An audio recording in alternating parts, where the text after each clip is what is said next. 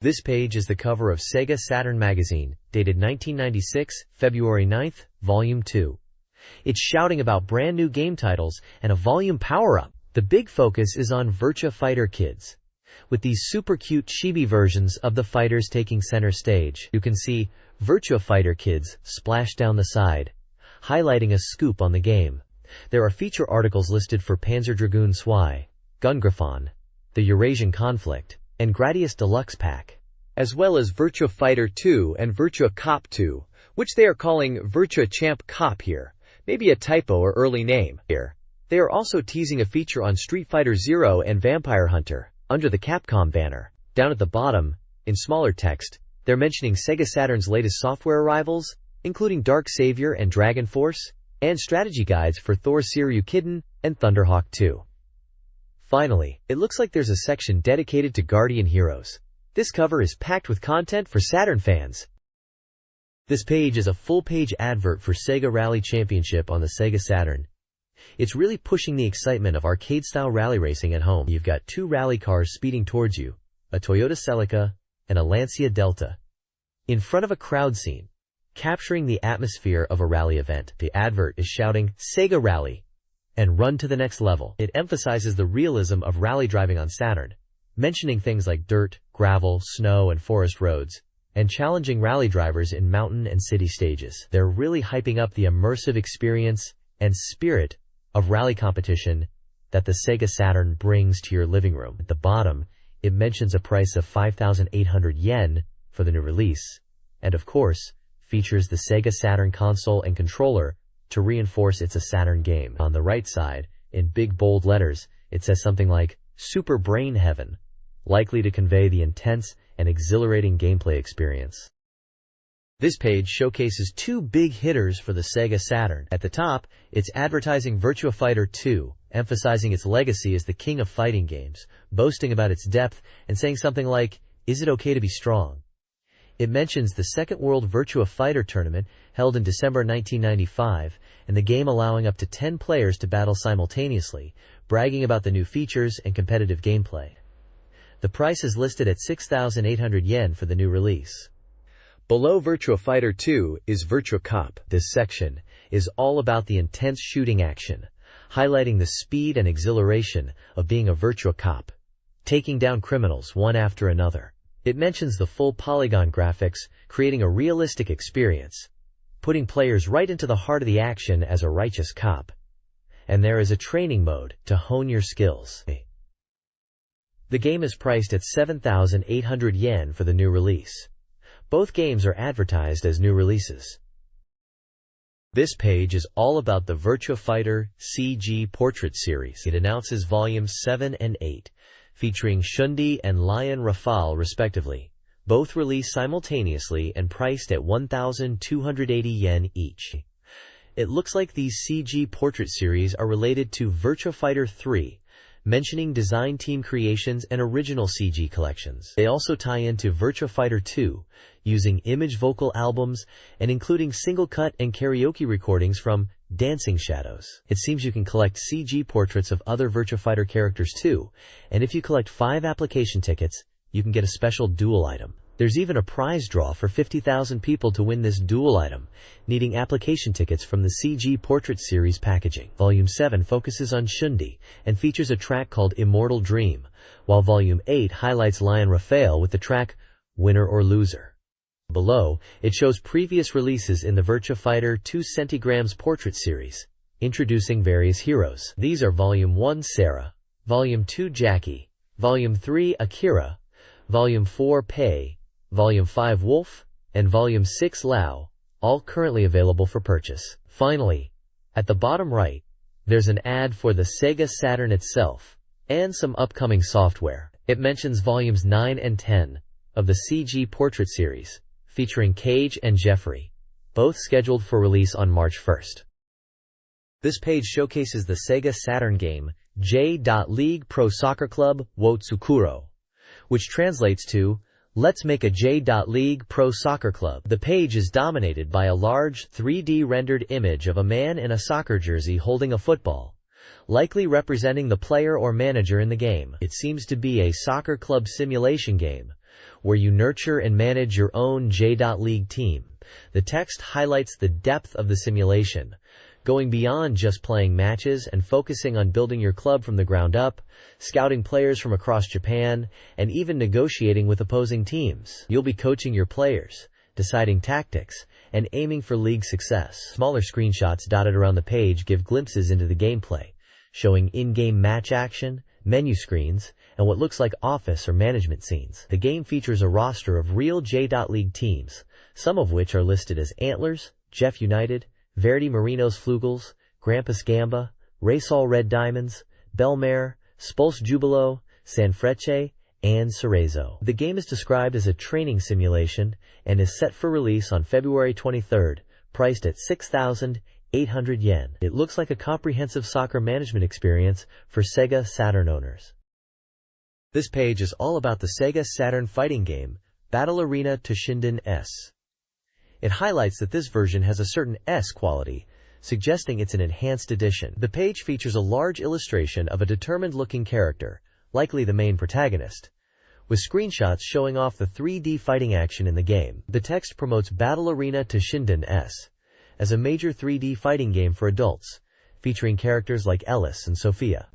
It boasts about the simple controls, allowing for powerful special moves, keeping the core appeal of the original while adding new elements and scenario modes. It hints at unraveling character backstories and the reasons behind their fights through CG movie scenes. The bottom of the page showcases a lineup of the game's characters in full artwork, and there's an image of the Sega Saturn console itself, reinforcing that this is a game for that system. It seems to be an advertisement emphasizing the updated features and deeper story elements of Battle Arena Toshinden S. This page promotes Return to Zork, an interactive adventure game for both Sega Saturn and PlayStation. The advert highlights that the adventure begins with a single letter, setting the stage for a grand adventure. It mentions the game features beautiful pre-rendered graphics and full-motion video, aiming for a cinematic experience surpassing PC versions, especially with over 32,000 colors. The text describes Return to Zork as a memorable adventure game that players might have encountered on PC. It talks about how the game revitalizes the Zork series, with cutting-edge visuals, moving beyond text-based adventures to a visually rich world. It emphasizes an intuitive interface and deep gameplay, promising an immersive experience with a mature storyline. The advert gives release dates and prices for both Sega Saturn, February 2, 1996, 5,800 yen, and PlayStation versions, February 23, 1996, 6,800 yen.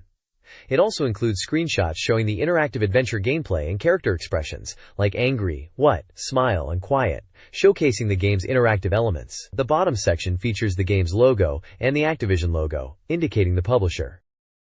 This page showcases two games ready to launch on the Sega Saturn. First up is Sea Bass Fishing, a realistic fishing simulator focusing on sea bass. It boasts both a tournament mode and a free fishing mode, aiming to give players a truly immersive experience with 3D polygon graphics. The game even features voice guidance from Masahiro Murakoshi, a well-known figure in sea-based lure fishing, to help guide players from the basics upwards. Daiwa, a renowned fishing tackle company, is also featured, lending authenticity to the simulation. The second game advertised is Thunderhawk 2, a high-speed combat helicopter game where you pilot the titular Thunderhawk to take on global terrorists. It looks to be an action-packed shooter with mission objectives and weapon selections, featuring dynamic environments with varying altitudes. Both games are slated for release on February 23, 1996, priced at 6,800 yen each. At the bottom of the page, Victor promotes its latest game software and provides a contact number for their Victor Game Information Center. This page highlights a couple of upcoming titles for the Sega Saturn. At the top, we see Madu Monogatari Daiokan Gekijoban, which translates to something like Magical Story, Big Space Battleship, Theatrical Edition. It looks like a vibrant and cute action title from the Puyo Puyo universe, with screenshots showing colorful gameplay and adorable anime-style characters. This one is slated for release in March of '96 and will cost 5,800 yen. Below that, Victor is advertising a couple of games that are already out. First, there's King of Boxing, described as the King of Boxing become a legendary boxer. This is a realistic boxing simulator, as you can tell from the image of the boxer in the ring. Next to it is America Udon Ultra Quiz, which translates to Trans-America Ultra Quiz. The tagline says, "Everyone, let's go to New York." And the image shows the Statue of Liberty, so it's pretty clear this is a quiz game focused on American trivia. Both King of Boxing and America Udon Ultra Quiz are priced at 5,800 yen for what are described as sports/boxing and quiz genres respectively. This page showcases the upcoming Sega Saturn title, Horror Story. The tagline emphasizes that you are trapped in terror until you solve the mystery of the castle. It's described as a horror tour interactive adventure game and is coming out on March 22nd. The page mentions it's a full 3D adventure game that was a hit on PC and is now being released for the Sega Saturn. The artwork features a group of somewhat bizarre-looking characters and monsters set against a backdrop of a castle, hinting at the game's horror and adventure theme. It definitely looks like a mature-themed title, with its horror elements and character design.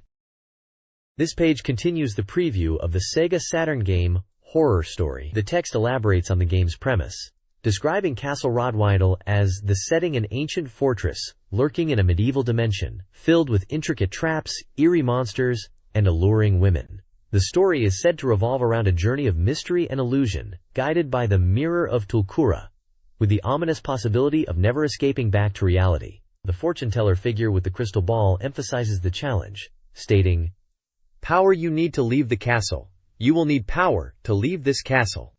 The page also includes visual elements like a spider, a sinister face, and depictions of the 3 female characters from the game, giving a taste of the horror and adventure that awaits. This page continues the look into Horror Story, and it seems to be deep diving into the creepy atmosphere of Castle Rodweindel. The page has a comic book style layout with speech bubbles. One character says, "Well, I show you the pleasure of this castle," in English and Japanese, suggesting a sinister welcome. Another speech bubble says, "Light there, be right where light is needed, look into the moving flame," along with Japanese text, possibly hinting at game mechanics or clues. We see various screenshots showcasing dark, gothic environments, monsters, and what appears to be some kind of action combat with sound effects like tunk, clack, crack, and avudu, emphasized visually. There's also a suggestive speech bubble saying, "Don't go down the dungeon, why don't you come to my room," in English and Japanese, suggesting the seductive and dangerous women mentioned previously are part of the experience. Overall, the page really emphasizes the horror and adult themes of the game. This page is another preview for the game Horror Tour, emphasizing its creepy and mysterious atmosphere. The page is laid out like a comic strip, with speech bubbles from different characters. A gnome-like character in one panel greets the player, welcoming them as expected. In another panel, a skeletal figure ominously warns that no one who goes further into this place ever returns. The visuals highlight the dark and labyrinthine castle setting. We see a statue-like woman offering a dance, and another woman also appears. The page concludes by announcing the game's release date on March 22nd, with a price of 5,800 yen. It describes Horror Tour as a full 3D adventure game that was a hit on PC and is now coming to the Sega Saturn. This page showcases Shin Megami Tensei, Devil Summoner for the Sega Saturn, and it's all about setting a creepy mood. The text talks about an apocalypse unfolding in the darkness, with 3D polygon dungeons and immersive surround sound really bringing the game's immoral world to life. It also highlights classic Shin Megami Tensei gameplay, like negotiating with demons and demon fusion, promising players a terrifying and intense experience. Down at the bottom, there's a small recruitment ad from Atlas, looking for game designers, programmers, character designers, and even store staff, and they've put their phone number and service hours in too for anyone interested. This page highlights 2 scrolling shooting games for the Sega Saturn. First up is Gunbird, which is described as a popular arcade shooter now making its way to the Sega Saturn. It's set in a fantastical 20th century Europe, with a focus on pilots, and features beautiful graphics, voice acting, and a gallery mode. The Saturn version is priced at 5,800 yen, and is being released at the same time as the PlayStation version. Below that is Danpachi, another scrolling shooter coming to the Sega Saturn. This one boasts a variable laser system, or VALS, emphasizing shot-linked lasers and powerful bomber attacks. It's got 5 stages and 5 power-up levels. Danpachi is also priced at 5,800 yen and is scheduled for release in March. On the left side, in a box shouting, "Now on sale," There's information on a SEGA Saturn role-playing game. This game is said to fully utilize the SEGA Saturn's capabilities with 2D fields and 3D dungeons. It uses a vice system for strategic RPG battles, boasts over 300 different demons to encounter, and has relationship elements like friendship and servant system. This RPG is priced at 6,800 yen. This page features artwork of what appears to be a role-playing game for the SEGA Saturn, possibly the one that was mentioned as now on sale on the previous page. The artwork showcases a group of characters including a white-haired archer, a black-haired woman in profile, a purple-haired girl looking surprised, a brown-haired swordsman taking center stage, a blonde-haired boy, and a green dragon-like creature wielding a sword. The overall style and characters are typical of RPG artwork from the mid-90s era. Given the copyright at the bottom reads 1996 Sunsoft, it's likely this is a game published by Sunsoft for the SEGA Saturn, released around 1996. This page showcases the advertisement for the SEGA Saturn game Albert Odyssey, Legend of Eldine, which was released in March 1996. It highlights a double chance campaign, where players who answer a questionnaire included in the product can win original telephone cards and card filing cases via a lottery. There's also a first-time limited bonus campaign, offering a special CD box edition and a desk calendar with image illustrations for initial purchases. The advert emphasizes the game's fun battle scenes with an agility battle system that focuses on speedy attacks to enhance tension in battles. It also mentions diverse character animations and voices, along with powerful magic and attack animations. The game's storyline is described as a grand scenario that unravels mysteries hidden in legends, comprising of a main story with two parts: Immortal Emperor Arc and Eternal Queen Arc, plus free quest system sub-scenarios intricately woven together. Screenshots display in-game battle scenes and environments, featuring the characters mentioned in the previous page's artwork, including a dragon-like creature and various human characters in combat. The bottom of the page provides contact details for inquiries and mentions a special compilation, Albert Odyssey Gaiden Legend of Eldine Special Edited Version Albert News is being issued, suggesting additional promotional material or news related to the game.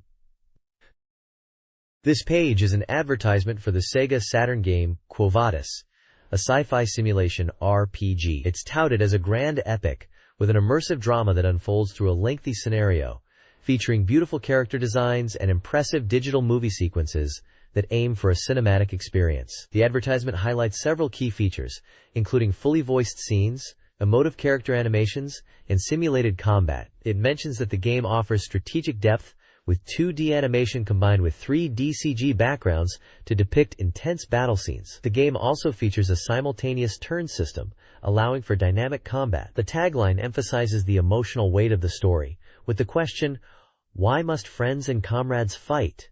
hinting at a narrative focused on conflict and relationships. The story premise, detailed at the top of the page, is about maintaining peace in the galaxy, where young officers dream of becoming space knights, but find themselves on a path towards conflict and a destined future. The advert includes screenshots showcasing gameplay, cinematic cutscenes, and strategic map elements. It also mentions a radio drama airing for Quo Vadis and a planned drama CD release. The price is listed as 6,800 yen.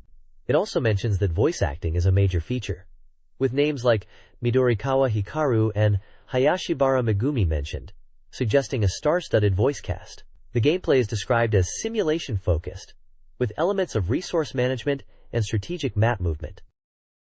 Glams Company Limited is hiring professional game creators to develop pro baseball, pro soccer, and other pro games. They offer a unique salary structure that combines a fixed monthly salary with performance-based bonuses tied to game sales. The company is actively recruiting for various roles, including game designers, programmers, and 3D CG designers, considering these star creator positions. Glams, a company with roots in PC game development and success on SEGA Saturn with Quo Vadis, aims to create innovative entertainment by blending games and anime. They're expanding globally, with partnerships in America. Job openings are available with specific qualifications and salary ranges, depending on experience and the position. Glams, currently with around 60 employees, seeks to grow its team and foster a creative environment focused on producing hit games. This page showcases a double feature of Konami classics being revived for the SEGA Saturn. On the top half is an advert for Snatcher, a cyberpunk adventure game described as a masterpiece, making its comeback with a grade up. The tagline emphasizes the tragedy of Snatcher begins now. We see screenshots from the adventure game showing in-game scenes and character dialogue. The release date is listed as March 29th with a price of 5,800 yen, and it's categorized as a cyberpunk adventure. Below, the page promotes Gradius Deluxe Pack, highlighted as a shooting masterpiece making a comeback. It's pitched as a deluxe pack revival of Gradius and Gradius 2, promising to transcend time with emotion and excitement. Screenshots show classic Gradius gameplay, similar to Snatcher. The release date for Gradius Deluxe Pack is also March 29th, priced at 5,800 yen, categorized as a founding shooting or roots shooting game. Both adverts clearly target Sega Saturn owners in 1996, advertising these remasters or enhanced ports of famous Konami titles for the platform. The page is designed to grab attention with vibrant colors and action-packed imagery, appealing to fans of both adventure and shooting genres. This page continues with more Sega Saturn games from Konami. At the top we have a big splash for Tokimeki Memorial Forever With You, a romance simulation game. It's advertised as a really popular heartthrob title that's causing a stir on the Sega Saturn. You can see some screenshots from the game showing off dating scenarios and character interactions. It's marked as a love simulation, with the release date and price still to be determined. Below that, there are 4 smaller game boxes. First up is Chibi Maruko-chan no Taiku Dobon ga Sukidayo, which looks like a puzzle game featuring the popular Chibi Maruko-chan characters. Next is Datana Twinbee Yahoo Deluxe Pack, which is likely a collection of the cute, colorful Twinbee shooting games. Then there's Issei Meijin, which appears to be a puzzle game, possibly based on Japanese chess or something similar. Lastly, we have Jikyu Powerful Pro Yakyu 95 Kaimeban, a baseball game from the popular Power Pro series. At the bottom, there's a notice about a scratch card campaign where you can win Konami Sega Saturn software. It mentions prizes and how to enter, basically encouraging you to buy Konami Sega Saturn games. It also has contact details for Konami for different regions of Japan for customer support and sales.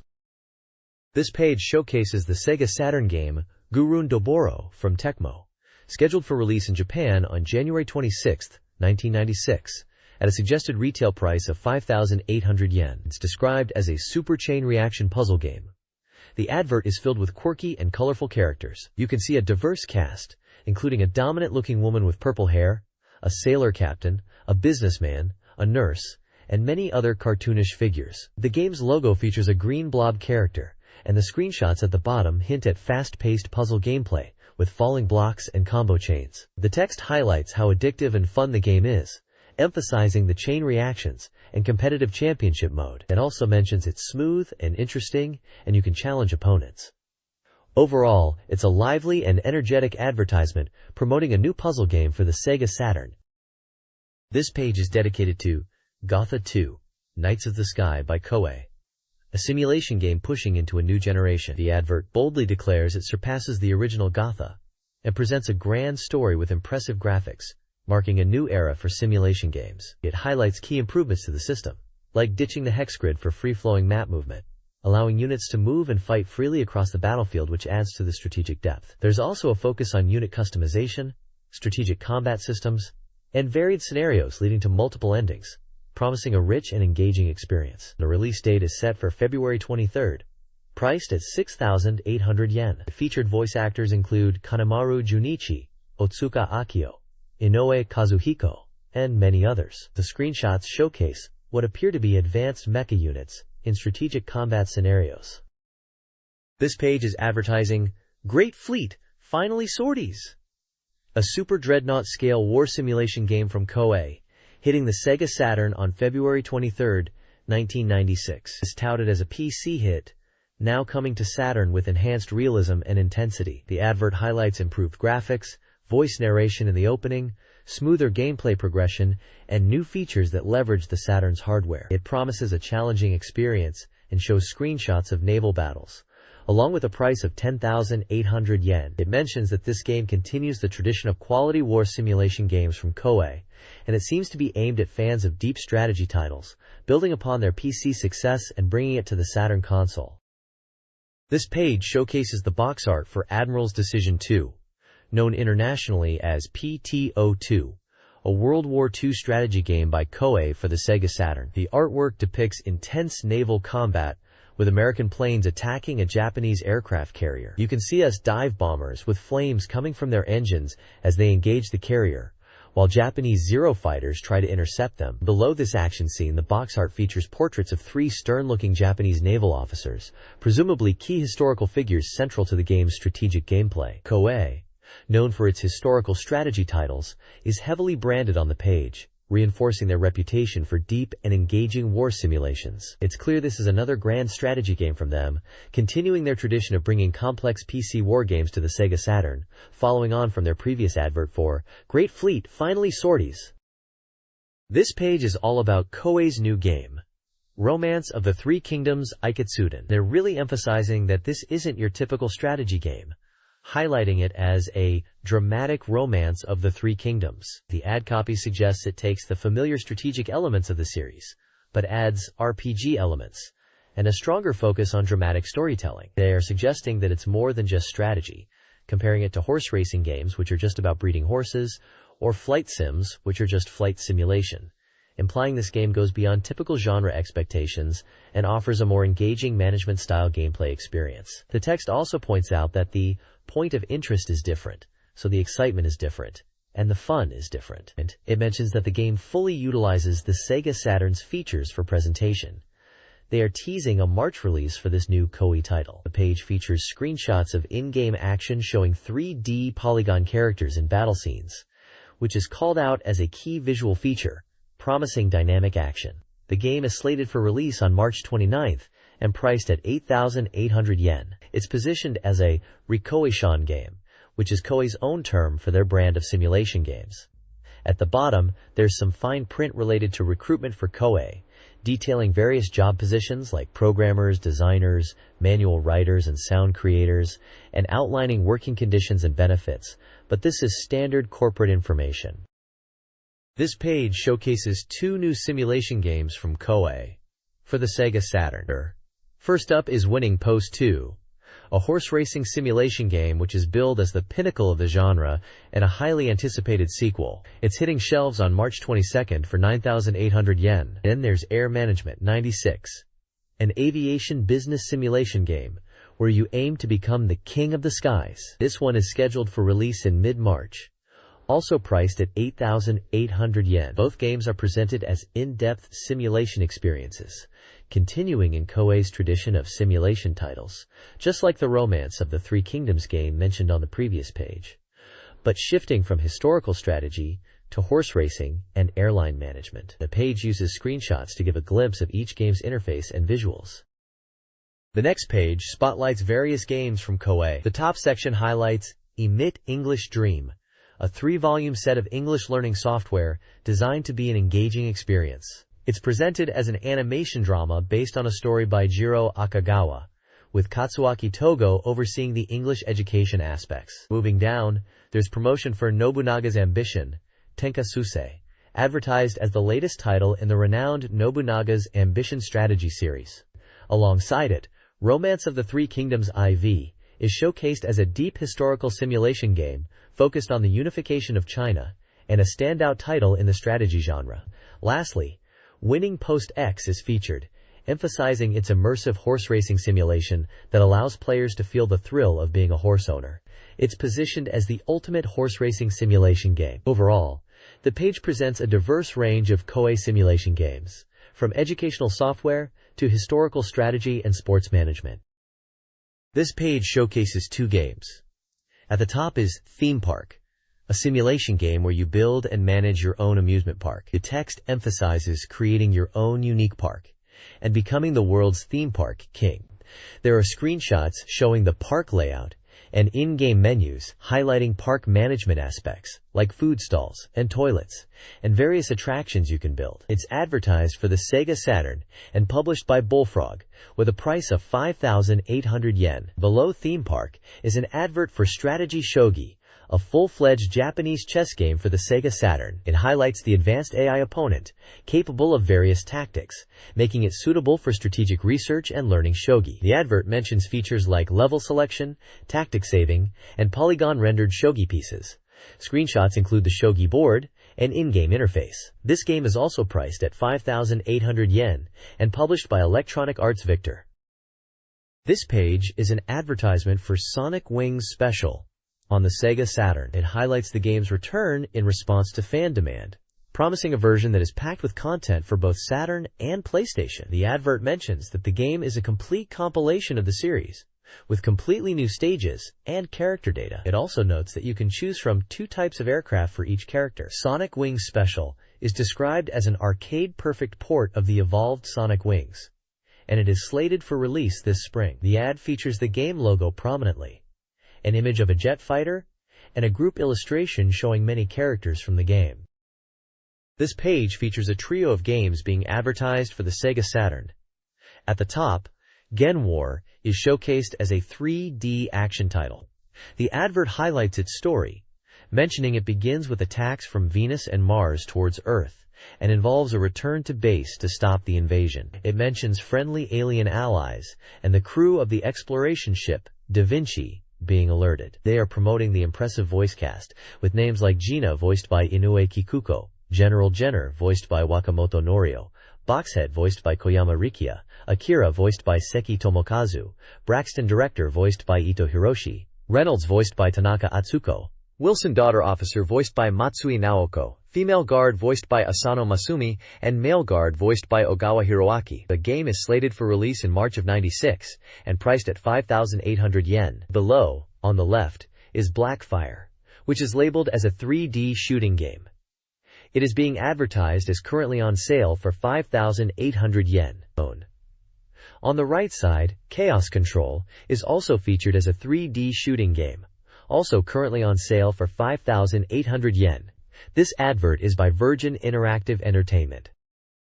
This page is all about Gusun Oyoyo S for the Sega Saturn. It's being advertised as coming out in mid-March. The game boasts an increase in stages for the Saturn version, with improved volume. They're also highlighting 2 voice setting options and additions to the graphics and music, promising new graphics and songs to enjoy. The screenshots show typical gameplay from a puzzle game, with character art visible. It's mentioned that the visuals shown are still under development. This page is advertising the game DEFCON 5, which is described as a simulation real-time RPG. It's scheduled for release in February of 1996, priced at 5,800 yen before tax. The tagline reads, "Quick hands, quick mind." The advert also confirms the game will be available on 3DOs, PlayStation, and Sega Saturn, with Multisoft as the publisher.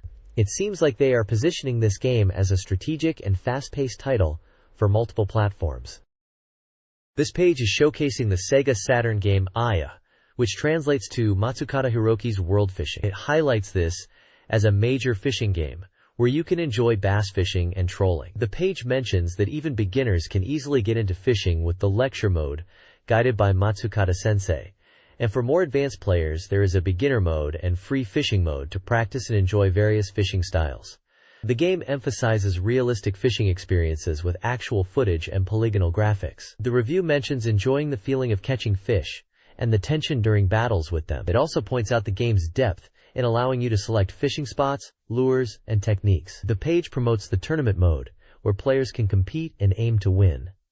There's also a prize campaign announced for the game's release. 20 people can win a Helly Hansen windbreaker, and 100 people can win a flying lure set. The game is supervised by the Japan Game Fish Association, JGFA, and scheduled to be released on January 26, 1996, at a price of 5,800 yen. This page is showcasing a selection of 30 photo CDs. It seems to be an advertisement for various photo CD titles that can be enjoyed on computers and game consoles, highlighting their use in gaming as well. The page displays cover images for each photo CD, grouped into categories. Some of the titles include nature themes like streams, blossoms, seashore upland, and a day of swell. There are travel-themed clids such as Celian in La Paz, Stockholm's Life, London in UK, and NUI in New York. Other titles appear to be related to imagery and creative content, like Image Series Rhythm and Image Series Flash. There are also some more specific themes, like Tropical Rainforest Borneo, Harley Davidson King of Highway, Sailor Moon, Idol Photo Album Hall, and Kyoto, Famous Places Complete Collection. The page presents a diverse range of photo CD content, suggesting a wide appeal for different interests. It looks like a catalog or promotional material to attract consumers interested in digital photo collections. This page looks like an advertisement for a multimedia art school.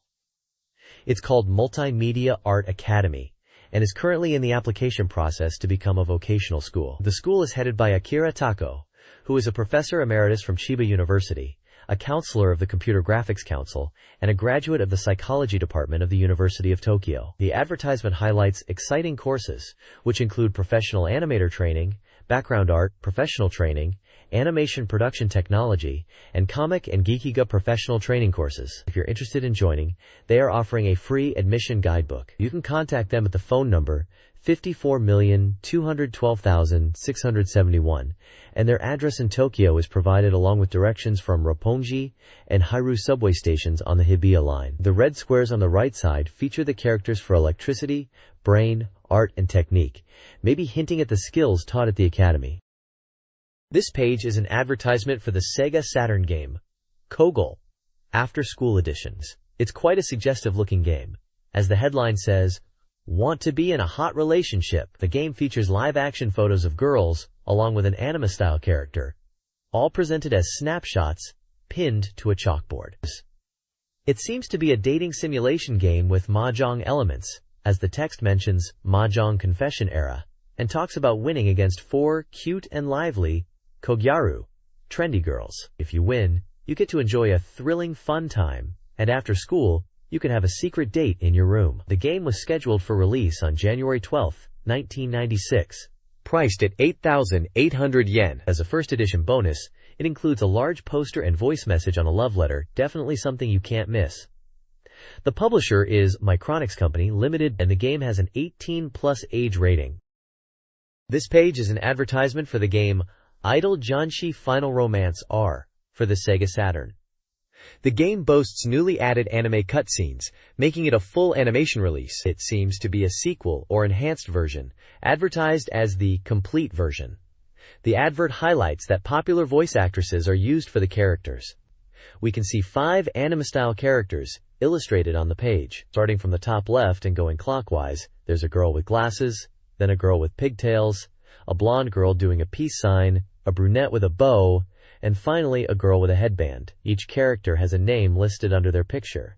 They are Minami, voiced by Ayako Tanabe, Lina, voiced by Satomi Korogi, Kate, voiced by Yuko Matsui, Akari, voiced by Ayako Shiraishi, and Yuko, voiced by Rii Iwatsubo. The text mentions that the album mode has been well received, and a dress-up mode has been added. It also says you can enjoy mahjong games with items. There's a First Press Limited special campaign advertised at the bottom. If you buy the first edition, you get a bonus 8 cm mini-drama CD. Furthermore, 1,000 lucky people will win a special Saturn software that lets you dress up the 5 characters, and 2,500 people will win an original figure as a present. The game is scheduled for release in March, and the price is 8,800 yen. The character design is credited to Sugiyama Ryugen.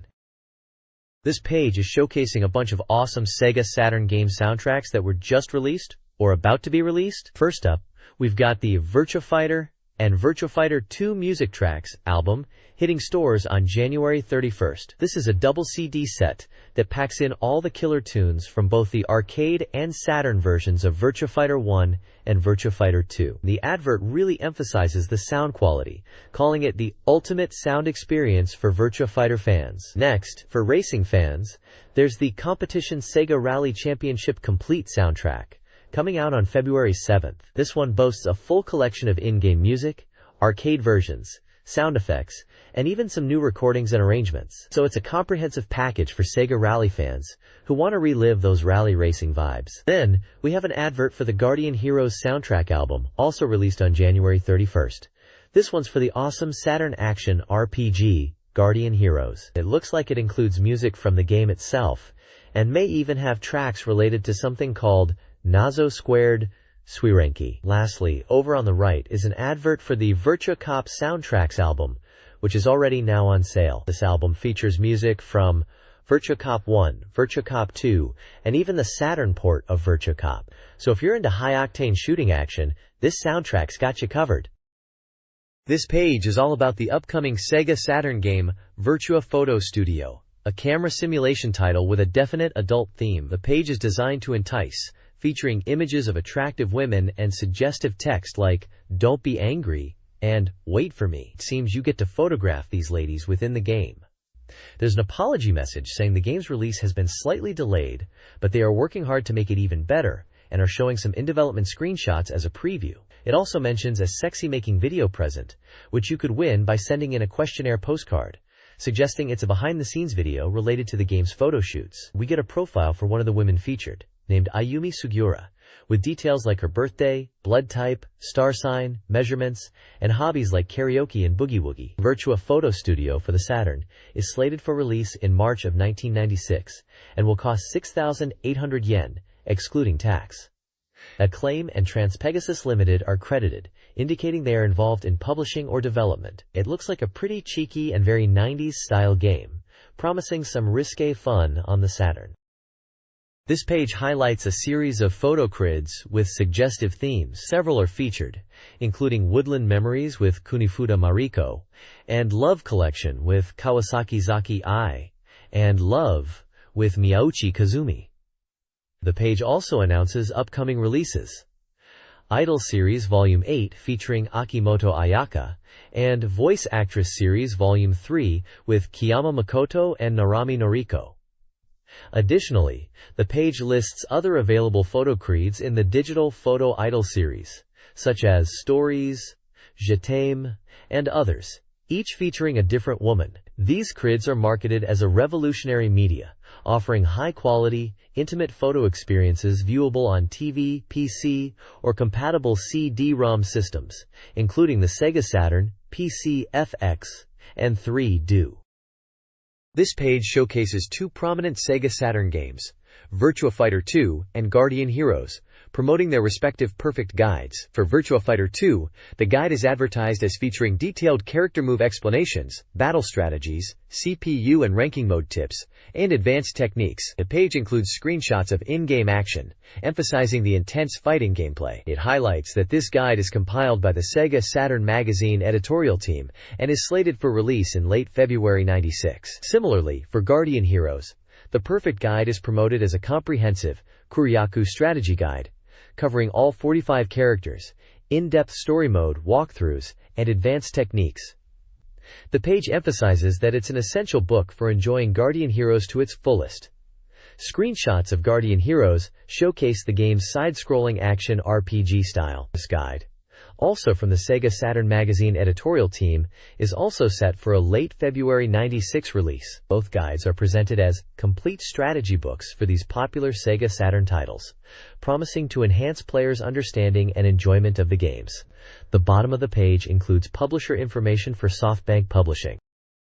This page showcases several anthology comic books and game-related publications. First, an anthology for Power Instinct 2, Guketsuji Ichizoku 2, from Atlas, featuring comics and illustrations by various artists. A 5-size, 200 pages, 880 yen. Secondly, a Super Real Mahjong PV, Paradise All-Stars 4-player battle.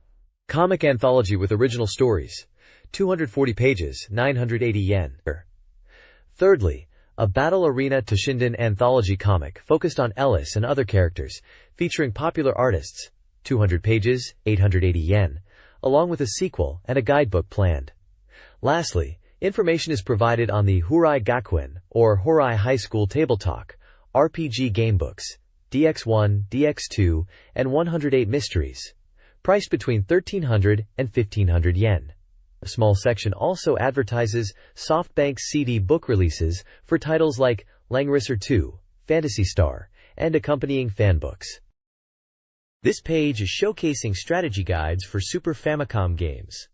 At the top is a guide for Princess Maker Legend of Another World, boasting that it helps you see all the endings. Next up is a guide for Zero Yan Champ RRZ, a racing game, which claims to be the ultimate resource for mastering the game's tuning and racing techniques, calling itself the official Bible for players aiming to be champions. The bottom section advertises the Super Guide series, with several guides highlighted. There's a guide for Super Robot Wars, 4 covering scenario flow, background information, and more for robot fans. For sports fans, there's a Prime Goal 3 guide for soccer tactics and goal patterns. RPG enthusiasts get a Wizardry 6, Bane of the Cosmic Forge guide, focusing on maps, monsters, and items, also highlighting the beautiful illustrations within. Lastly, a Yoshi's Island guide promises to help players enjoy the game 120%, covering basic knowledge, hidden items, and minigames.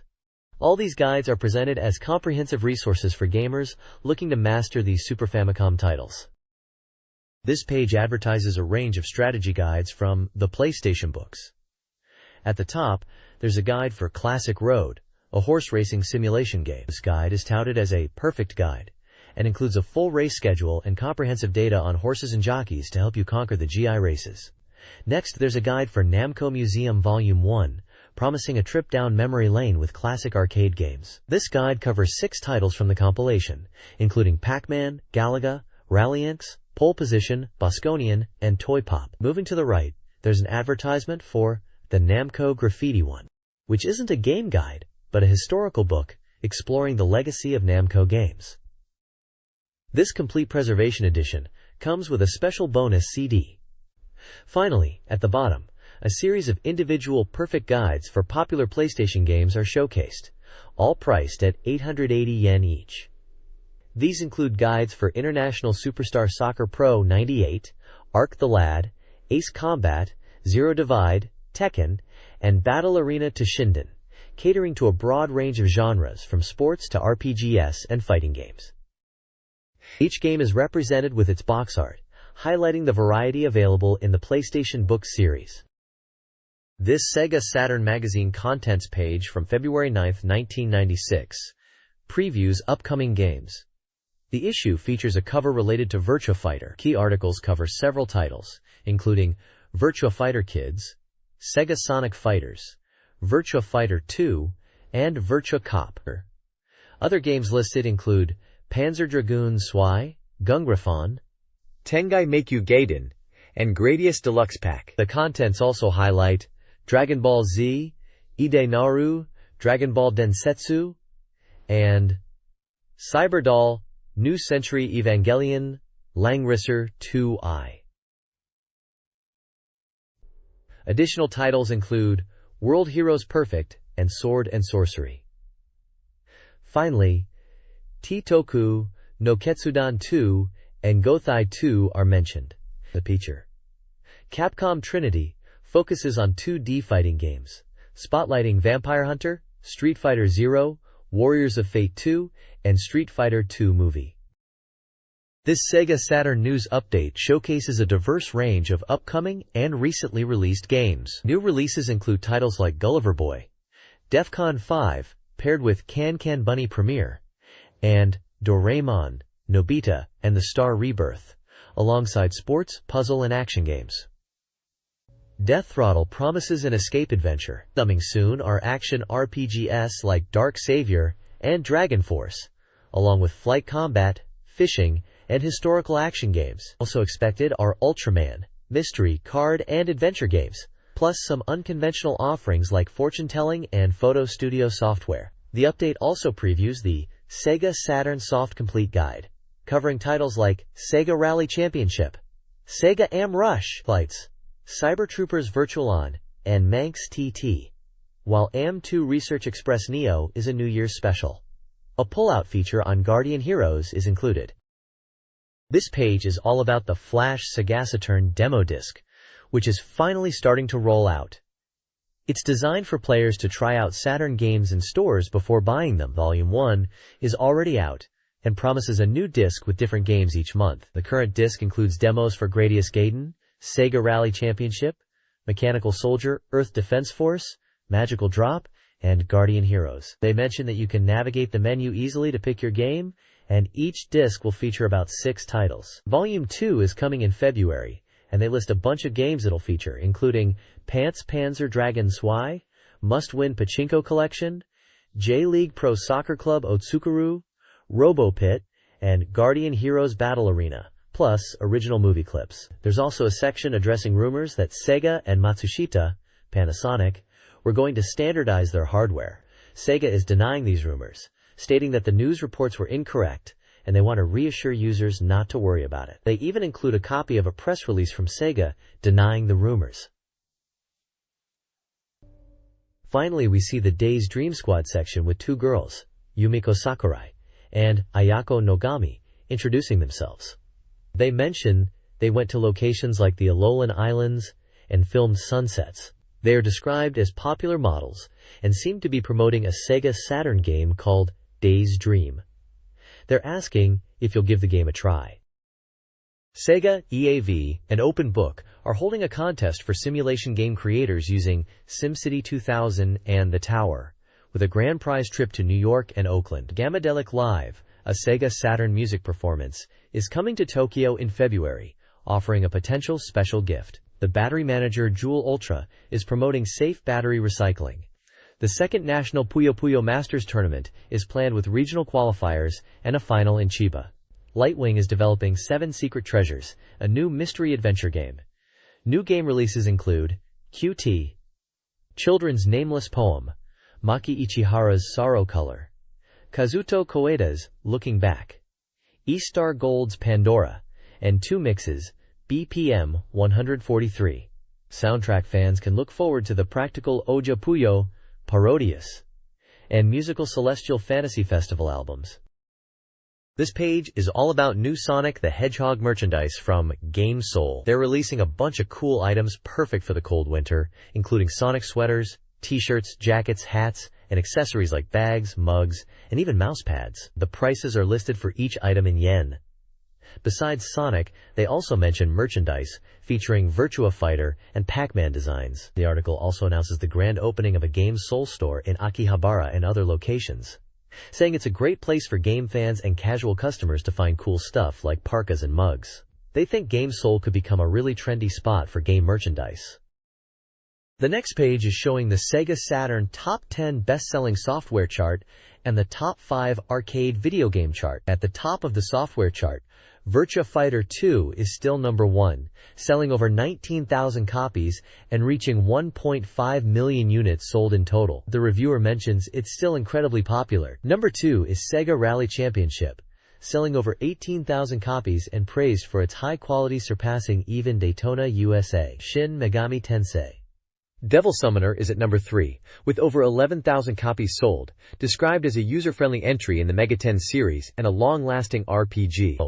Mobile Suit Gundam is at number 4, selling nearly 10,000 copies, highlighting its popularity among fans. Further down the software chart, we see titles like Virtua Cop at number 5, Deep Fear at number 6, Darius Gaiden at number 7, Quo Vadis at number 8, Theme Park at number 9, and Puyo Puyo 2 at number 10.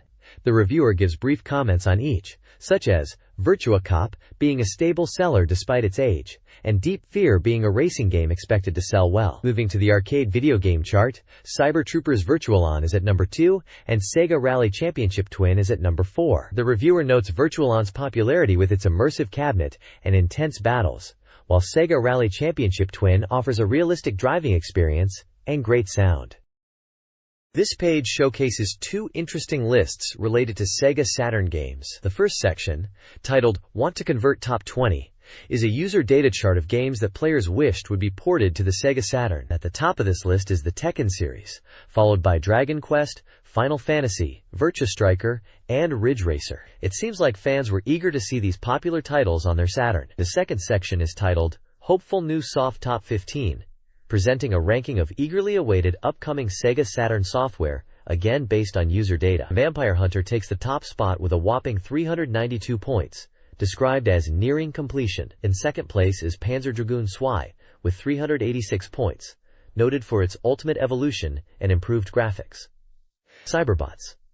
Full Metal Madness comes in third, with 347 points, highlighting arcade cabinet announcements and high expectations for its Saturn port. Further down the list, we see Street Fighter Zero, Fighting Vipers, King of Fighters, 95, Guardian Heroes, and other anticipated titles like Sakura Wars and Dragon Force. The page also highlights Fighting Vipers and Evangelion in checkboxes with screenshots, noting the painful stages in Fighting Vipers and the anime style of Evangelion. Overall, the page reflects the excitement and anticipation for new and ported games on the Sega Saturn. This page from Readers Poll SEGA Saturn All Soft Readers Check. Volume .15 provides a snapshot of Sega Saturn game rankings based on reader votes. The main section, Odds Chart Saturn A, presents a top 50 list of all Saturn games, with titles like Virtua Fighter 2 and Sega Rally Championship ranking highly. Several new arrival games are also highlighted. Sega Rally Championship, scoring 9.5813, is praised for its thrilling drifting and speed. Guardian Heroes, with a score of 9.3769, is lauded for its RPG elements and strategic depth. Darius Gaiden, ranked 11th with an 8.9841 score, receives acclaim for its shooter gameplay, visuals, and branching paths. The page offers insights into popular and well-regarded games on the Sega Saturn based on reader reviews. This Sega Saturn Readers Poll update reveals rankings from 51 to 115, highlighting several new arrival games. Mobile Suit Gundam is praised for its action and visuals. Gunbird earns acclaim for its character variety and partner system. Shogi Matsuri is recommended for shogi enthusiasts, and Thunderstorm and Road Blasters faithfully recreates the arcade experience. Other featured games include Aiku Seimeijen, a shogi problem-solving title, and Burning Pro Baseball 95 Doubleheader, a baseball game. Seaside Story, Idol Mahjong Sexy Idol Volume, is a mahjong game aimed at a male audience. The page also hints at new trends. A new generation female game king, Kaigyo Monogatari, and a notable new horse racing game featuring noteworthy horses and a new queen. This page showcases new game reviews and reader polls for Sega Saturn accessories. There's a review for Barver Fighter CG Port Late Series Bye Bye Chan, which seems to be receiving mixed opinions, with reviewers highlighting its unusual nature, CG visuals, and CD music. The Sega Saturn accessory poll ranks peripherals, with the Real Arcade VF Stick topping the list, followed by the Virtua Gun and Fighting Stick SS. The page also previews upcoming horse racing games expected to release by the end of the year. An article titled, Will Kadokawa Whirlwind First Place Be?, discusses the popularity of Virtua Fighter 2 and Sega Rally Championship, and questions whether Guardian Heroes can reach the top spot, also mentioning Street Fighter Zero and Hunter as competing titles. Reader opinions are featured for Marriage, Quo Vadis, and Hokuto no Ken, Fist of the North Star, each with scores and brief comments. There's also a contest for readers to win a Sega Saturn joystick and power memory by submitting game reviews. Finally, small articles question the value of the Saint Zero accessory and note the popularity of the Bakibaku Animal accessory, with a list of winners for a joystick and power memory prize at the bottom right. This page is a New Year scoop. Special report from AM2 R&D Department. Number 2, announcing their newest arcade game, Virtua Fighter Kids, tentative. Following the announcement of Sega Sonic the Hedgehog, tentative, last year, AM2 is quickly revealing this new title. It's described as being based on Virtua Fighter 2, but with drastically different, more cartoonish character proportions that change the gameplay significantly. We're getting a sneak peek at Jackie and Sarah in screenshots, showing off lively character animations already in development. The article suggests that Virtua Fighter Kids is incorporating elements of the upcoming Virtua Fighter 3, hinting at a gameplay experience between VF2 and VF3, described as being at a 2.3 level of advancement. There's a mention of the Saturn version of Virtua Fighter 2 being popular in arcades, and this new game seems to be positioned as a further evolution beyond that, aiming for a completely fresh kids experience that goes beyond just cute characters. Key details mentioned are that the game is from SEGA, planned for a spring arcade release, though the arcade board is still undecided. The captions highlight the charming, deformed character designs, their cute poses and voices. Makoto Osaki and Yu Suzuki discuss Virtua Fighter Kids, a new arcade game aiming for a younger audience. Developed alongside Sega Sonic the Hedgehog, it reimagines Virtua Fighter 2 with cartoonish character proportions, emphasizing expressive faces and 3D morphing. The core gameplay remains, but visuals target children, particularly girls aged 3 to 5. The game is about 20% complete, with a focus on dynamic camera angles for replay demos. Plans include showcasing the game at the AOU show in February, with an arcade release to follow. A Saturn version is desired, contingent on the arcade's success. AM2 intends to focus on fewer, high-quality releases annually. The initial visuals feature Jackie and Sarah, with other characters like Jeffrey and Shundai planned. Both developers hope players enjoy the cute direction of the new game. This page previews Virtua Fighter Kids, a cartoonish version of Virtua Fighter 2 for the Saturn, aiming for expressive character faces using 3D morphing. Development is focused on detailed facial expressions and utilizes the Saturn's hardware, including its SHESH-2 chips and a digital signal processor (DSP), to enhance visuals.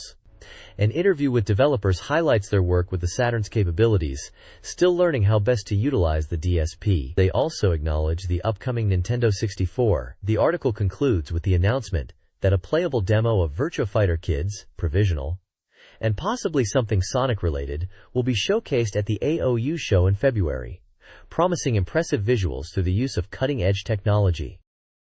This page reveals a special scoop on SEGA Sonic Fighting, provisional title, an upcoming arcade fighting game featuring Knuckles as a rival character to Sonic. Developed by AM2 and planned for a summer release, the game is currently only 5% complete and is being built on the Model 2 arcade board. The article mentions the game will be playable at the upcoming AOU show in February, possibly alongside something Sonic-related, as teased previously. The developers are focused on polished graphics and fluid character animation. Even at this early stage, the screenshots show Sonic and Knuckles battling it out in a 3D arena, and the text discusses the use of spin attacks and various techniques being tested. The page also speculates on Knuckles' unique abilities in the game, questioning if he will be able to fly or dig, reflecting his established powers from the Sonic games. The developers from AM2 state they are aiming for a polished look, smooth animation for the polygonal characters, and a fresh feel with this new Sonic fighting game. They are also considering adding new characters besides Sonic and Knuckles, and encourage anticipation for the AOU show reveal, where they hope to showcase 4 to 5 playable characters. This text highlights fun, non-game-breaking secrets in Virtua Fighter 2 for the Sega Saturn. The first trick, the law of the appearing losing hawk, makes a hawk fly across Jackie's stage when you lose a round. To trigger it, both players must simultaneously hold X, Y, and Z during the round. The second set of tricks focuses on humorous name entry effects. Pressing Y and L enters slow motion mode. A, Z, and up on the D-pad activates Emperor's movements. Finally, X, Y, Z, L, and R buttons make your character move like Dural, the final boss. These arcade-like secrets enhance the game's fun factor and offer players a chance to experiment and discover entertaining animations. This page unveils secret techniques for Virtua Cop. It kicks off with Strongest Sure Kill Gun Select, revealing a cheat to pick any weapon right from the start. During the Sega/AM2 logo screen, hold down, up, right, left, down, up, right, left, while pressing A, B, and C buttons together. This lets you choose any gun, even powerful ones like the full autocannon, in the game. Next up is Display Erase Mode during pause, a cool trick to clear the screen during gameplay pauses. Simply press X, Y, and Z buttons when paused to hide the pause text and cursor for cleaner screenshots. The page also features a VC ranking attack midterm report, showing the top 3 players in a Virtua Cop competition as of January 18th. Hirofumi Akita from Tokyo is in first place, with 17,025 points across 6 stages. Kazuhito Oshima from Osaka is second, with 15,596 points over 5 stages. and Mamoru Wada from Chiba is third, with 15,110 points, also over 5 stages. Lastly, there's a section called Another Chance Available, showing a player ranked 5th and hinting that those in the 5th to 6th ranks still have a shot at winning special prizes if they improve their scores before the ranking period ends. It seems like they are encouraging players to aim for even higher scores to grab those rewards. These hidden tricks and competitive elements definitely added to the fun of Virtua Cop back in the day. This page is all about Panzer Dragoon Zwei.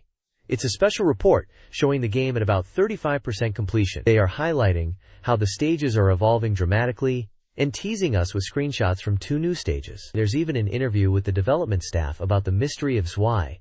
The page is diving into the game's evolution. Check 1 is about the dragon's changes. They point out how the dragon's colors have been tweaked, with the blackish-blue parts becoming more white, creating a fresher overall look. They've also played with the horn shape and added some cover-like detail to the head. Check 2 talks about a mysterious new gauge that wasn't in the previous Panzer Dragoon. They show screenshots where a boss life gauge is clearly visible at the top of the screen. They are wondering if this gauge indicates the boss's strength, or maybe is related to dragon growth or something else entirely. It seems like this new gauge is a key feature they are showcasing in this preview. The article mentions the game is from SEGA and is planned for release around March, though the price is still undecided.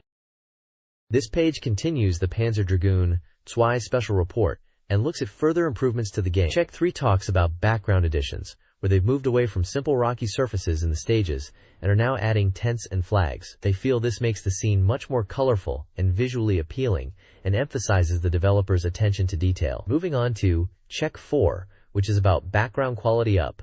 They explain that backgrounds have been improved beyond just stage elements.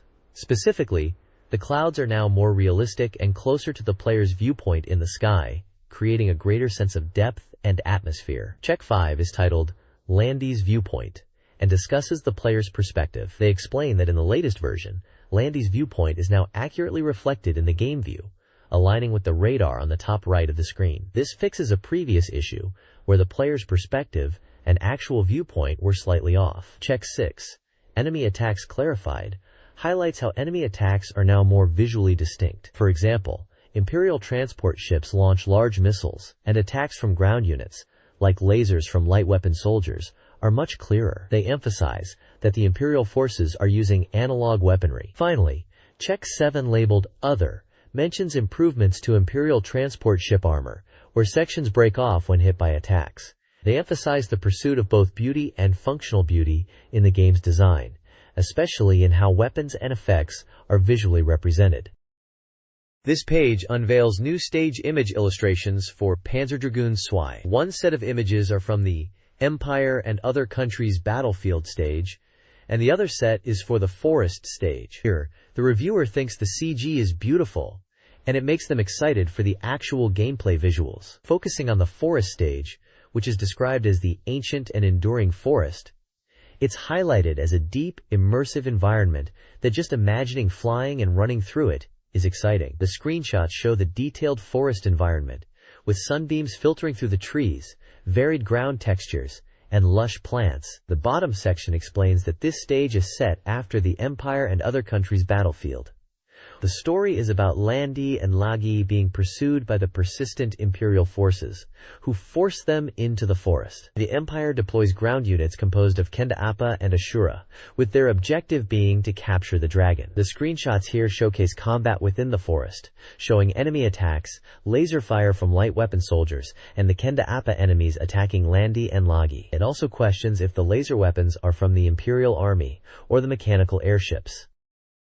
This page highlights the right route of the forest stage in Panzer Dragoon Zwei, describing it as a thrilling dogfight experience through the trees. It explains that this stage has branching paths, and this right route showcases aerial combat in the forest. The forest itself is described as a forbidden zone, dangerous because it's a remnant of biological weapons from a past era. The enemies featured here are biological weapons called Narga, which relentlessly attack Landy and Lagi. The screenshots depict intense aerial battles within the dense forest environment against these Narga creatures. The text also mentions that Imperial soldiers have pursued them into the forest, and introduces another biological weapon, Tsuwai, which is described as larva-like, leaving the player to wonder about its role. Essentially, this stage is a fast-paced, challenging dogfight through a perilous forest filled with aggressive biological weapons and the persistent threat of the Empire. This page focuses on the left route of the forest stage in Panzer Dragoon Zwei, contrasting it with the aerial combat of the right route from the previous page. Here, the stage is primarily ground-based, although there's still some aerial combat involved as you navigate the forest floor. The text describes this route as starting at a fork and leading you to ground level within the forest. It re-emphasizes the forest's dangerous nature as a forbidden zone, a remnant of past bioweapon disasters. The page then introduces a new stage setting, a mysterious, ancient, underground plant. It reveals that the main character gets lost and stumbles into this massive underground plant from a bygone era. Apparently, long dormant functions within this plant have reactivated, and guard robots appear to attack. The text mentions Tsuwai again, suggesting it's leading or guiding them deeper into this underground area, almost like a dragon summoning. Water flows through the passages within this old-century plant, making the water surface semi-transparent. Finally, the page touches upon the dragon's potential final form. It refers to illustrations of dragon growth stages that have been previously shown. The screenshots here are compared to the dragon's silhouette in a playable demo that was available in February. The reviewer wonders if this silhouette represents the final evolved form of the dragon, and mentions it leaves a strong impression. It seems like the dragon's evolution will be a significant aspect of the game, and more information is promised in future updates. This interview with Panzer Dragoon Zwei's developers, Tomohiro Kondo and Manabu Kusunoki, reveals insights into the game's creation. The development team worked in parallel, focusing on stage design, route selection, and dragon evolution. The opening village demo's design aimed to depict a disrupted daily life, influenced by the dragon's arrival. Route choices, influencing the story and ending, are emphasized, impacting boss battles and even dragon growth. Dragon design prioritized a cool aesthetic, with significant advancements in animation and polygon count. The dragon will go through several growth stages, and the controls are consistent across environments. More details about the game will come in future updates. Gungraphon for the SEGA Saturn is a 3D robot shooting game developed by GameArts, aiming to showcase the console's capabilities. The game focuses on a realistic military aesthetic, featuring detailed mech designs inspired by real-world weaponry. Set in a near-future setting, players control HIMAX, advanced versions of existing military hardware, navigating 3D environments with a heads-up display. The game includes German Panzer walking tanks and American M16 two-legged walking tanks, each with unique features and armaments. Gameplay involves jumping, hovering, and free movement, presented as a survival game combining action and strategy. Gungraphon offers 8 missions with different objectives, difficulty levels, training mode, and time attack. The developers highlight sound and 3D visuals. The text expresses excitement about the game, which is almost complete and highly anticipated. Gungraphon, set in a near-future world racked by conflict and environmental crises, features advanced military technology and mecha combat. Powerful economic blocks clash amidst escalating tensions, prompting the development of armored walking gun systems, AWGS, particularly the HIMAX units players control. These units offer superior maneuverability and combat capabilities. The game's opening cinematic showcases this setting and the mecha designs, utilizing advanced animation techniques on the Saturn console. Featured mecha include the Russian BMX walking fighting vehicle and BMX-30, the Chinese 13 type, and the South African elephant, each representing different nations and offering unique combat roles. The game emphasizes realistic Panzer walking tanks, with the German Leopard 2 serving as inspiration for the game's visuals, which provide a strong sense of tension. Gungraphon offers a blend of realism and action, challenging players with a control scheme that becomes intuitive over time. The game uses the Saturn gamepad for camera control, dashing, weapon switching, and strategic maneuvers like half-body rotations. The HUD provides crucial information, including direction, elevation, ammo, altitude, and mission timers. Key gameplay elements include aerial maneuvers using the jump to the sky mechanic and horizontal evasion with left and right grip movement. The game draws inspiration from real-world military helicopters, such as the Ka-50 Werewolf and CH-47 Chinooks, to enhance its authentic feel. An interview with the developers reveals their focus on a realistic atmosphere and exquisite game balance. They prioritized immersive visuals, sound design, and responsive controls to create a polished and engaging mecha action experience. This page provides a comprehensive look at the control system and realistic settings in Gun Graphan. It emphasizes how players can master various weapons, detailing 4 key types: the MG machine gun, effective against infantry; the ATM anti-tank missile, powerful against armored targets; and the RP rocket pod for area attacks. The page highlights the game's commitment to realism, showcasing features like damage being visually represented on the Gun Graphan unit, friendly fire considerations, and a night vision mode activated with the AB button. It also mentions the detailed cursor displays for targeting. Further down, the page explains the mission structure, noting that each mission has a 10-minute time limit. Failing to complete within the time results in a retry. Mission selection and mission completion screens are also shown. Finally, there's an interview with Takeshi Miyagi, the development director. He discusses utilizing the Saturn's hardware to its full potential, mentioning the game pushes up to 2,000 polygons per frame at its peak. He touches on the graphic capabilities and how they aimed for impressive visuals for the time, referencing their previous work on titles like Tenka Fubu and Sylphide on Mega CD, suggesting they aim to surpass those achievements with Gun Graphan on the Saturn. This page is a mission digest, focusing on the game Gun Graphan. It details 2 scenarios set in Ukraine during the Eurasian conflict. Scenario 1, Dandelion Seed, takes place in Kharkov, Ukraine. The mission objective is to descend in a helicopter and eliminate enemy reinforcement troops. The screenshots show battles in open fields, with the player engaging enemy tanks and helicopters. The game emphasizes tactical gameplay, encouraging players to use cover and flanking maneuvers. The reviewer highlights the sense of realism, mentioning the damage feedback and the intensity of combat. Scenario 2, Dark Servant, is set in Kiev, the capital of Ukraine, and focuses on urban combat during nighttime.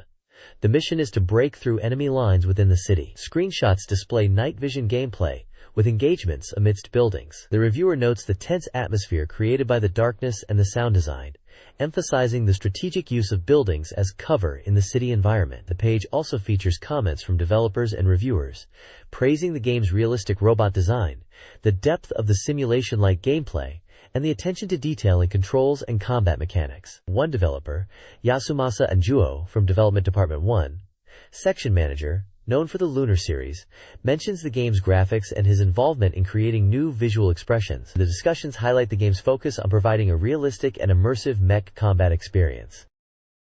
This page introduces 2 more scenarios from Gun Graphan, continuing the Eurasian conflict storyline. Scenario 3 is called Fox Hunt. It takes place in West Siberia, near Novosibirsk. The mission is to disrupt the enemy's supply lines by attacking the Siberian Railway. You'll be playing as part of a special foreign operations unit tasked with weakening the Russian forces. The setting is described as snowy, and the screenshots show winter combat with armored vehicles. The reviewer mentions that the snow impacts visibility, making it a more challenging mission, and you have to carefully hunt for enemies. Scenario 4, Bloodstorm, is set near Ulaanbaatar, about 100 kilometers southeast of the Mongolian capital. In this scenario, you are facing a large enemy force pushing south. The goal is to weaken them in a daytime battle across open grasslands. The screenshots show larger-scale combat with helicopters and tanks and explosions. The reviewer notes that this scenario was designed to feel like a major offensive with powerful enemies, highlighting the intensity of the battle. There's also a section featuring developer Hamaoka Kyoichi from Development Department 1. He talks about the design philosophy, mentioning they wanted to create varied robot types within constraints and make the game enjoyable for players. He touches upon the 3D graphics and the team's efforts to bring depth to the gameplay experience, emphasizing his confidence in the game's quality. He also mentions that the game is designed so that pilots can really immerse themselves and enjoy the combat. This page is a preview for the adventure game Daina AI Island by Izumi Takemoto, announced as the second in the adventure series from Game Arts and described as an interactive comic. It seems to be connected to Yumimi Mix Remix and promises to reveal secrets from the previous game's visuals. The story will feature 2 girls who appeared at the end of Yumimi Pafuresu and is set on A Island, the island of love and sadness, where strange things happen. The tagline mentions strange animals and strange stories that will unfold in a chaotic way. We are introduced to the 3 main characters. Firstly, there's Challenge and Amato on the left, Imi's twin sister who lives with her. She's described as assertive and self-centered, acting on her own decisions, but apparently a good person, despite her sharp tongue. Next is Emi Gito on the right, the main character of the story. A kind and gentle girl, sometimes indecisive, but always cheerful and energetic. Finally, in the middle, is Ryan Mizushima, Emi's classmate. Always smiling, she is a top student who is seemingly perfect, but perhaps too perfect, making her seem a bit strange to others. Dyna A Island, in development by Game Arts, is an interactive game with substantial gameplay elements, unlike initial considerations of it being promotional visuals. Currently in progress, the prototype's audio is complete, with the team refining the game based on feedback. While a release date is still distant, progress is steady. The game leverages improved hardware, eliminating loading times. Izumi Takemoto, heavily involved in character design and storyboarding, is working extensively on the project, leading to an animation frame count exceeding Yumimi's. Dagina A Island aims for a more game-like experience than Yumi Mix, incorporating features like a replay option and multimedia integration. Seamless gameplay, with uninterrupted audio and the integration of singing into the narrative, is a key focus. Oka anticipates the game will satisfy fans of Yumimi and Takemoto, offering a story of youthful relationships with evolving visuals. This page is a special report announcing the upcoming release of the Gradius Deluxe Pack. It's highlighted as a Konami shooting title and is stated to be 70% complete. The release date is set for March 29th, priced at 5,800 yen, with 2-player simultaneous play and compatible with the entire year's software lineup. The article emphasizes this Deluxe Pack series as the third installment and confirms its Gradius I and II. It mentions that arcade fans from yesteryear have been eagerly awaiting this.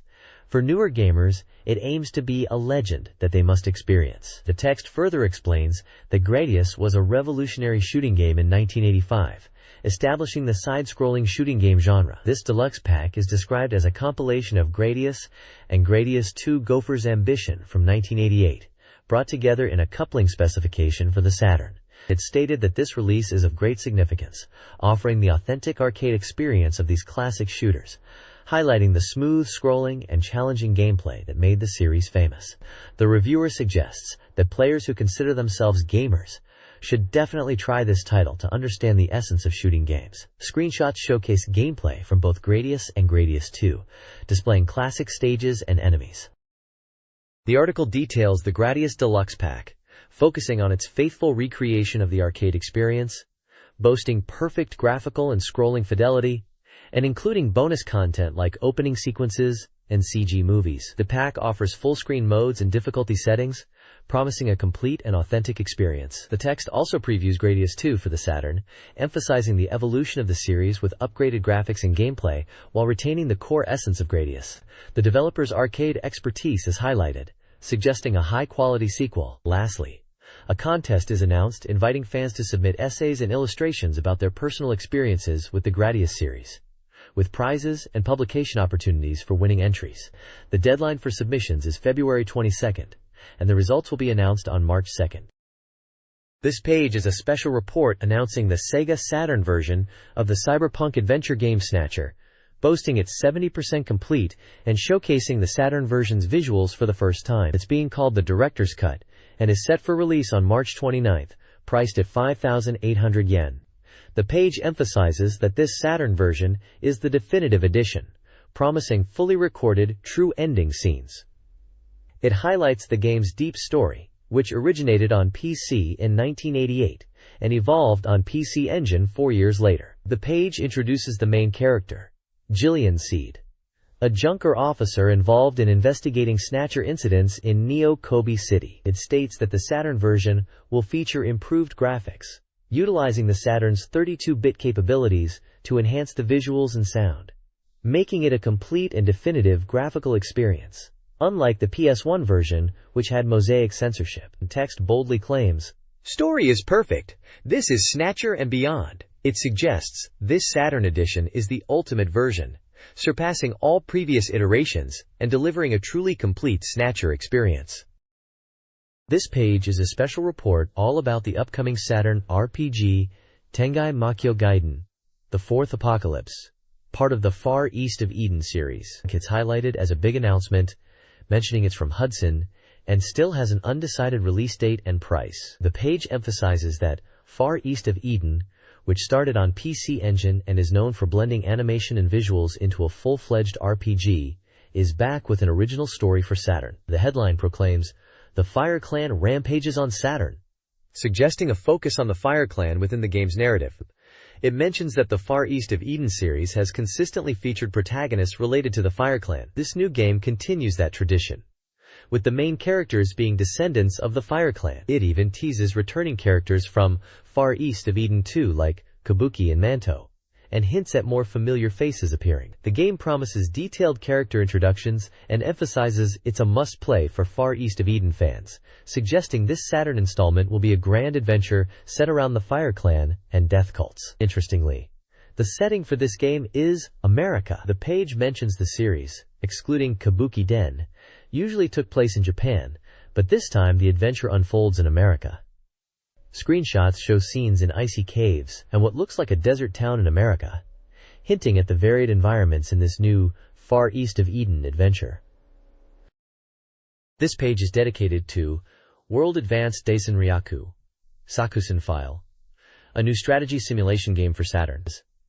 It's highlighted as a sequel in the WA Daisen Ryaku series, aiming to please both newcomers and veteran fans. The game is stated to be 80% complete and scheduled for release on March 15th, priced at 4,800 yen. The page emphasizes that this Sakusen File version addresses player feedback from previous WA Daisen Ryaku games and introduces new elements. It points out 3 key improvements: expanded standard maps for grand strategy gameplay, the addition of new units, and completely new scenarios to play through. Screenshots showcase the game's interface, unit selections, and map layouts. The text suggests that even players familiar with the original Daisen Ryaku series will find plenty of new content and depth to explore in this iteration. This page continues discussing World Advanced Daisen Ryaku, Sakusen File, highlighting the expanded standard map feature. It breaks down the standard maps into 4 categories. Beginner maps are designed for newcomers to learn the game's rules and enjoy the strategy. Multiplayer maps cater to competitive play with friends. Expert maps are for experienced players seeking a challenge with longer playtime and higher difficulty. Lastly, next-level maps are described as unique and experimental, with the developers hinting at surprises and unusual scenarios, possibly even featuring desperate battles. The page showcases several map scenarios. For example, Seto Inland Sea Wars, focusing on naval battles; Island Campaign, Market Garden Operation, played in Arnhem City; Battle of Britain, featuring aerial combat over England; and Winter War, depicting the Soviet-Finnish conflict. Mentions these maps are part of the Great Strategy series and are very famous. There's also a section emphasizing historically accurate battle maps. Finally, there's an interview with Hiroshi Narushima from SEGA Consumer Software R&D, introduced as the father of the World Advanced Daisen Ryaku series. He talks about incorporating user feedback into Sakusen File, emphasizing the numerous suggestions received from players which heavily influence development, especially regarding map expansions and units. He mentions the team is aiming to refine the game and incorporate hidden elements, asking players to look forward to it. This page delves further into World Advanced Daisen Ryaku, Sakusen File, focusing on new units and game modes. It introduces 2 new aircraft units, the Gladiator Errant and Buffalo Follower, and the KV-2 tank, detailing their stats like movement, firepower, armor, and counter-air capabilities.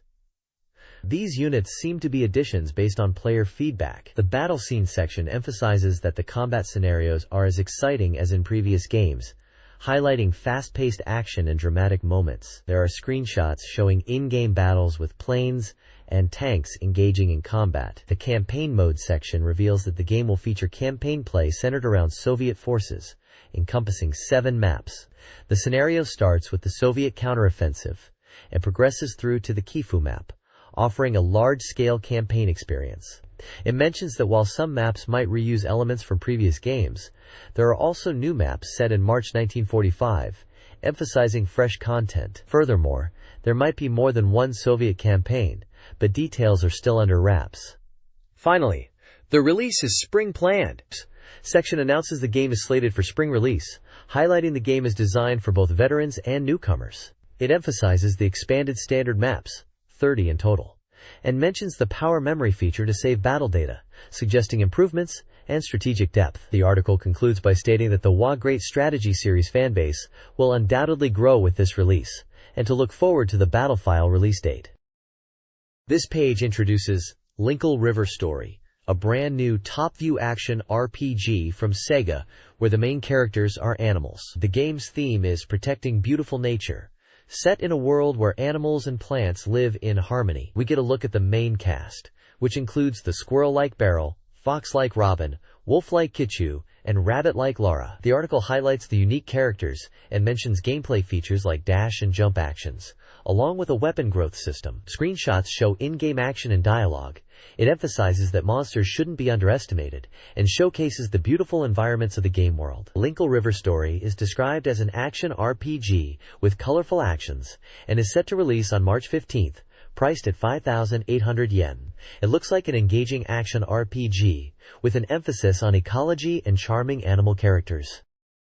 The next page is all about Dragon Ball Z: The Legend, a new Dragon Ball game that's being hyped as a faithful recreation of the original manga. It boasts having over 50 playable characters from across the Dragon Ball Z storyline, from the Saiyan saga all the way to the final battles, featuring characters like Goku, Vegeta, Frieza, and even the Ginyu Force. The game seems to really focus on capturing the intensity of the anime battles with both aerial and ground combat. The screenshots show pixel art style graphics and mention that the gameplay allows you to fly freely in large areas, unleash super powerful attacks, and feel the impact of the battles. Just like in the anime, they highlight the speed and exhilaration of the ground battles and the strategic depth of utilizing different techniques and abilities. The article mentions that the game is around 50% complete and scheduled for a spring release by Bandai, but the price and player count are still to be determined. Overall, it sounds like they are aiming to create a definitive Dragon Ball Z experience that stays true to the source material and delivers exciting,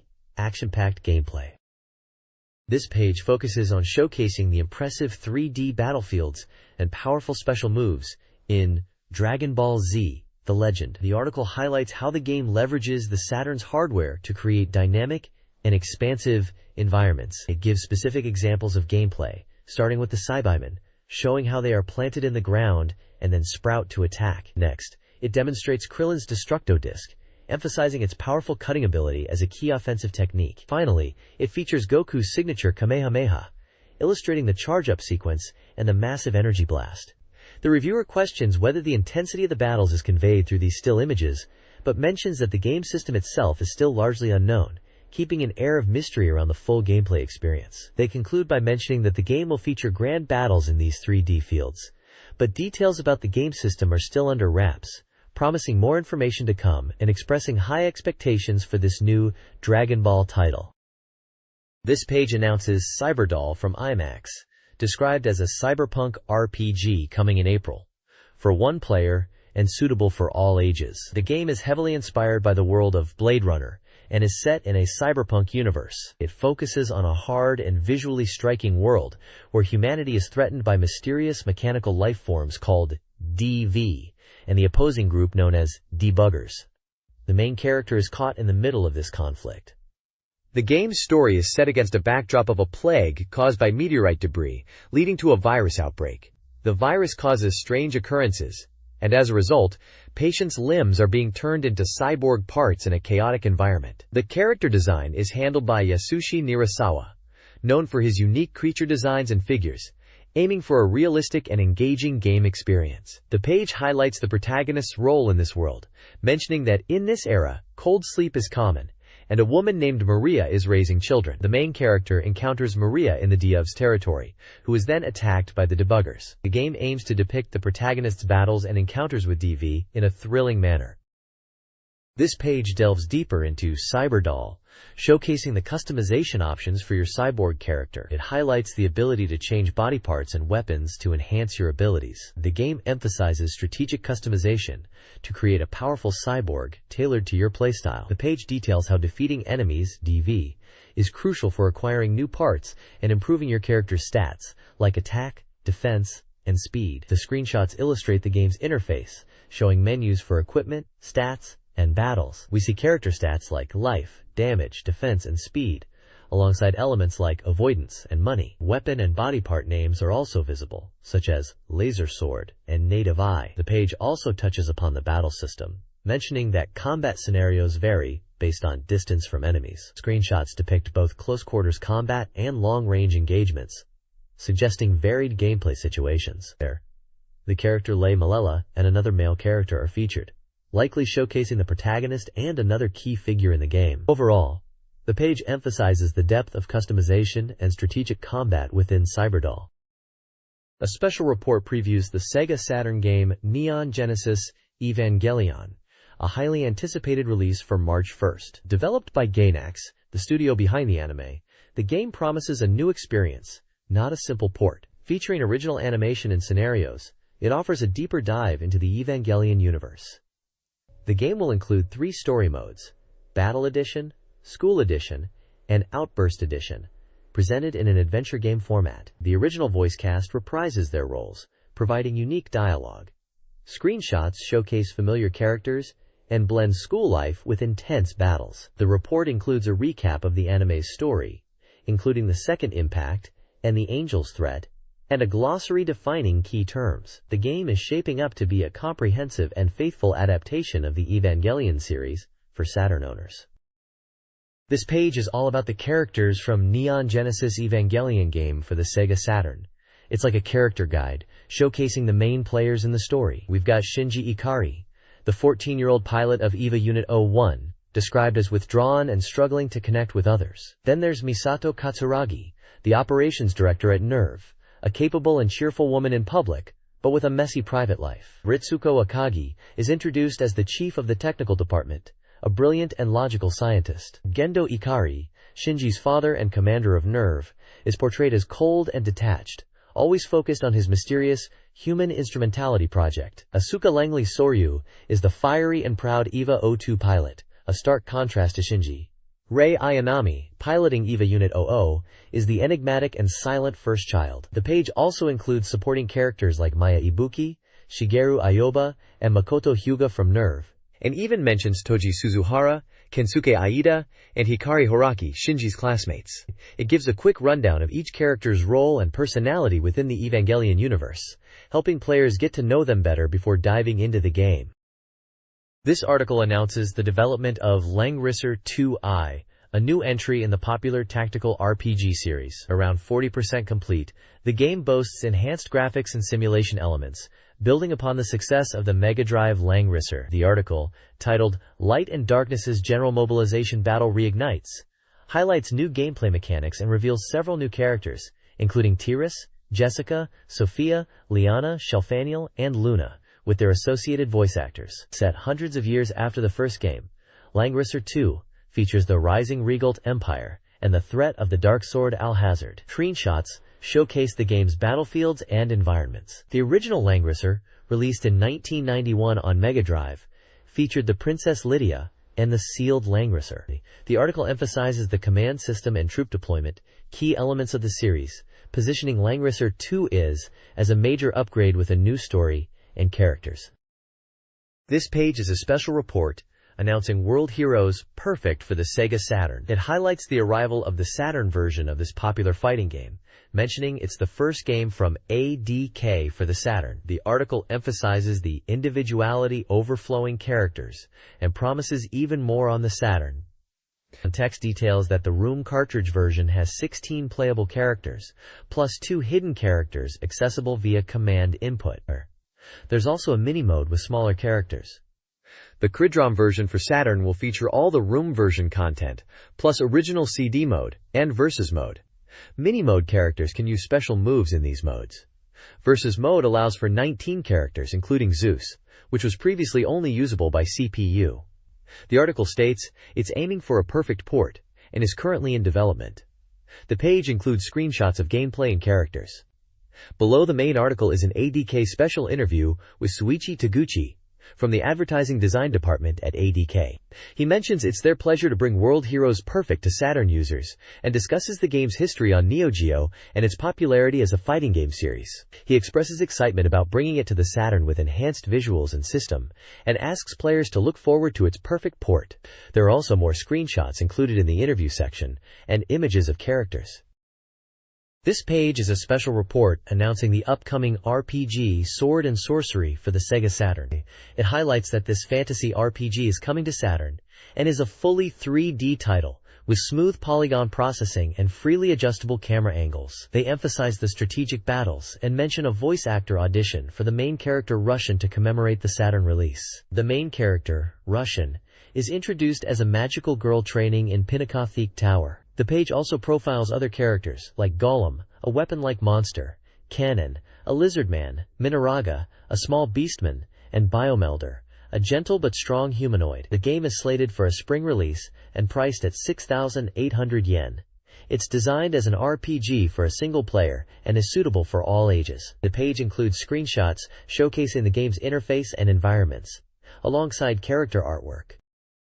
This page is a special report announcing that the popular anime and manga series, Sorcerer Hunters, is coming to the SEGA Saturn as an adventure game, specifically, a digital comic. They are calling it the real deal Saturn screen experience, and it's slated for release in April 1996. The report mentions the game will let you experience the world of Sorcerer Hunters as an adventure game, and it will be like a digital comic. It mentions key characters from the series like Chocolate and Tiramisu, and also highlights other members of the Sorcerer Hunter team, listing Carrot, Marin, and Gateau by name. There are screenshots showing in-game scenes and character interactions. The text also notes that the costumes of Chocolat and Tiramisu in the Saturn version are different from the TV anime, being more revealing. They humorously comment that while Chocolate's chest is covered in the TV version, in the Saturn game it is more exposed, and Tiramisu is also seen wielding a whip in a bondage-style outfit. The report concludes by saying, "This courageous figure will be shown on the screen." This page is a special report announcing the upcoming SEGA Saturn game, Horror Tour, which is described as a fantastic horror adventure. It's highlighted as a graphically beautiful adventure game with surprising events, originally a PC title, and now making its way to the Saturn. The release date is set for March 22nd at 5,800 yen, and it supports the shuttle mouse. The game is described as being in the style of Myst, a fantastic horror adventure that will make you think. The story revolves around a protagonist in Rodovidel Castle, a place filled with many people, including beautiful women, some with hidden intentions. The player, as the protagonist, will encounter strange phenomena after obtaining a mysterious mirror and explore this spooky castle. You'll encounter various characters and situations where you must make choices. Visually, the game uses CG-rendered graphics and boasts numerous beautiful women characters. Screenshots showcase the game's interface. Items like the Glory Hand and Igrand Sword, and gameplay within the castle, including encounters with terrifying monsters in dungeons, emphasizing the horror aspect. The game promises a suspenseful atmosphere, where you never know what might jump out at you, and the puzzles are described as challenging. The report concludes by suggesting that players who underestimate it may regret it, highlighting the game's depth and scares. This page dives into Admiral's Decision 2, a grand-scale naval simulation of the Pacific War coming to the SEGA Saturn. This strategy game lets you command your nation's navy, participate in national policy meetings, and design new warships. As the player, you'll need to manage your territory, capture enemy bases, and defeat enemy fleets to achieve victory. The game promises to be on a huge scale, spanning from India to the east coast of America, with over 120 types of warships and 60 types of aircraft. The page highlights features like monthly national policy conferences, where you'll use cards to make crucial decisions on diplomacy, military affairs, and resource allocation. These meetings involve key figures like the Prime Minister and Navy Minister, and your choices have significant impact on the war. Another key aspect is fleet organizations. You can customize your fleets by combining up to 8 groups of warships and assign admirals. You can also equip supply ships and transport personnel within these fleets. The game promises deep strategic gameplay, where your decisions both in national policy and naval command will determine the outcome of the war. It emphasizes the need for strategic thinking and outmaneuvering the enemy to secure victory.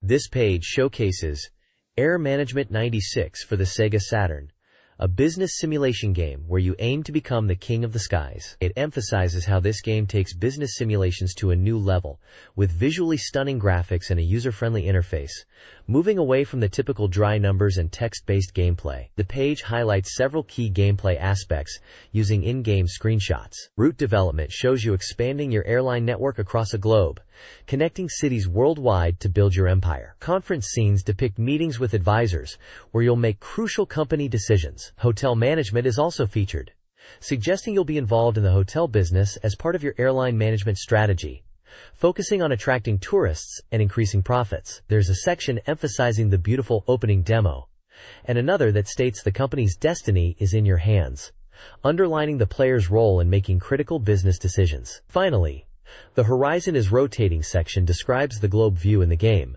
emphasizing its rotating and zoomable nature, highlighting the freedom it offers to explore the world in the game. Overall, the page promotes Air Management 96 as a visually appealing and engaging business simulation experience on the SEGA Saturn. This page is a special report about Gotha 2, Knights of the Sky. It seems to be a sequel that's really aiming to impress fans, boasting an opening movie that's described as deeply moving and incredibly beautiful game system information. The page emphasizes the sense of weight and presence in the game, particularly highlighting the must-see opening movie, encouraging fans of the previous game to be amazed by its quality. They are talking about the game system being evolved with a unique world setting.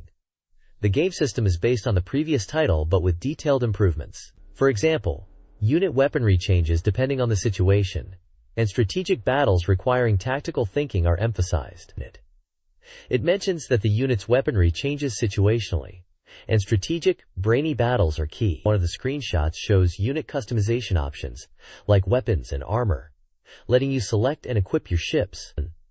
Another key improvement is that units can now move 360 degrees, giving players finer control and allowing for more detailed tactical maneuvers in battle. The reviewer is pretty hyped about the richer storyline and presentation compared to the first game, suggesting more complex scenarios and dramatic, impactful scenes, promising that even dialogue scenes are more engaging. The game is a strategy game, SLG, and was set to be released on February 23rd, priced at 6,800 yen. This page spotlights the latest SEGA Saturn games, divided into new releases and upcoming titles. New release title showcases games released in 1996, featuring diverse genres. This includes action games like DEFCON 5 and arcade ports like Revolution X, puzzle games such as Logic Puzzle Rainbow Town, sports titles like NFL Quarterback Club 96, and Japanese titles like Gulliver Boy and Doraemon, Nobita, and the Revival of the Stars. Coming soon soft previews upcoming games. The list includes RPGs like Dark Savior and Dragon Force, action games such as Thor, Seirei ou Kitten, and simulation titles like Sega Bass Fishing and Sim Tower. Other anticipated releases are Decathlete, Return to Zork, and Roadrunner, Return of Wile-E. The page is enhanced with a fantasy-themed illustration.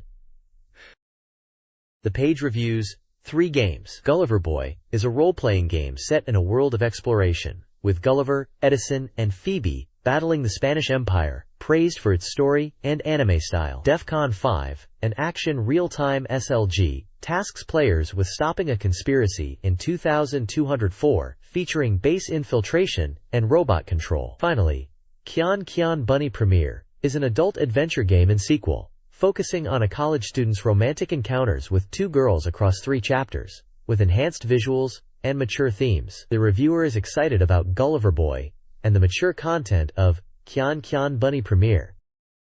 This page reviews 4 games. First up is Doraemon, Nobita, and the Revival of the Stars, scoring 60%. This polygon action game stars Doraemon, who is on Saturn to help friends on a faraway planet. The reviewer mentions Doraemon's gadgets are rendered in 3Ds and are worth seeing. Next is World Cup Golf in Hyatt Dorado Beach, which got a 90% score. This sports simulation title boasts beautiful CG graphics and recreates famous PGA Tour courses like Hyatt Dorado Beach. It offers various gameplay modes including World Cup and Match Play, plus training modes to improve your skills in driving ranges and overcoming hazards. Then we have Gusun Oyoyo-S, another 90% scorer. This is an arcade puzzle action game now on Saturn, where you manipulate blocks to guide characters to a goal. It builds on the PlayStation version with 18 new stages, bringing the total to 72. It also features new graphics and extra modes. Finally, there's Quiz 365, which achieved a perfect 100% score. This quiz game is based on TV quiz shows, with questions changing daily. Up to 6 people can play, and it also includes mini-games. Apparently, the arcade hit Reasoning 365 is also featured in this version. The reviewer is clearly impressed, giving it top marks. This page showcases 4 new game releases.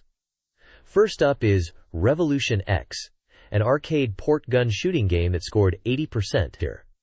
The reviewer highlights the intense gun shooting action set to the music of Aerosmith, mentioning that it's all about saving Aerosmith and experiencing the excitement. Next is Logic Puzzle Rainbow Town, which achieved a fantastic 95%.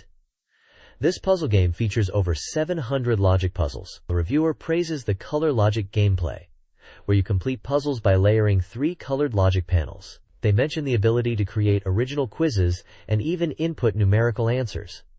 Then we have Virtual Casino, earning a near-perfect 99%. This game offers a virtual gambling experience, with various casino games like poker, roulette, baccarat, blackjack, and slot machines. It features a story mode, free play mode, and a versus mode for roulette and baccarat.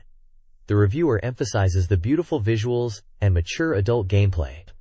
Lastly, NFL Quarterback Club, 96 scores 70%.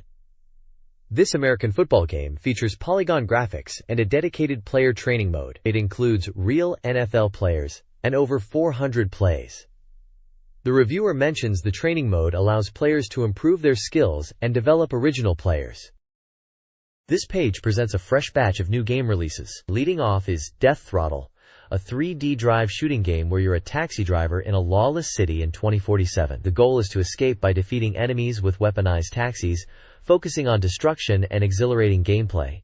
It received a score of 50%. Next up is Tudo Aru Koto Wasandaru, a variety game collection boasting a plethora of mini-games, earning a score of 45%. It's described as a port of an arcade game, with added original modes and mini-games, offering a good value for the price. It includes various mini-games from different genres, from puzzle to action.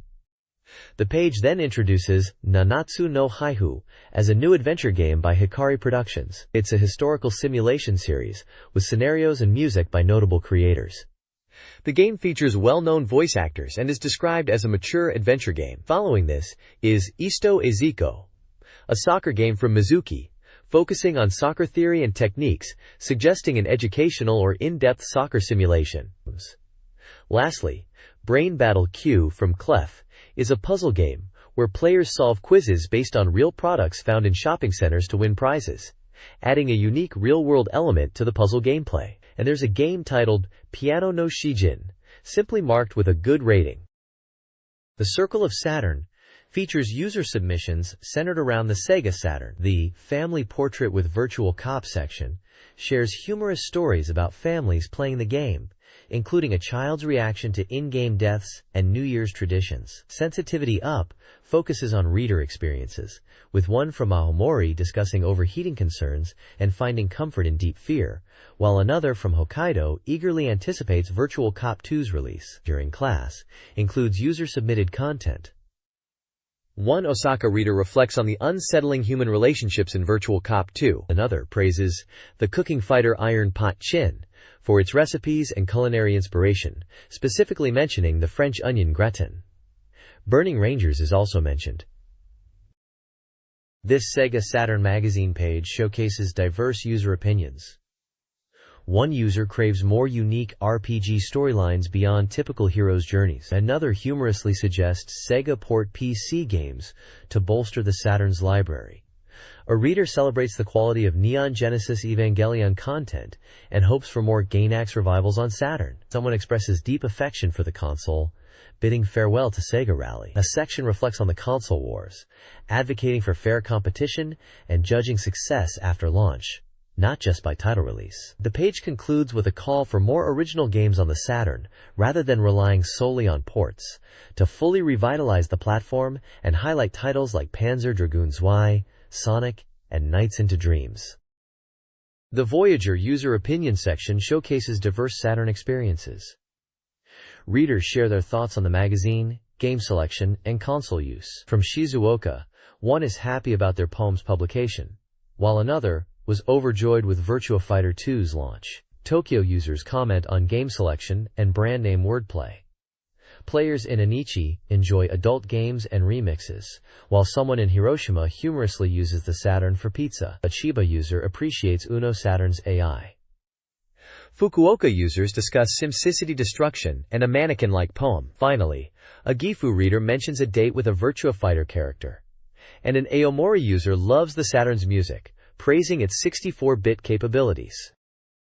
This page is showcasing the Gallery of Saturn, a section dedicated to reader submissions of artwork. It seems to be highlighting new contributors with the heading, "Newcomers keep appearing, happy screams, troubled chans." The gallery features a variety of fan art inspired by Sega Saturn games. It's a Guardian Heroes piece. Artwork featuring characters in a style reminiscent of Japanese animation, a Neon Genesis Evangelion pen drawing, a Sonic and Dr. Robotnik piece possibly inspired by Sonic R, and a Virtua Cop 2 submission. Other artwork includes a Vampire Hunter piece, a Panzer Dragoon-inspired character, and a Ray Earth drawing. Each artwork is labeled with the contributor's prefecture and name, along with short comments which appear to be from the artists themselves. At the bottom there's a news snippet mentioning that Shogakukan, the publisher, is announcing a new title called Divorce, as a follow-up to their marriage title. It humorously suggests players will be able to choose characters based on real-life figures, like Chiaki Hazumi and Princess Diana. This issue features reader contributions across multiple sections. Stage Star Theater presents manga and illustrations from various regions, exploring themes from fantasy to everyday life. A Virtua Fighter 2 giveaway announces winners from across Japan. Audacious Housewives and Reserves shares humorous anecdotes, including one about a woman's Virtua Fighter obsession. Workplace Marriage, Saturn Sales, details romances and Saturn console purchases. Other sections include Nice Voice, soliciting illustration prompts, My Saturn for personal stories and original characters, Game Wooden Man for heartwarming game-related episodes, Chinsei Gallery for Black Pen Saturn software illustrations, and frank discussions for reader opinions. Finally, submission guidelines for Voyagers are provided, along with an apology for a past issue's error. This page dives into a strategy guide for a challenging map in the game World Advanced Strategy. The guide focuses on a scenario set between July 6th and August 24, 1943, and is titled Aim for Victory, Difficult Map, Perfect Strategy, Japan Edition, American West Coast Landing Operation. The core strategy highlighted is to reverse your thinking 180 degrees and face the enemy. The guide explains that this map is notoriously difficult, emphasizing that conventional tactics of building units and directly confronting the enemy won't work. Instead, it stresses the importance of air power. Players are advised to prioritize producing superior aircraft and utilize them strategically to avoid direct conflict with enemy ground units and to target enemy command centers. The victory conditions are laid out. A great victory is achieved by destroying all enemy command centers within 40 turns. A victory by destroying all enemy command centers regardless of turns, and defeat comes from the destruction of your own command center. The guide also points out key enemy units to watch out for, the Mustang and the Flingham fighter planes, as well as ground attack aircraft. It recommends using 75mm anti-tank guns and self-propelled high-angle guns as effective defensive units, and highlights the Flying Dragon ground attack aircraft as a valuable unit for the player. The overall tone suggests this map demands unconventional thinking and a strong focus on air-based strategies to overcome the difficult challenge. This World Advanced Strategy content features a Super Weapons and Unfinished Weapons Encyclopedia 2, focusing on German aircraft like the Take-183 and AR-234B, detailing their history, development, combat role, and in-game stats. A question-and-answer corner addresses gameplay inquiries, confirming the presence of the B-36 bomber as a B-29 evolution and alluding to powerful late-game units. Listen to My Screams showcases player feedback with suggestions for overcoming defensive strategies using supply lines and alternative reconnaissance methods, while also highlighting unique Japanese content. The magazine actively solicits player submissions, including gameplay experiences, strategies, and fan art for potential publication in Submission Corner and Submission Recruitment sections. Dragon Force Scramble's Development Diary Issue 5 highlights the team's post-holiday crunch time. They're working intensely to squash bugs and meet the fixed day deadline, aiming for a 120% launch. The diary dives into the game's lore, with sections like History of the World Told by Norn, detailing Madruk's invasion, and folktales from the Forest People, suggesting rich world-building. Scriptwriter Sochan discusses crafting dialogue for over 100 characters, each with approximately 10 dialogue patterns. Finally, a comedic comic strip, Episode 25, Kidnapped Princess Moon Palace Super Express, adds a lighthearted touch to the update. This page showcases the Dragon Force character Gongos. A profile details his stats: 28 years old, 183 centimeters, 85 kilograms, 4.0 eyesight. Personality: boorish, stubborn, straightforward, and catchphrase: Gongos leads the Bozak tribe from the Western Forest, now diminished after a major defeat. He's protective of his people, arrogant in battle, and trusts his allies. The page also includes a Dragon Force cult quiz testing lore knowledge and a waiting room for readers section, with fan art praising the game's potential, possibly for a visual novel format. Ponkichi and Hassler's Greedy Victory Challenge discusses field battle mechanics, specifically the role of villages and castles. Lastly, a call for fan submissions of artwork and letters is issued. This page features an interview titled Kodram Games Present and Past with Yurei Susumu from Red Company, who is involved in animation, visual aspects, and coordination for Kodram Games. Yurei talks about joining the industry when Kodram was new, and how memory limitations forced them to prioritize movie-like presentation over gameplay. He mentions learning about compression techniques to manage data and improve visuals, noting the progress from early methods to MPEG. He highlights the improved visual quality now possible, and the shift towards more player-driven experiences, emphasizing the blend of interactivity and game elements in current games. The page also includes Red Company Okumura's Business Diary, where Okumura reflects on the past year and expresses gratitude for support. Looking ahead to the new year, he mentions working hard in Red Company and Okumura Village. He mentions Sakura Wars and an enthusiastic phrase, "Go, go, go, go, Kanjir," and expresses hope for social recovery based on reader feedback.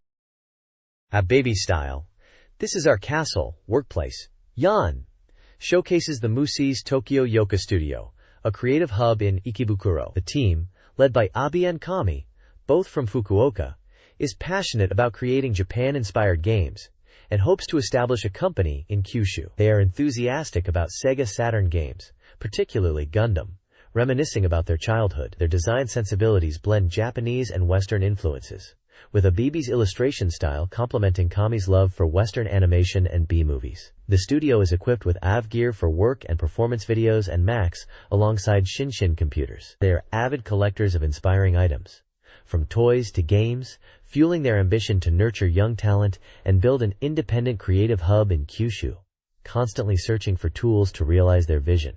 The page is peppered with humorous manga panels depicting relatable game development scenarios. This page is packed with Capcom excitement. It kicks off with an announcement for a bio-horror party and Velfair event, held on December 23, 1995, celebrating the release of the PlayStation version of Resident Evil. It sounds like a wild event with smoke effects, a live band playing tunes from Resident Evil, and even a horror fashion contest with a prize pool. Then there's a joint project from SEGA Saturn Magazine and Arcade Game Magazine called Find Capcom from Those Days, suggesting they'll be digging into Capcom's history. There's also a maze puzzle for readers to solve. The main highlight is the Cyberbots section, hyped up as the next big arcade hit. It seems players are really enthusiastic about Cyberbots, with reader comments praising its graphics, depth, and unique robot battles. One section, Cyberbots is this kind of game, describes it as a robot-based fighting game, emphasizing flashy special moves and impactful sound effects, focusing on pilot selection and robot battles. The Random Thoughts Corner features reader opinions and a photo, mentioning a recent game story. Finally, Here Comes highlights reader love for Capcom games and their desire for more, mentioning Saturn titles and original rule games. The page ends with a call for reader submissions for Hello, Capcom, seeking illustrations, cosplay photos, and game opinions, with prizes for selected contributors. This page is a complete guide special, dedicated to the amazing SEGA Saturn game Guardian Heroes. It's being hailed as a new generation action title that's finally completed and ready for players. This guide seems super comprehensive, covering everything you need to know. Looking at the contents, it kicks off with character introductions on page 114, followed by a command list for versus mode, starting on page 120. Then they dive into the basics of both versus and story modes from page 123. There's even a Master Up interview on page 124, which sounds interesting, maybe with the developers. Finally, they round it off with a story mode strategy guide starting on page 126. The page also highlights that Guardian Heroes is a fighting action game from SEGA, already on sale for 5,800 yen. It's noted as a 2-player simultaneous play game, but also supports up to 6 players in versus mode using a multi-tap classic Saturn multiplayer madness. The text on the right really sells the game, calling it a representative fast-paced action title for the Saturn. They emphasize its RPG elements, side-scrolling action, and those massive 6-player battles. It seems like they're really trying to convey the charm of GH and show off its power here, inviting players to experience it all. Guardian Heroes is definitely a Saturn gem, and this guide looks like it's aiming to be the definitive resource for it. This page kicks off the character introductions for Guardian Heroes. It mentions that this game is all about massive multiplayer battles on the Saturn, and highlights the use of different colored versions of characters when playing with multiple people. It then dives into introducing 2 of the main characters, Randy M. Green and Nicole Neal. Randy is presented as a well-rounded character with balanced stats, good in strength, knowledge, speed, and luck, with average body and spirit. His fighting style revolves around using continuous triple jumps to dominate the battlefield, utilizing a variety of magic types, fire, wind, thunder, water, and light, making him effective against any enemy's weakness. The guide suggests he's easy to handle, and excels at both direct attacks and specific magic spells, and also mentions using triple jump cancels for aerial maneuvers, and combining jump attacks with weak fire magic. Next up is Nicole Neal, described as a character specializing in hit-and-run tactics. Her stats show she's strong in knowledge, luck, and spirit, but lower in strength, body, and speed. Her fighting style focuses on exploiting openings in enemy defenses. She's depicted using a variety of ranged attacks like Sutakemi and foot sweeps, and is strong in close combat with weak attack combos. The guide emphasizes using throws and understanding their different types as a key aspect of playing Nicole. It also points out the barrier move to create distance, and the rolling jam as a strong ground-based attack to use instead of weak hits. This section introduces 3 characters from Guardian Heroes. Samuel Hahn is a powerhouse, excelling in raw strength and close-range offense. It can break defenses with powerful attacks and command moves like Horn and Gash. Corsiatine is a balanced character with proficiency in swordplay, magic, and aerial combat. She utilizes sonic booms and counters on the ground, and surprise kicks and rolls in the air, making her versatile in all situations. Ibn Jinjiru is a fast, tricky character with unconventional movements. His speed is his greatest asset, allowing him to confuse opponents and exploit openings with quick dashes and unexpected attacks. Players should focus on close-range combat and throws, while avoiding predictable patterns. This page introduces 4 more characters from Guardian Heroes. Edward M. Cognac, despite being the smallest, is described as having a great weapon in his size, making him hard to hit. He relies on luck and surprise tactics, using jump attacks and guerrilla warfare-style combat. Next is the Undead Hero, who is all about connecting normal attacks for powerful combos. He has high strength and body stats, and excels at close combat, with moves like Death Tackle and Killing Buster. Canon G. Gray is a magic specialist, emphasizing MP over HP. He uses thunder, laser, and fire spells, which are powerful. He's fragile but strategically potent, capable of floating and casting lightning magic while moving. Lastly, Reinhardt Valgar is a speed-focused character who uses his agility to confuse enemies. He employs jump attacks, dash attacks, and small combos like Graviton Thunder and Shockwave, using zero drive to chase down opponents, making him a tricky and fast fighter. This text introduces 4 new playable characters for Guardian Heroes. Super Uzzle, a boss character with illusion and warp abilities, boasts strong attacks, a healing ability, and the ultimate World Conqueror Imperial Edict. Gold and Silver, an undead variant of Silver, utilizes dash attacks and body blows, with a wider range and a unique MP consumption mechanic. Macho Sanbo, designed for advanced players, is a close combat specialist with grab moves, including the Raging Sea-Splitting Slash and a ranged attack. Finally, Gotatsu, the Holy Muscle character, excels in close combat with combo attacks, grab throws, and moves like the Muscle Screw Shot. He focuses on posing and has various attack variations. The next page details 4 character types in Guardian Heroes. First up is the Kingdom Knight, a well-rounded character with decent stats across the board. They excel at long-range attacks, using a spear-like weapon, and can perform a somersault throw move, similar to Selena and Katsuya, allowing for aerial combat and counterattacks. However, they are a bit weak against magic and rely on their dash for movement. The Kingdom Magic Soldier, despite having high power, struggles in multi-enemy fights. They are slow and predictable, making them easy targets if they can't guard. Their special move is the Omega Particle Cannon. The Ancient Magic Soldier is described as a tricky aerial fighter, with very high stats in intelligence and speed. They use beam attacks both on the ground and in the air, and can guard, making them versatile but vulnerable in close combat. Their special is the Alloracer Beam. Finally, there's the Goblin, a joke character, with low intelligence but surprisingly good stats otherwise. They are a close combat fighter, relying on basic attacks and throws. The reviewer notes their fighting style is crude, and encourages players to use jump attacks, followed by throws for effective combos. This page continues introducing character types in Guardian Heroes. First up is Mid, described as a tanky character who excels at annoying opponents. They're not particularly fast, but have high stamina and utilize moves like the Mid-Cyclone, fire bullet projectiles, body blows from dashes, and jump throws to control the battlefield and frustrate enemies. Next is Roper, a tricky and elusive character focused on technical play and feints. They can submerge underground to move and create decoys, making them unpredictable. Roper uses moves like Roar and aerial dives and drills. They lack a traditional guard, but their low-profile stance can act as a defensive maneuver. The Gargoyle is an aerial specialist, with foot attacks being ineffective against them. They're intelligent and quick, utilizing horn slashes and aerial moves like Gargoyle Fry for a fast aerial start. In the air, they can perform continuous attacks and a powerful move called Garge Air Attack. They are also agile in the air, using evasive maneuvers with the L and R buttons. Lastly, we have Cyclops and Giants, 2 similar characters, differing mainly in appearance and slight stat variations.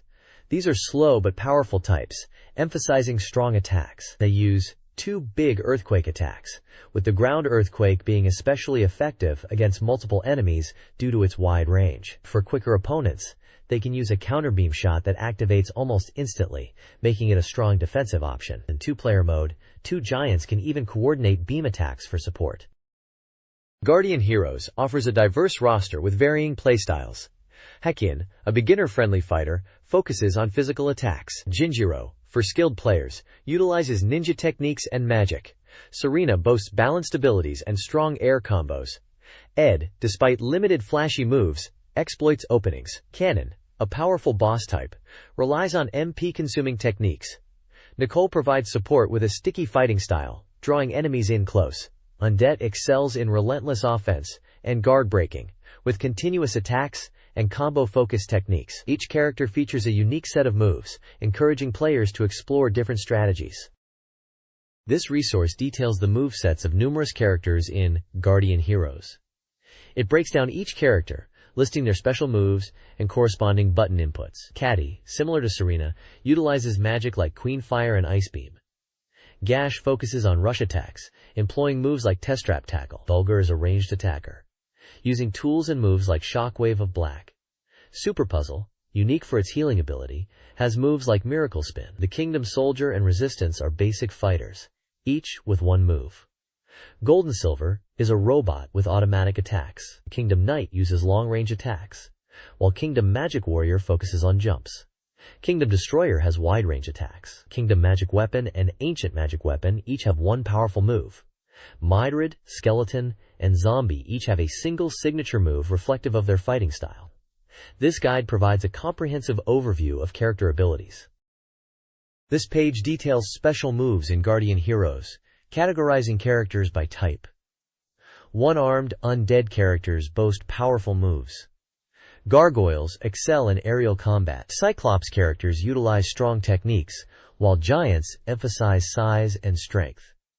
Machio characters have a variety of flow attack combinations. Finally, Godot's characters possess unique and comical movesets. The right side of the page describes other characters. Rover is balanced, Sanbo uses quick strikes, and Zool is story mode specific. Wolf and Goblin are basic enemies. The various citizens have simple moves. The bottom 8 characters are only playable in normal mode and have limited techniques.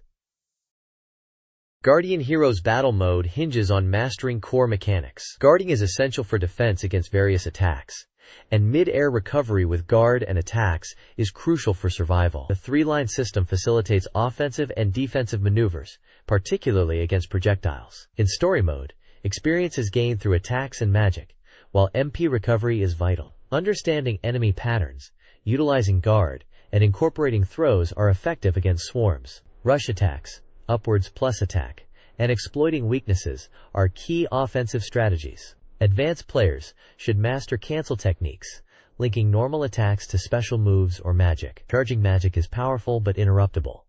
Quickly re-inputting the command restarts the charge. Finally, understanding character parameters, durability, strength, intelligence, mental strength, agility, luck, allows players to tailor their playstyles. This guide provides a foundational understanding for success in both story and battle modes. This interview with Treasure, the creators of Guardian Heroes, details the challenging yet rewarding development of the game. Treasure aimed to create a refreshing experience, avoiding what they considered life-wasting games. They drew inspiration from their previous title, Yu Yu Hakusho, Makyo Toitsusen, particularly for the versus battle system, refining it with magic and character balancing, including intentionally broken elements. The development was significantly more demanding than previous Mega Drive projects, requiring 34 times the effort. Treasure also emphasized the importance of character design, ensuring diverse characters could succeed. The interview also highlights Treasure's founding in 1992 by former SEGA developers, focusing on creating high-quality, enjoyable games like Gunstar Heroes and Guardian Heroes for Mega Drive users. Yu Yu Hakusho, Makyo Toitsusen, a precursor to Guardian Heroes, is also mentioned as a well-received 4-player fighting game. Treasure, the developers of Guardian Heroes, discussed the game's sound design, highlighting the use of CD audio for music and praising the work of Nadzo Squared Unit and Mr. Kuori. They aim to make looped music sound natural. The interview shifts to versus mode, emphasizing the balance of simple controls and deep gameplay to engage both new and experienced players. They focused on rewarding skill while considering adjustments to prevent frustrating imbalances. The scenario mode is mentioned, with the developers acknowledging the initial complexity but encouraging players to focus on enjoying the gameplay and story progression. Finally, the interview introduces Gunstar Silver, a character from their previous game, Gunstar Heroes. The section details his action patterns, transformation, and role, crediting Han as the character designer. The developers also promote the game's music CD, featuring direct CD audio tracks from the game, and recommend it to fans. This page details the story mode stages 1 through 6 of Guardian Heroes. Stage 1, titled Awakening, is set in a building where players face around 30 soldiers. The advice is to use fire magic strategically to defeat them efficiently and progress to the next scene. Stage 2, Rhapsody of Hope, introduces skeletons and Cyclops enemies. Players are advised to be cautious of the Cyclops' powerful attacks and focus on efficiently eliminating the skeletons. Stage 3, Monster of the Green Forest, features wolf packs and plant-type monsters. Fire magic is highlighted as effective against the plant monster. A mid-boss appears who uses kicks and line movements, encouraging players to utilize line movement themselves. Stage 4, Magic Soldier, introduces Magic Soldier enemies, ranging from weaker to stronger types. Initially, close combat is recommended, but later, cannon enemies appear, suggesting ranged attacks might become necessary. It's also mentioned that silver is effective at long range, and can use magic to defeat enemies. Stage 5, Futile Rebellion, takes place in a village where resistance soldiers are encountered. Ancient magic soldiers and mechanical soldiers also appear, described as potentially difficult for beginners, but the description notes, even soldiers are tough to defeat. Stage 6, Kingdom's Roar, involves facing hordes of enemies.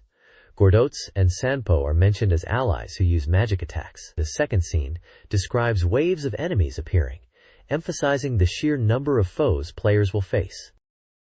Stages 7 to 12 of Guardian Heroes are detailed. Stage 7 advises defeating monks for easier battles against Balga, and destroying ancient weapons.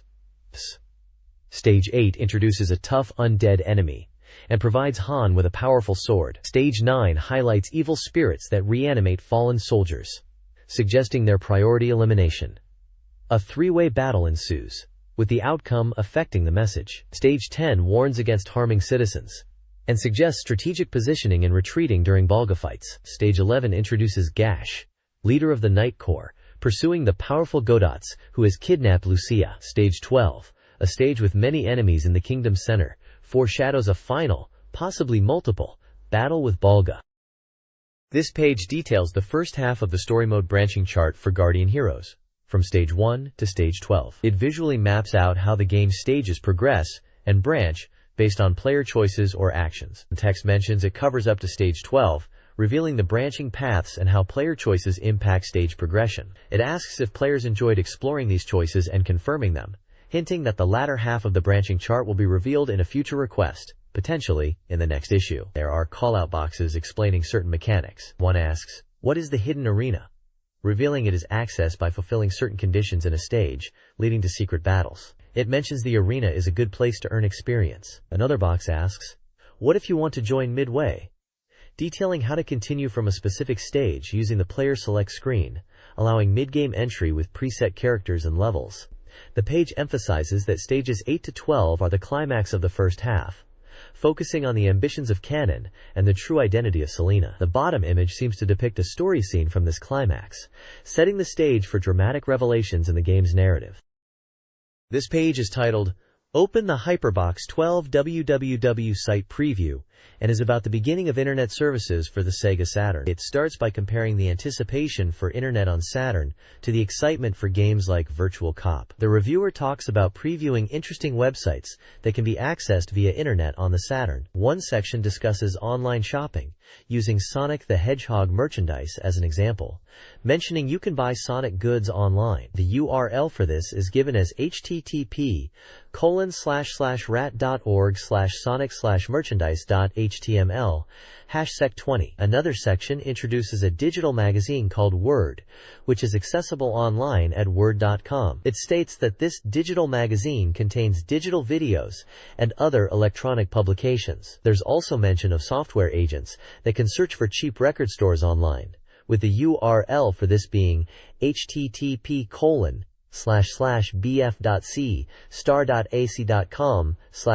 Finally, the page showcases a remote-controlled camera pointed at MT Fuji, accessible online at kyo.act.jp/Fuji. The reviewer seems excited about the possibilities of accessing various online content and services directly from the Sega Saturn.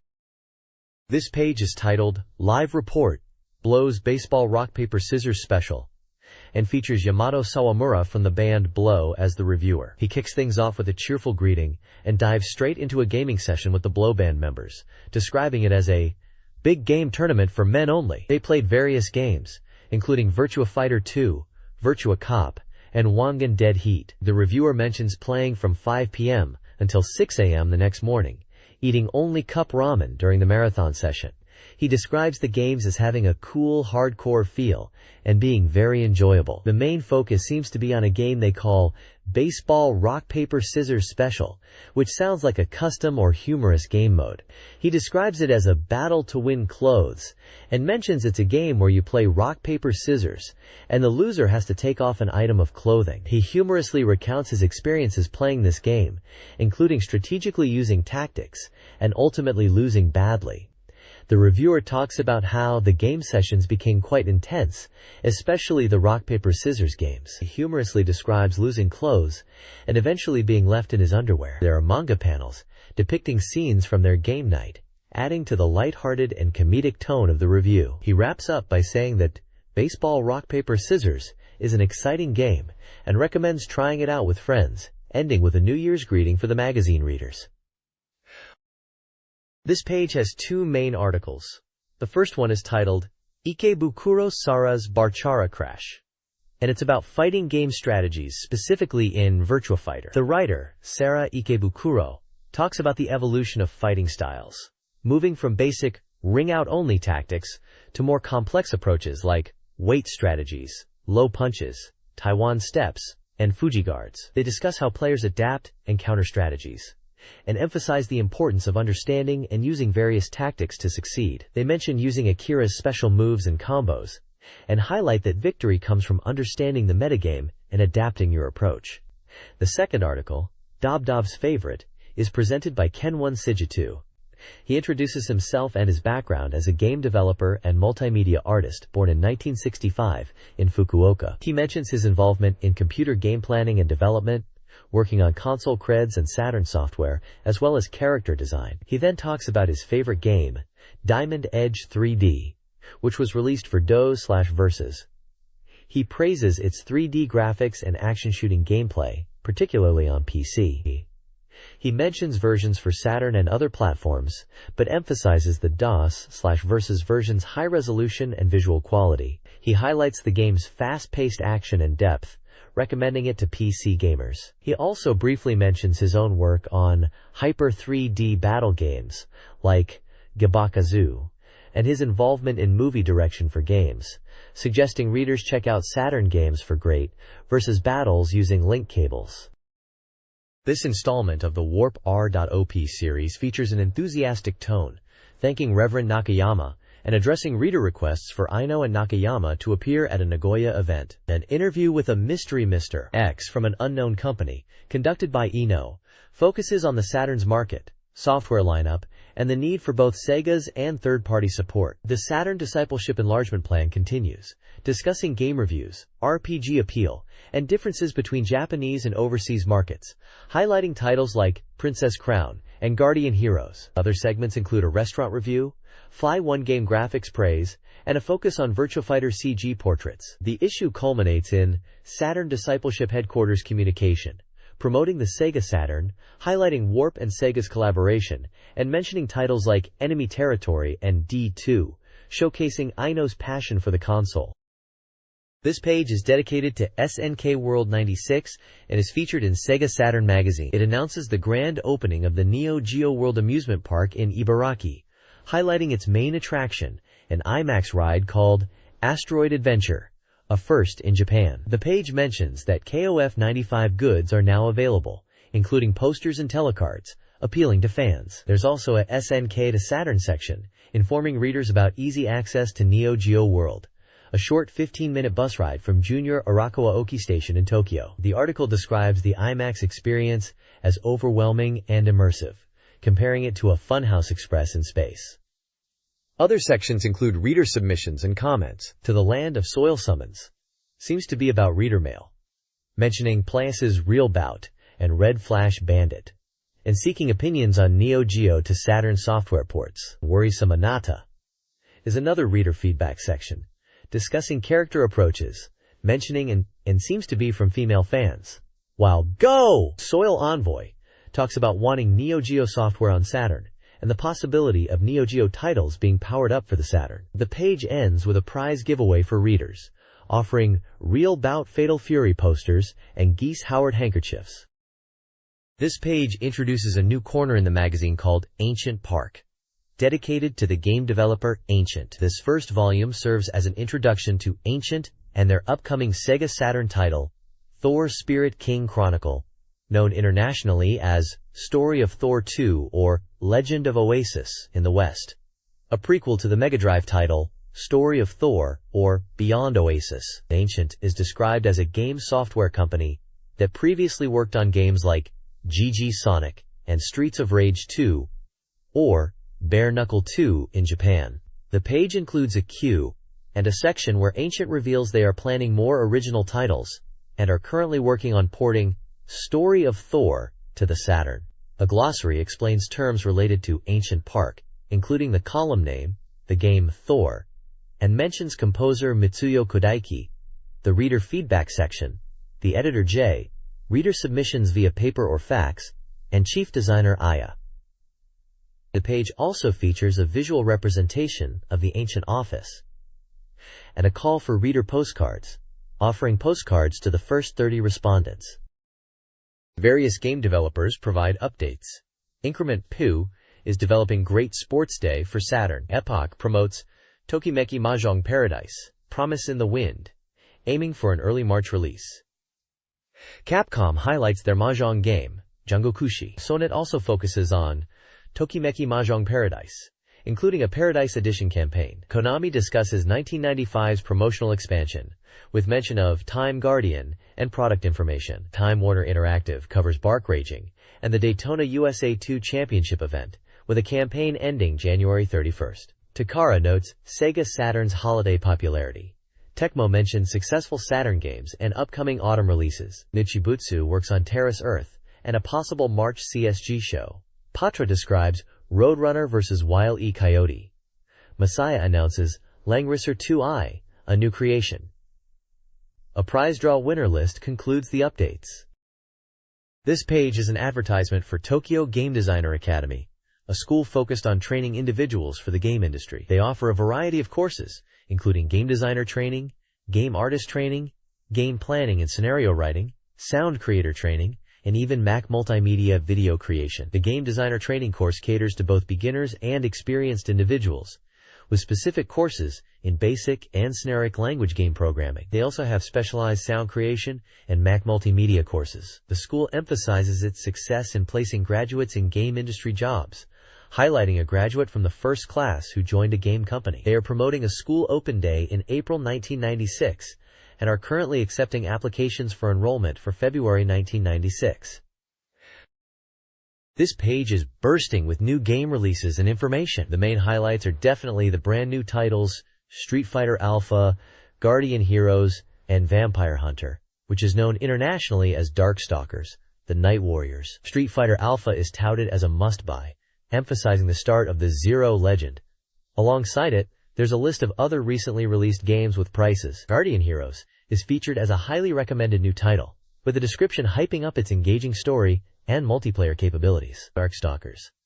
The Night Warriors is also promoted with a reservation price, suggesting it's highly anticipated. Below these game spotlights, there's a section called Game Soul, which seems to be a retailer offering free catalogs upon request. Then there are lists of Super 32X and Mega Drive games with prices, and a separate list of game parts and accessories, also with prices. It looks like a comprehensive advertisement page showcasing the latest games and accessories available at this store. This page is the new soft schedule for Sega Saturn, a release calendar of games spanning from January to April and beyond. Presented in a table format, it lists games with their release dates, titles, prices, makers, genres, and compatibility. The schedule covers a wide range of genres indicated by abbreviations such as ACT for action, RPG for role-playing, SHT for shooting, ADV for adventure, SLG for simulation, SPT for sports, RAC for racing, PUZ for puzzle, TAB for table games, and more. Some of the games listed include Guardian Heroes, Street Fighter Zero, and various titles from different genres, offering a glimpse into the diverse gaming experiences available and upcoming for the Sega Saturn. This page continues the new soft schedule, listing upcoming Sega Saturn games from April onwards. In April, titles like Sonic Wings Special and Irem Arcade Classics are noted, showcasing a variety of genres including shooting and arcade classics. May brings Wizardry Vian V2 Complete for RPG fans, and the action title Johnny Bazooka, June features racing with Overblind DX and puzzle games like Cube Butler. For July, Fonted Casino is listed under table games. Moving into spring, we see highly anticipated titles like Sakura Wars, the action RPG Dark Savior, and Street Fighter II movies. Summer highlights the strategy RPG Langrisser 2i. Autumn has Ragnarok Stage. Looking at the end of 96, World Heroes Perfect and Tokimeki Memorial. Forever With You are among the listed games. Finally, for 97 with undecided release dates, there are notable games like Guardian Force, Cyber Troopers, Virtualon, Fighting Vipers, and Phantasy Star Earth. The editorial section at the bottom discusses changes in the release schedule and Saturn news. It mentions games like Wing Commander 2i, Shell Shock, and Raydroppers, and also touches upon Sega's AOU show, mentioning Virtua Fighter 3. It seems to be a quick update on upcoming releases and industry buzz. This page is dedicated to reader feedback and future content planning, with a detailed questionnaire for readers to fill out and send back. It starts with instructions on how to fill out the questionnaire postcard, asking for personal details and opinions on the magazine content. To help readers, there are example answers provided, and then the questionnaire itself covers areas like gender, age, education/occupation, number of SEGA Saturn games owned, frequently read magazines, and opinions on the current issue's cover. Crucially, it asks what readers thought of specific articles in this issue, what they disliked, and what hardware they currently own or plan to buy. Tables are provided to answer some of the questions. Hardlist presents a range of hardware options, from SEGA Saturn and HI Saturn, to older consoles like Mega Drive, and even the PlayStation and Nintendo 64, showing the breadth of the gaming landscape at the time. Soft List is a massive list of SEGA Saturn games across many genres, from fighting games like Virtua Fighter to RPGs and puzzle titles, giving readers a wide selection to choose from when indicating their own software. Finally, this issue's articles table lists the contents of the magazine, highlighting features on games like Panzer, Dragoon, Twyvee, Gungriffon, Snatcher, Dragon Ball Z, Evangelion, Langrisser, and Dark Savior. It seems to be gauging reader interest in these titles and various regular magazine sections. The next page dives into a preview of the upcoming SEGA Saturn game, Dark Savior. It's touted as a scenario-based RPG, with full polygon graphics and a free viewpoint, letting you move the camera as you like. The article mentions that the game is currently 55% complete and is set for a spring release. They highlight a new status screen and talk about the capture system, where you can capture monsters to use as allies. The screenshots show gameplay in a quarter-view perspective, and the reviewer seems impressed with how the terrain is depicted in 3Ds, allowing for verticality and exploration of different elevations. They mention that in typical quarter-view games, it can be hard to grasp the terrain, but Dark Savior seems to handle this well by letting you adjust the viewpoint to see hidden areas and understand the layout better. It sounds like they're excited about the freedom the 3D graphics and viewpoint control offer in navigating the game world.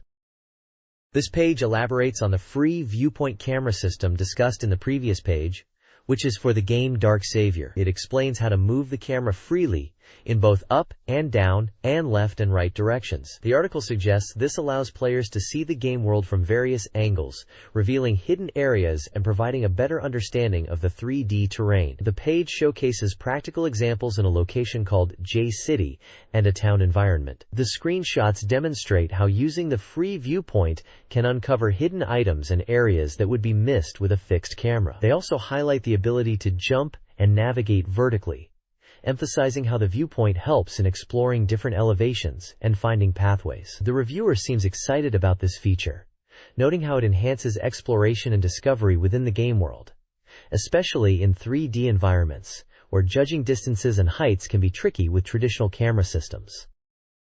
This page continues to delve into the free viewpoint camera system in Dark Savior, this time showcasing the Desk Caliber Prison Castle area. It reiterates that this area in Jail's Island is filled with monsters and is considered very dangerous, emphasizing the importance of quick decisions and the ability to escape trouble. The article explains that the viewpoint system allows players to move the camera around corners and check for enemies that might be out of sight in a standard view. It shows examples of using the viewpoint to navigate tricky areas and even discover hidden paths. The system is praised for resolving frustrations of unseen enemies and improving spatial awareness.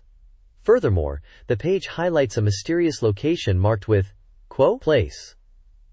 It describes this area as a confusing labyrinth with iron grids and a construction site-like atmosphere. The viewpoint system is presented as essential for navigating this maze-like area, finding exits, and understanding the structure. It mentions using the viewpoint from above to check the lower levels and plan routes, emphasizing the vertical exploration aspect. The reviewer seems impressed by how this viewpoint feature enhances the exploration and puzzle-solving aspects of the game, especially in such intricate 3D environments. They highlight how it allows for a better understanding of the maze-like structures and discovering hidden exits that might be missed with a fixed camera. This page showcases the upcoming SEGA Saturn strategy RPG, Dragon Force. It's hyped as a game where mastering special techniques is key to victory in massive 100 versus 100 battles. The article emphasizes how geography impacts your strategy, mentioning that different kingdoms require different approaches. The page details 2 kingdoms. Highland Kingdom, led by King Wayne, a knight-type character whose special move is Sword Slash, a powerful sword technique.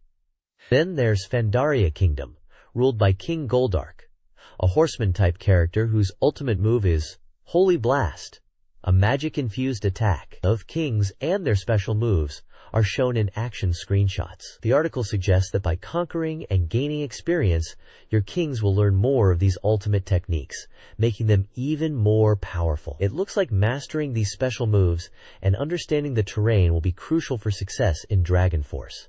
The game is stated to be 80% complete and is expected to be released around March of next year. This page spotlights key characters and abilities in Dragon Force. Tillis, the elven archer, uses the water-based Undine attack. Mizuki, the samurai general, employs the wind-based Gale Blade. Leon, the ranger, utilizes the fire-based Frogger Bomb. Junon, the Dark Knight, unleashes the fire magic of Flame Cannon. Gongos, the beast soldier, uses the jumping Skydiver attack. Reno, the mage, summons the destructive Meteo Storm. Each character's unique special move, emphasized by staff comments, is vital for strategic gameplay, highlighting the importance of mastering these techniques for victory in Dragon Force. This page focuses on the Saturn version of the game 3x3 Eyes, Seima Kurinden, highlighting the development progress and the enhancements made for the Saturn console. The developers are confident that this Saturn version will surpass previous versions in graphics and playability, showcasing improved animation using Touler motion technology for smoother visuals. A key feature being spotlighted is the new window system for dialogues. Unlike other versions where messages disappear after being read, the Saturn version retains previous messages in a scrollable window, allowing players to review past conversations, which they believe is a significant improvement. The page illustrates this with screenshots showing how message windows are displayed and scrolled. Furthermore, the page introduces the customizable options screen. Players can adjust various sound settings like music volume, sound effect volume, and voice volume, along with text display options. This level of customization is emphasized as a welcomed feature. The game is stated to be 70% complete and is anticipated to be released around April. The developers express their excitement and encourage players to look forward to the game, promising a delightful event with voice actors and enjoyable gameplay. The SEGA Saturn game 3x3 Eyes, Seima Kurinden, includes an Omake CD packed with bonus content. This CD features character introductions, staff insights, a game glossary, sound and visual extras, and original story introductions. Behind-the-scenes footage of the development team is also included. The game aims to be accessible to newcomers and faithfully recreates Hong Kong locations, including famous landmarks and restaurants, through on-location research and voice recordings. A special pre-order event is also planned. SEGA Saturn Magazine is giving away tickets to 3x3 Eyes S to 30 lucky readers. The event will feature a game demonstration with voice actors, showcasing the Saturn version and gameplay, as well as a live performance by Keiji Tanya. The event will be held on March 27th at the Japan Youth Hall in Tokyo. Readers can apply for tickets via postcard before February 23rd. This page introduces the upcoming SEGA Saturn action RPG, Story of Thor 2, also known as Legend of Oasis internationally. It's hyped as a fresh wind for Saturn action RPG fans. The page boasts about the game being 50% complete and highlights the full orchestral soundtrack, promising high-quality game music for Saturn owners who are audio enthusiasts. The article mentions the game is an action RPG that players can easily enjoy, emphasizing its balanced gameplay. It positions Story of Thor 2 as the second coming of a masterpiece, implying a sequel to the Mega Drive's Story of Thor, and suggesting it will be enjoyable even for newcomers to the series. The story synopsis talks about the protagonist Leon, who is destined to become the Spirit King, and the quest to find spirits. It mentions 6 elemental spirits of water, fire, earth, wind, and shadow, plus the golden spirit. Leon is described as a 17-year-old who inherits the blood of the Spirit King and embarks on a journey guided by fate. We also get a glimpse of Mayura, likely the heroine. The screenshots showcase action gameplay with the protagonist fighting enemies in various environments. Overall, the page is creating excitement for this new action RPG on the SEGA Saturn. Legend of Oasis offers an engaging action RPG experience through 3 key elements. Firstly, it features smooth and responsive character animation with versatile movements and command-based special attacks, providing strategic depth and freedom. Secondly, the game emphasizes the thrill of action RPGs by incorporating challenging traps and large bosses that require strategic thinking and weapon utilization. Finally, it introduces a unique spirit system. Players can summon 6 elemental spirits like Ditto, water, and Ifrit, fire, to assist Leon. These spirits, with their distinct abilities and attack methods, add a new dimension to gameplay, enhancing combat and environmental interaction.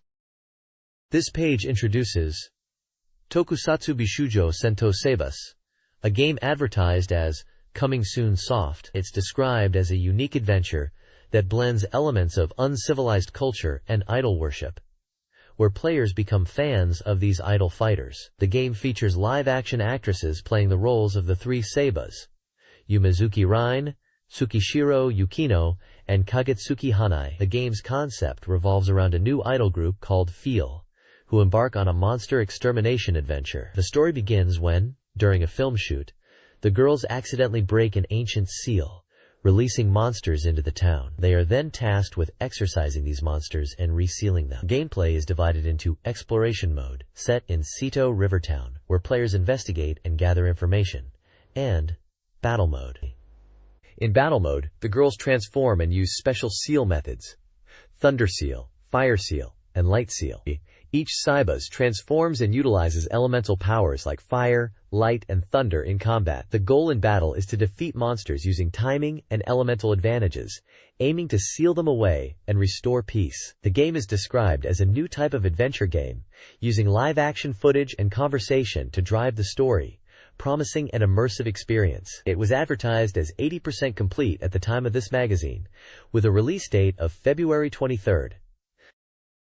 This page is all about Ninku Ninku, a brand new and exciting versus fighting game for the SEGA Saturn based on the popular manga and anime series. It's being hyped as a hyper-gag battle with a focus on comical and over-the-top special moves. The game looks to capture the essence of Ninku, with wacky and expressive character animations and a unique sense of humor in the fighting genre. The page boasts about the game being 90% complete and ready to launch soon.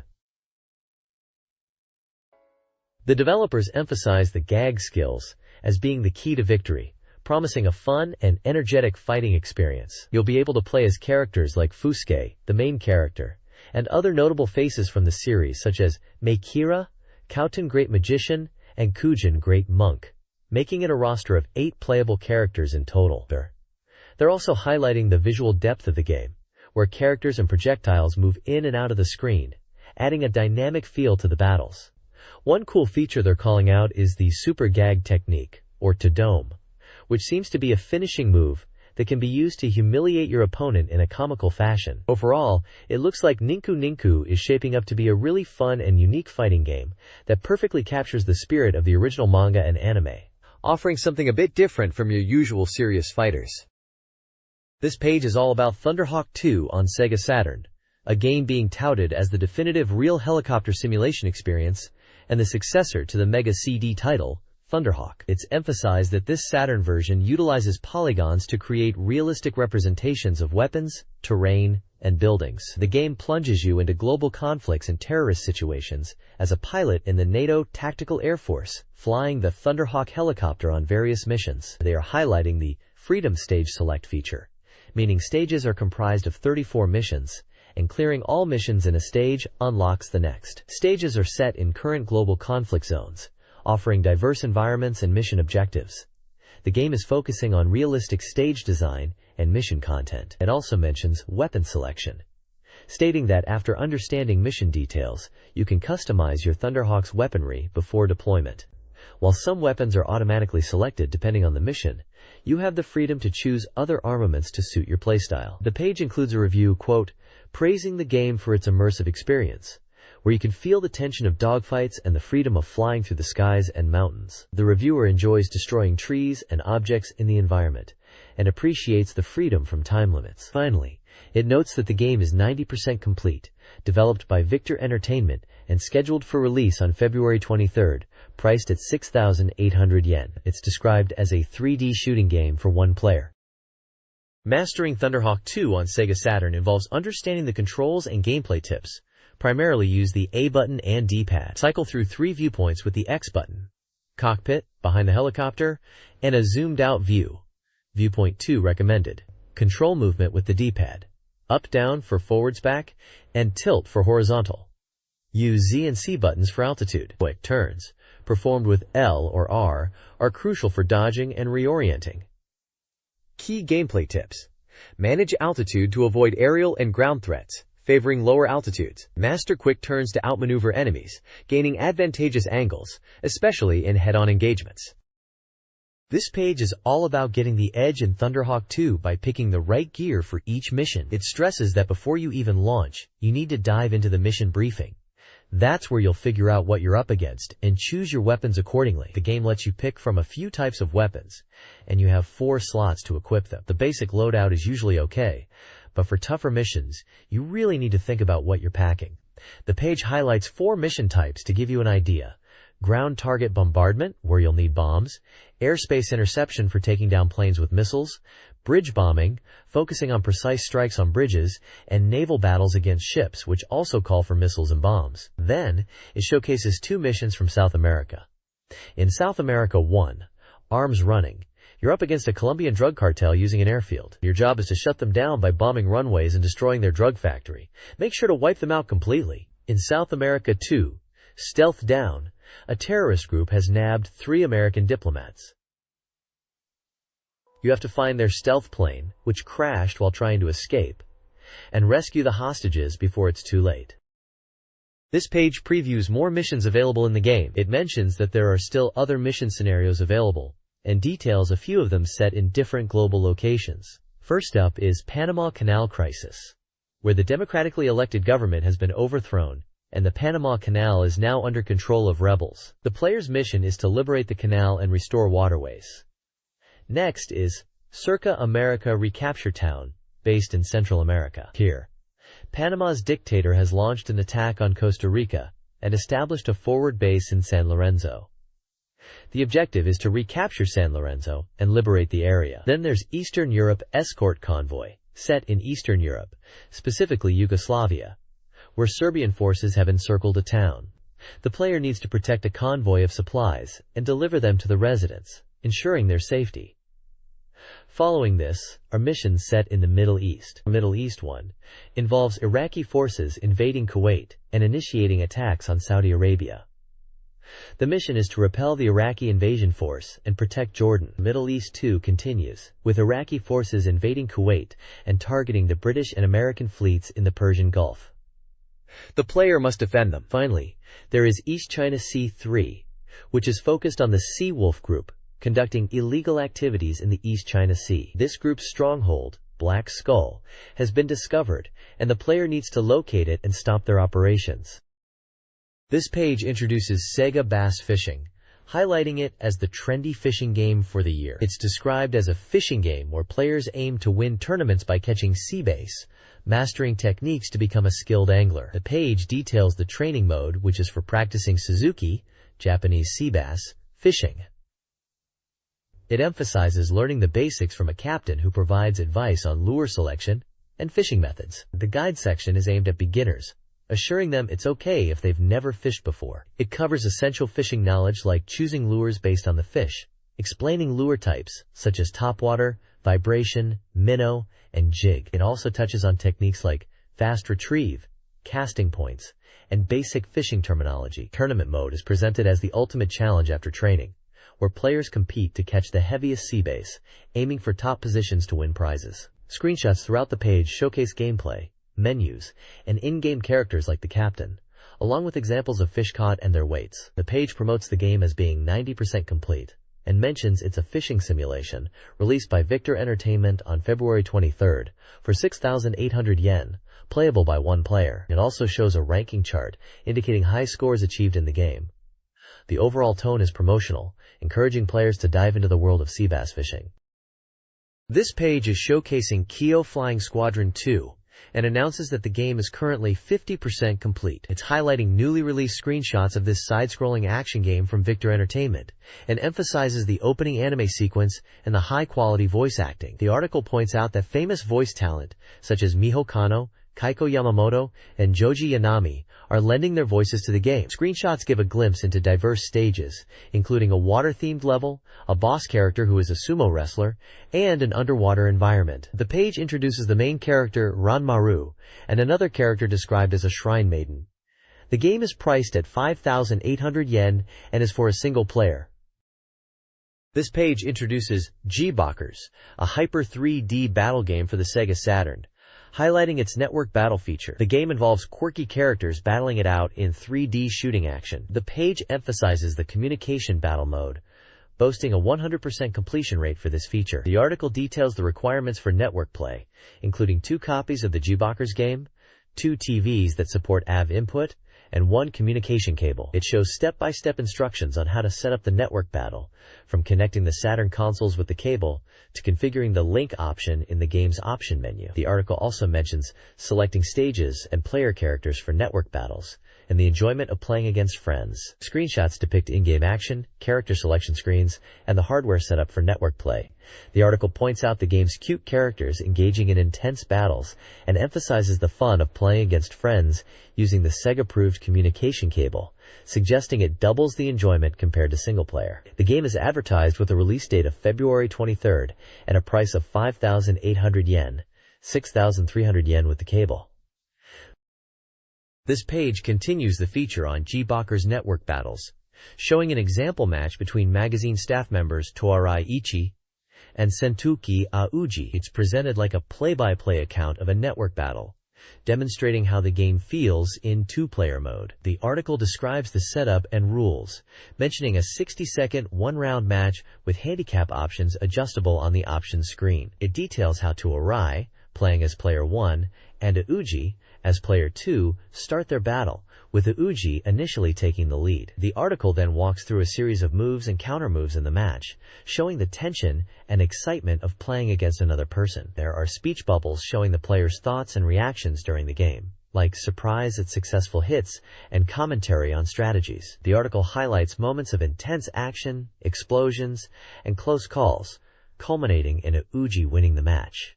A column section titled Me and Communication Battle Play by Namosan, 24, discusses their experiences with network play, mentioning trying out car racing games and G-Bockers in network battles. They enjoyed the competition and tension of playing against another person, noting the fun of trash-talking and observing the opponent's screen. They also touch on the strategic aspects of network play and the enjoyment of shared experiences in multiplayer gaming.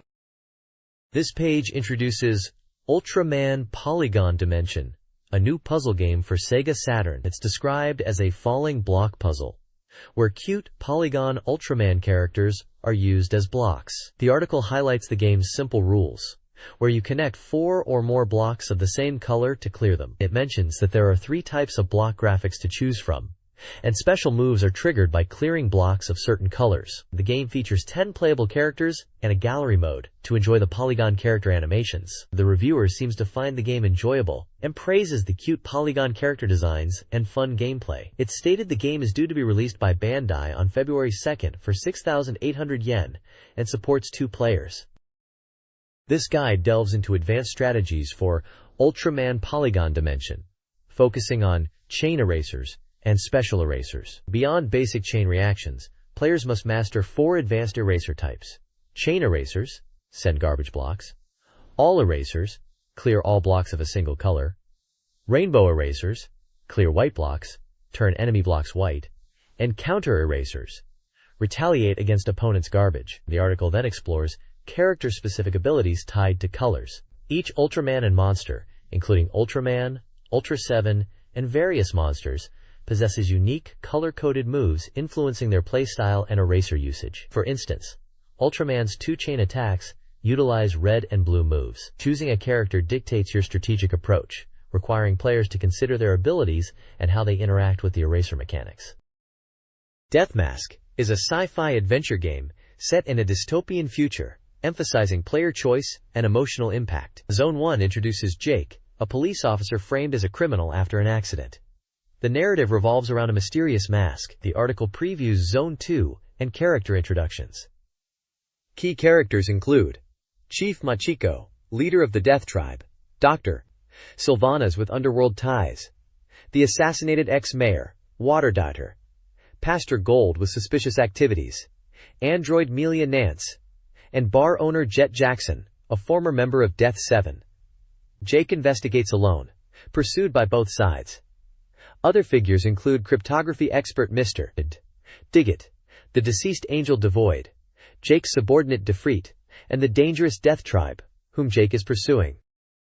This page continues the preview of Death Mask, focusing on Zone 2. Following on from Zone 1, where Jake escaped the subway, Zone 2 begins with him descending into the underground again. The article suggests Zone 2 is a busy place, involving exploring a strange town, helping distressed women, and even bomb disposal, making things quite hectic for Jake as he navigates through suspicious areas. The screenshots hint at gameplay progression through Zone 2. It seems Jake will enter a church, find an item, encounter a strange and suspicious room, and obtain a card to activate a card reader.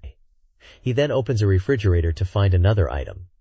The path leads him through a manhole, suggesting a sewer section. Further on, there's a switch which appears to stop progress, and another switch in a different area. The page mentions encountering Angel Devoid, perhaps via a digital display, and also highlights Diggit, who seems to appear in a scene where chips are being analyzed. The final scenes show enemies, described as cyberdogs, that Jake will have to fight, asking, what will Jake do? Essentially, this page is a walkthrough preview of Zone 2, showing locations, actions, item collection, and character encounters within this part of the game.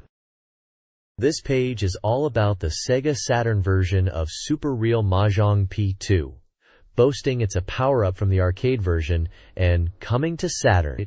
It highlights that fans who loved Special in the arcade will be pleased with the Saturn version. The character designer, Kenichi Sonoda, is still on board, ensuring the characters are just as appealing.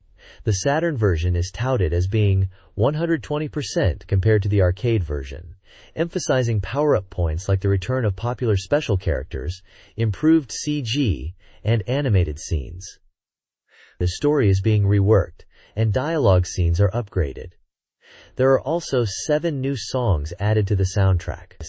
It sounds like they've packed in a lot of extra content and polish, making it worth a look even if you played the arcade version. There's a completion rate indicator at 70% and release info pointing to a Jaleco release on March 29th with a price of 7,800 yen for a 2-disc set.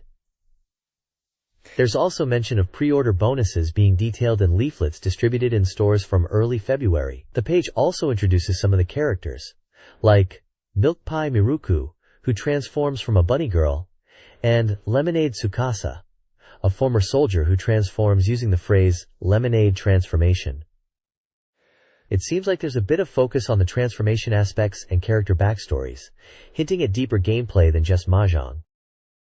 The Sega Saturn version of Super Real Mahjong P2 emphasizes fan service, showcasing revealing service scenes with characters like Milky Pie Miruku. Gameplay includes familiar Search Pie's special moves like Fire Attack, and new allies with special moves such as Lightning Blade and Cherry Bomber, adding strategic elements like using characters as shields. Character introductions include Cherry Pie, who transforms into a dominatrix-like figure, and Pinky Shoe, a cute magical girl. A key feature is the inclusion of a video recording location with behind-the-scenes footage from the voice actors, an extra absent from the PlayStation version. The Saturn release appears to be prioritizing extra content and appealing to fans with both gameplay enhancements and visual elements.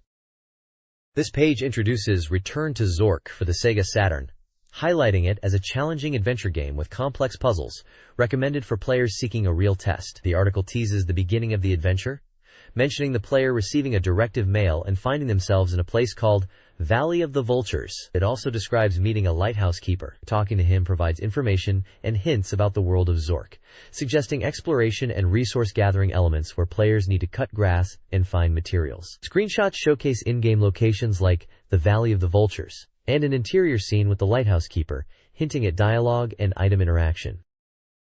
The article focuses on the initial stages of Return to Zork.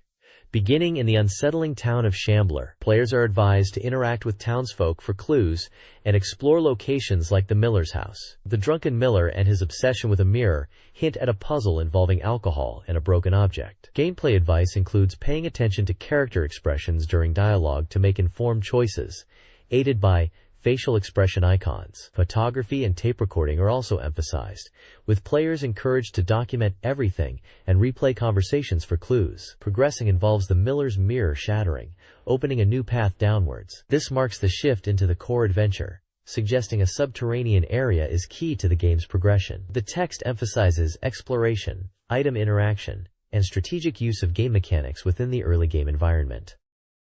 This page dives into Lode Runner: The Legend Returns, highlighting it as a nostalgic classic reborn for the Sega Saturn. It emphasizes that while it retains the spirit of the original, it's not something you can breeze through with old strategies alone. The article introduces 10 brand new items designed to assist players, and maybe even hinder enemies too. Several new items are showcased with screenshots, such as the gold ingot, which now has graphical variations, the large bomb, a bigger explosion version of the standard bomb, the shelter, which hides you from enemies above, and the pile and rope, which has multiple colors and can be used to trap enemies. Other items include the small bomb, the tar bucket, the monster trap, the spray gun, and the trap hole. These new items appear to add fresh strategic elements to the classic gameplay.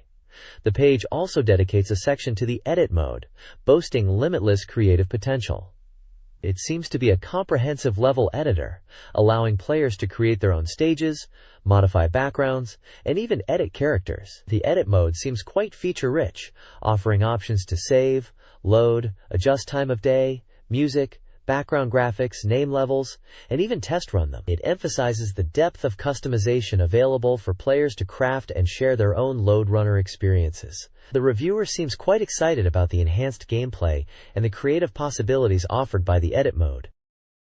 This page is all about Sim Tower, known as The Tower here, a simulation game where you're the owner and manager of a skyscraper on the Sega Saturn. It's just about to be released, with the game at 95% completion. The magazine highlights it as a deep simulation, mentioning the music as a notable feature, with opening music by Chocolate Fashion and in-game tracks from various artists. The page then dives into gameplay basics, starting with construction. You choose from 4 land types and can build up to 80 floors above ground and 7 below. Crucially, the ground floor must be a lobby. Lobbies are essential, and you need to strategically place items on the lobby floor to connect different parts of your tower. These items act as pathways, and clever item placement is key to efficient tower layout, and even allows for building twin towers. A significant part of the game involves managing your residents' stress. You can use a magnifying glass icon to check on people in your building and see their stress levels.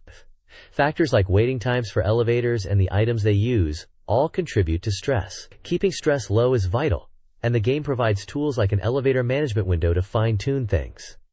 Basically, happy residents mean a successful tower. This page details the essential items within SimTower, categorized for strategic tower building.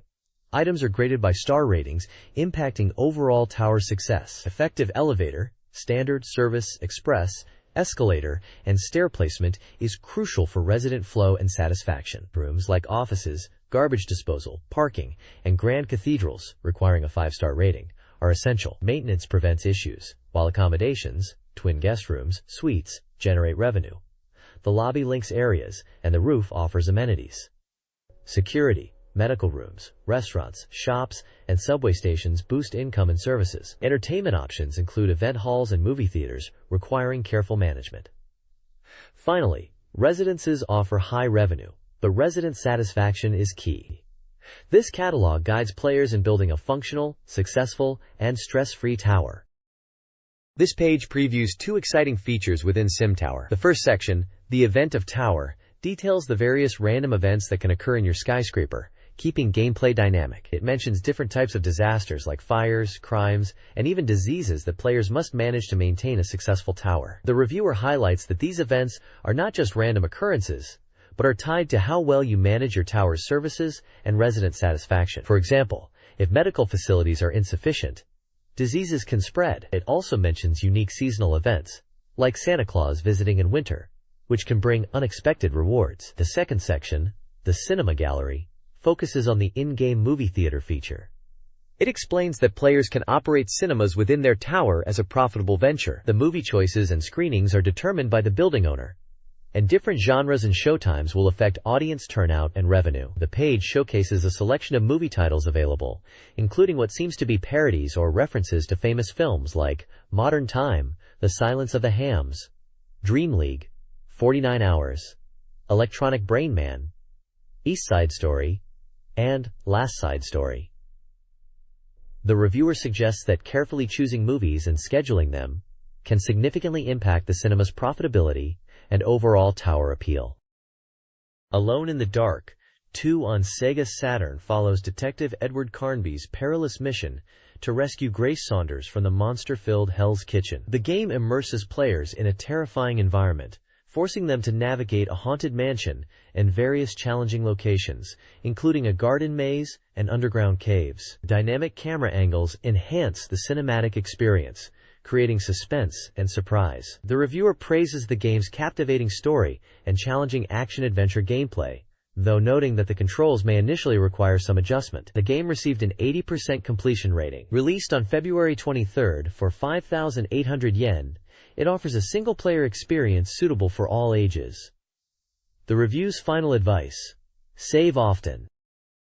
This page is all about the upcoming SEGA Saturn puzzle game, Daron, which is making its way from the arcades to the console. It's promised to be a really addictive falling block puzzler, with 4 distinct game modes. Mode 1 is the classic arcade versus mode, Tea Room Daron, where you battle against the CPU or another player by dropping nuisance blocks onto their playfield. There are also power-ups like the surprise bomb to clear your screen in a pinch, and mechanics where blocks turn into coins for a while. And then there's Live Until Morning, which is a time attack mode to see how long you can survive clearing blocks. Daron Champ mode is a coin collecting challenge where you convert your opponent's field to coins and then grab them. Lastly, Skyscraper in Daron Color is an endless mode on a massive vertical playfield, encouraging you to build huge chains and aim for massive scores. The page also quickly introduces some of the game's quirky characters, such as the muscular Captain Romeo, guitar-playing Amigo, idol-like Now-chan,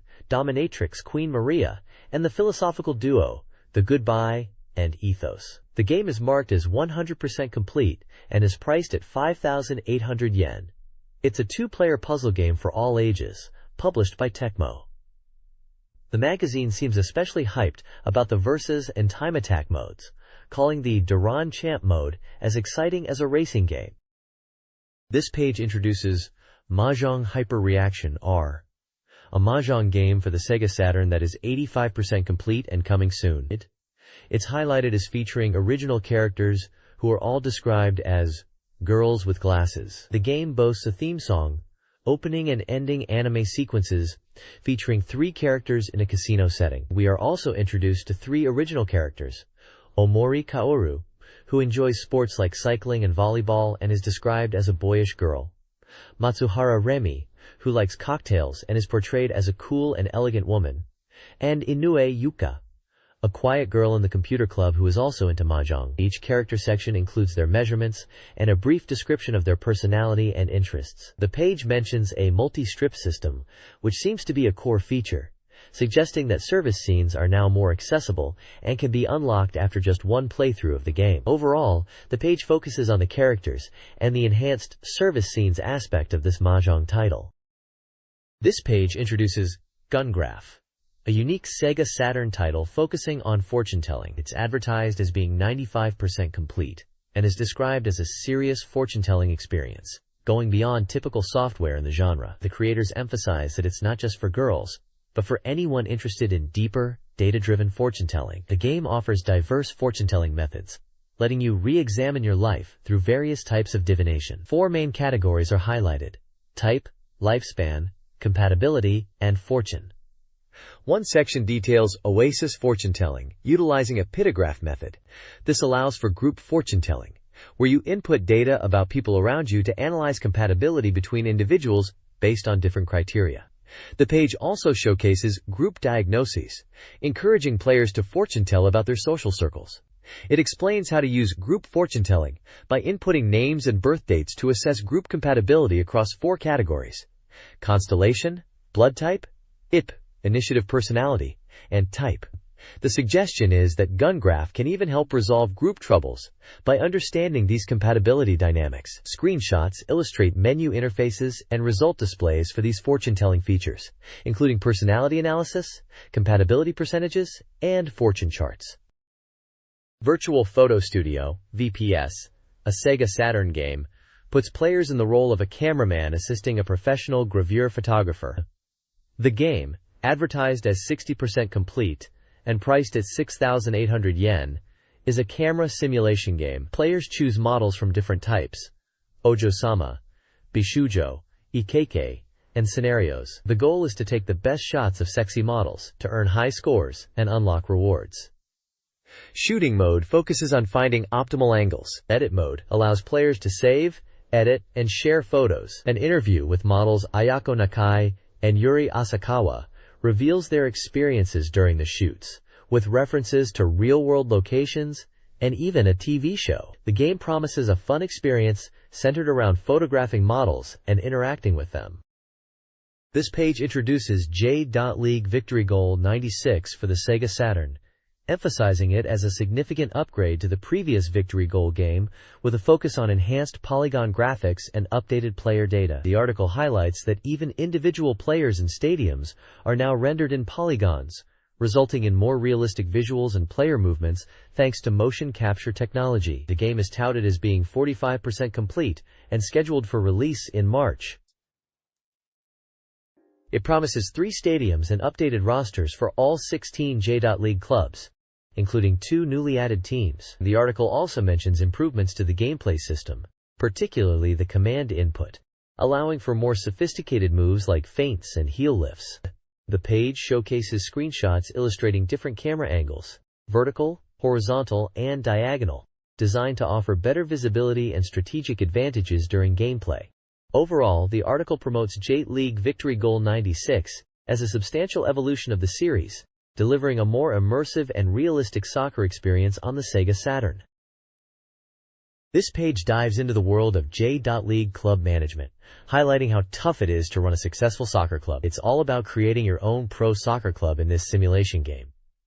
The page details the essential first steps: building your club from the ground up. You'll need to choose your team members, and the game starts by letting you select your initial players, aiming for a balanced squad. It looks like you get to pick from different regions for players, like South America or Europe, each with its own style. You also need to hire a manager, crucial for shaping your club's direction and player development. Then comes the important decision of your hometown and club name.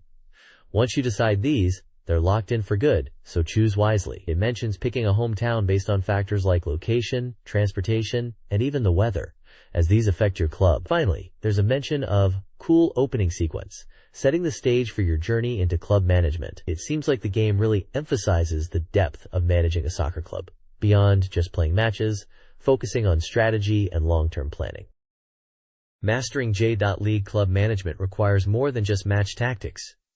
It demands persistent practice and effective front office management. Success hinges on three key areas: continuous training, diligent front office work, and strategic match tactics. Training is vital for player development. Coaches and player conversations, though beneficial, must be balanced to avoid overworking players.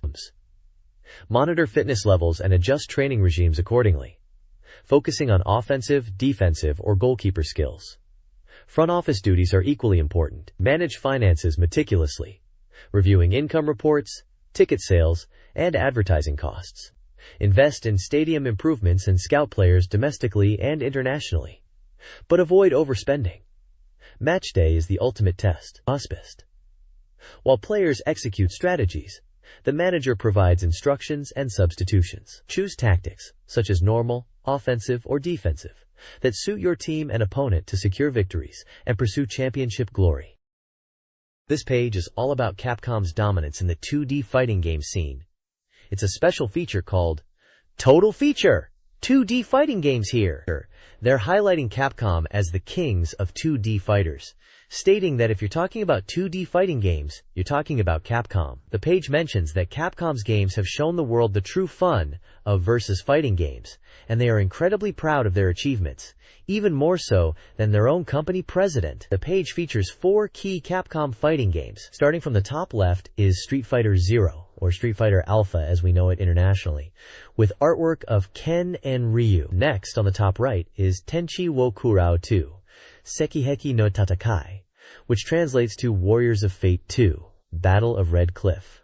Below Street Fighter Zero on the bottom left is Vampire Hunter, or Darkstalker's Revenge for us international players, showcasing Dmitry Maximov. Finally, on the bottom right is Street Fighter 2, featuring a group shot with Ryu, Ken, Chun-Li, Guile, and M. Bison. The text in the middle section emphasizes that this feature will thoroughly analyze these 4 games from Capcom. It's definitely a celebration of Capcom's classic 2D fighting game lineup from this era.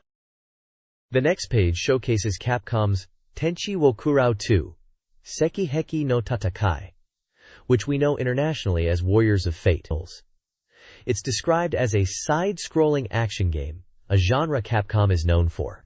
The page highlights its arrival on the Saturn and calls it a popular arcade title, being faithfully ported. The text mentions that the game is set in the Three Kingdoms period of China, and players can choose from 5 famous generals: Guan Yu, Zhang Fei, Zhao Yun, Huang Zhong, and Wei Yan. Each character has unique attacks.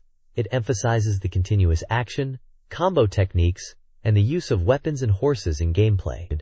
It also mentions 2-player simultaneous play, and that the graphics are arcade perfect. The page uses strong visuals like flying blood splatter and swim through water to highlight the action. Screenshots show in-game scenes depicting fire and water environments. There's also a section about body recovery items, which feature food items like meat and dumplings to restore health, emphasizing the variety of items in the game. Finally, there's a section titled Confused Enemies and Allies, showcasing chaotic battle scenarios. The story section gives a brief background, mentioning a rebellion 2200 years ago, and the generals rising up to defeat the enemy. Street Fighter 2, the interactive movie, is a new genre game for the Saturn, blending cinematic visuals with gameplay. In game mode, players train a monitor cyborg by gathering data from Street Fighter characters, mirroring M. Bison's Shadaloo organization's goals. Players collect data through a timing-based search mechanic, requiring precise execution of moves. Successful searches earn data, which can reveal character profiles and vehicle information. However, prioritizing data collection diminishes battle points. This suggests a balance is needed between exploration and combat in this unique interactive experience.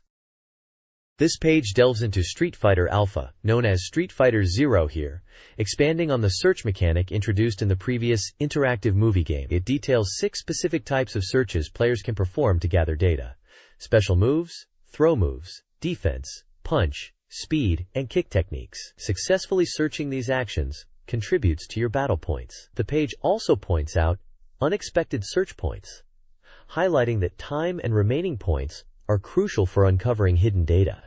There are even search points in scenes depicting characters' younger days, like young Ryu and Ken training. Screenshots show search points within battles like E Honda vs. M Bison and Chun-Li vs. Balrog. Interestingly, the page touches upon friendship power, suggesting that searching scenes involving friends can lead to powerful items, and hints that Ryu and Ken's headband is a symbol of friendship and a stronger weapon. Moving on, the mock battle mode is introduced, where players can input passwords to control the cyborg and test its strength in battles against Ryu. Lastly, the data display mode allows players to input all the movie data they've collected. This data unlocks character profiles, backgrounds, and even vehicle details, allowing for comprehensive character data collection, exemplified by Chun-Li's profile shown on the page.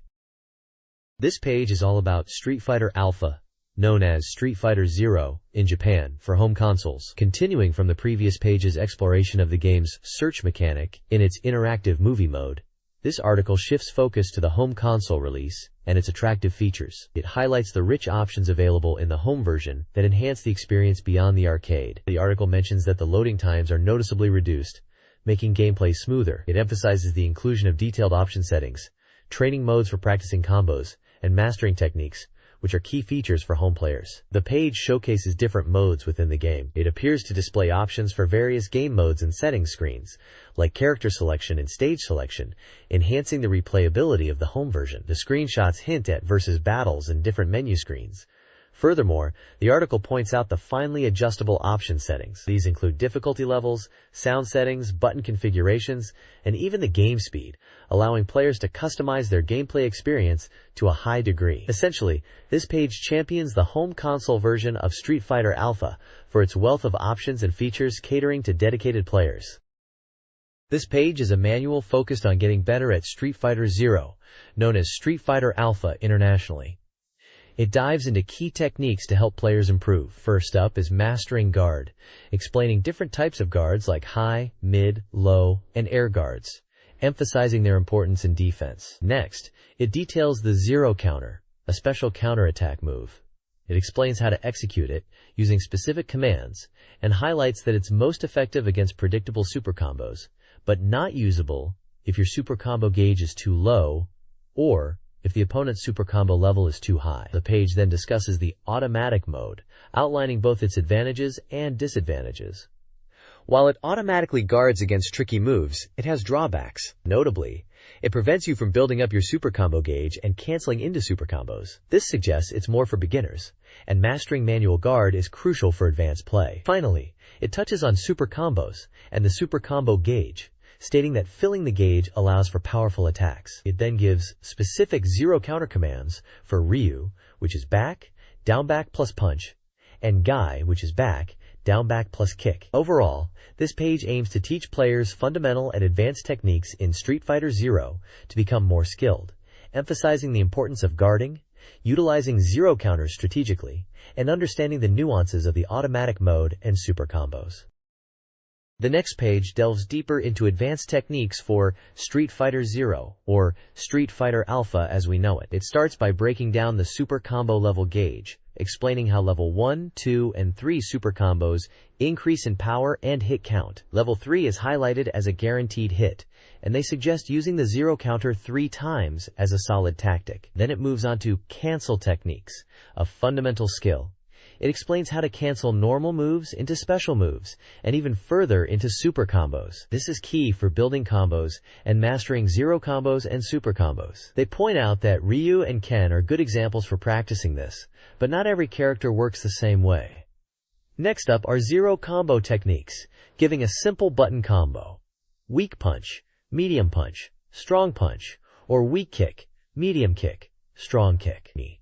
These are basic but essential combos to learn. Finally, it introduces the game's original training mode, emphasizing it's perfect for mastering continuous techniques and super combos. It's a safe space where you don't take damage, and the opponent just stands there, letting you practice freely. It highlights that you can even replay your training sessions to refine your skills and become a zero master. The training mode lets you choose opponent stances, standing, crouching, or jumping, to practice different scenarios and combos.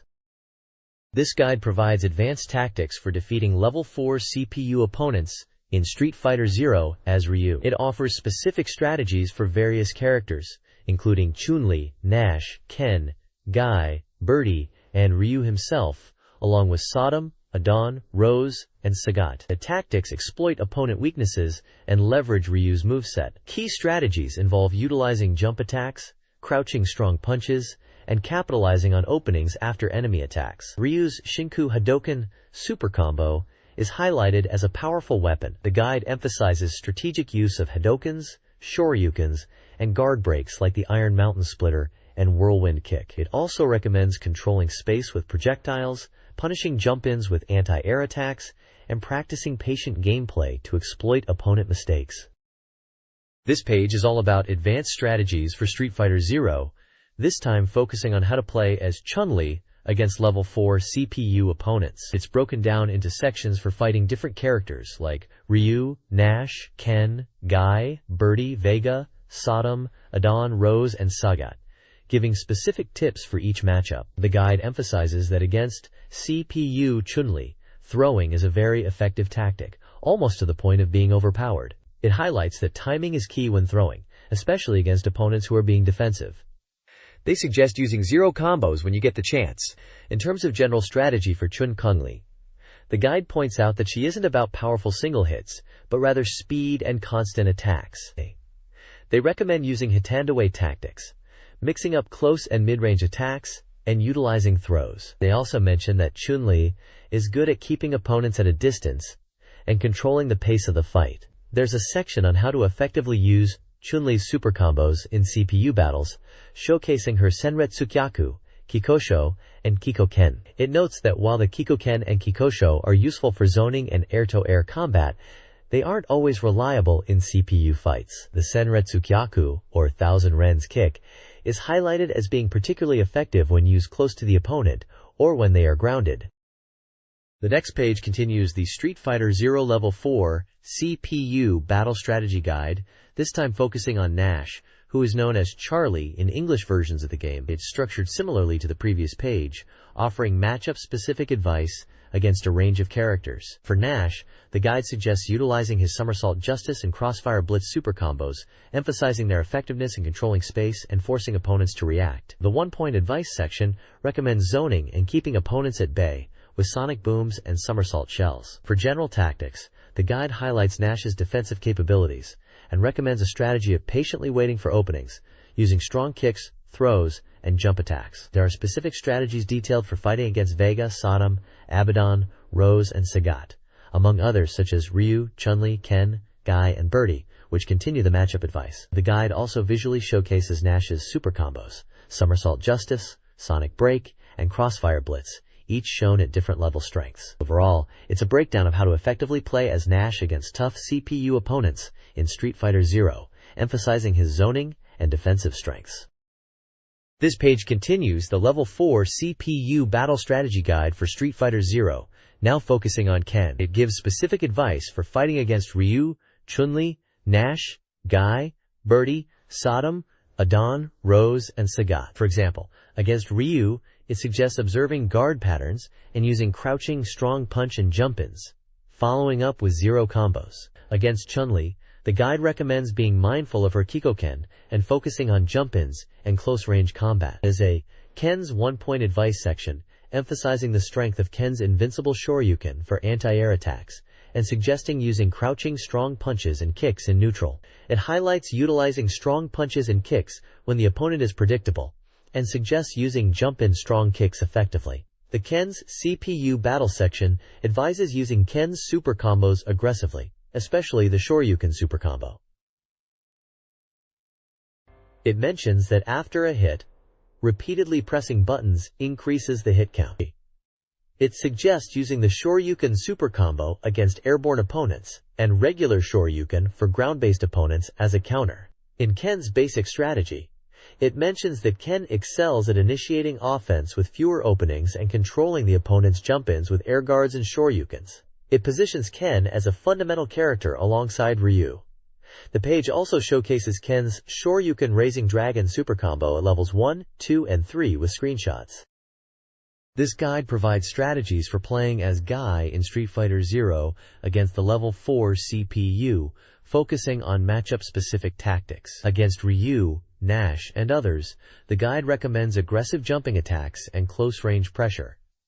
Against Chun-Li, focus on low attacks and anticipating her projectiles. When facing Guy, use Bush and Double Blow for anti-air defense. Against Birdie, interrupt jump attempts with crouching kicks. Guy's one-point advice emphasizes jump-in attacks and combo practice. Guy's basic battle strategy highlights his jump-in prowess and the Azuna drop. The guide stresses consistent pressure but cautions against throws, due to the Krippyu's reversal tendencies. Effective cancel options are also given. Further strategies are given for Vega, Sodom, Afekadon, Rose, and Sagat, using strategies against their specific attacks. The guide also details Guy's super combo, Bushin Goraisenpu, with level variations. This Street Fighter Zero guide details strategies for playing Birdie against level 4 CPU opponents. General tactics include jumping strong kicks followed by crouching strong kicks, and using bullhead for knockdowns. Specific matchups offer tailored advice. Against Ryu, Nash, and Ken, stick to the general strategy. Against Chun-Li, interrupt jumps with crouching weak punches and avoid her projectiles. Jen requires patience, utilizing jumping strong kicks and bullhead. Guy is countered with knockdowns and bullhead, while Vega is defeated with jumping strong kicks and throws. So Bedlam is vulnerable to jumping and crouching strong kicks. Abaddon is handled with crouching weak punches and jumping attacks. And Rose requires jumping and crouching strong kicks followed by bullhead after a soul throw. Approach Sagat cautiously after the start of the match. Key Birdie advice includes using Murder Chain more frequently, and strong kick cancels into bullhead. The guide cautions against overuse of the super combo, suggesting it only when opponents jump or in predictable situations. It stresses Birdie's core strategy, jumping strong kicks into crouching strong kicks.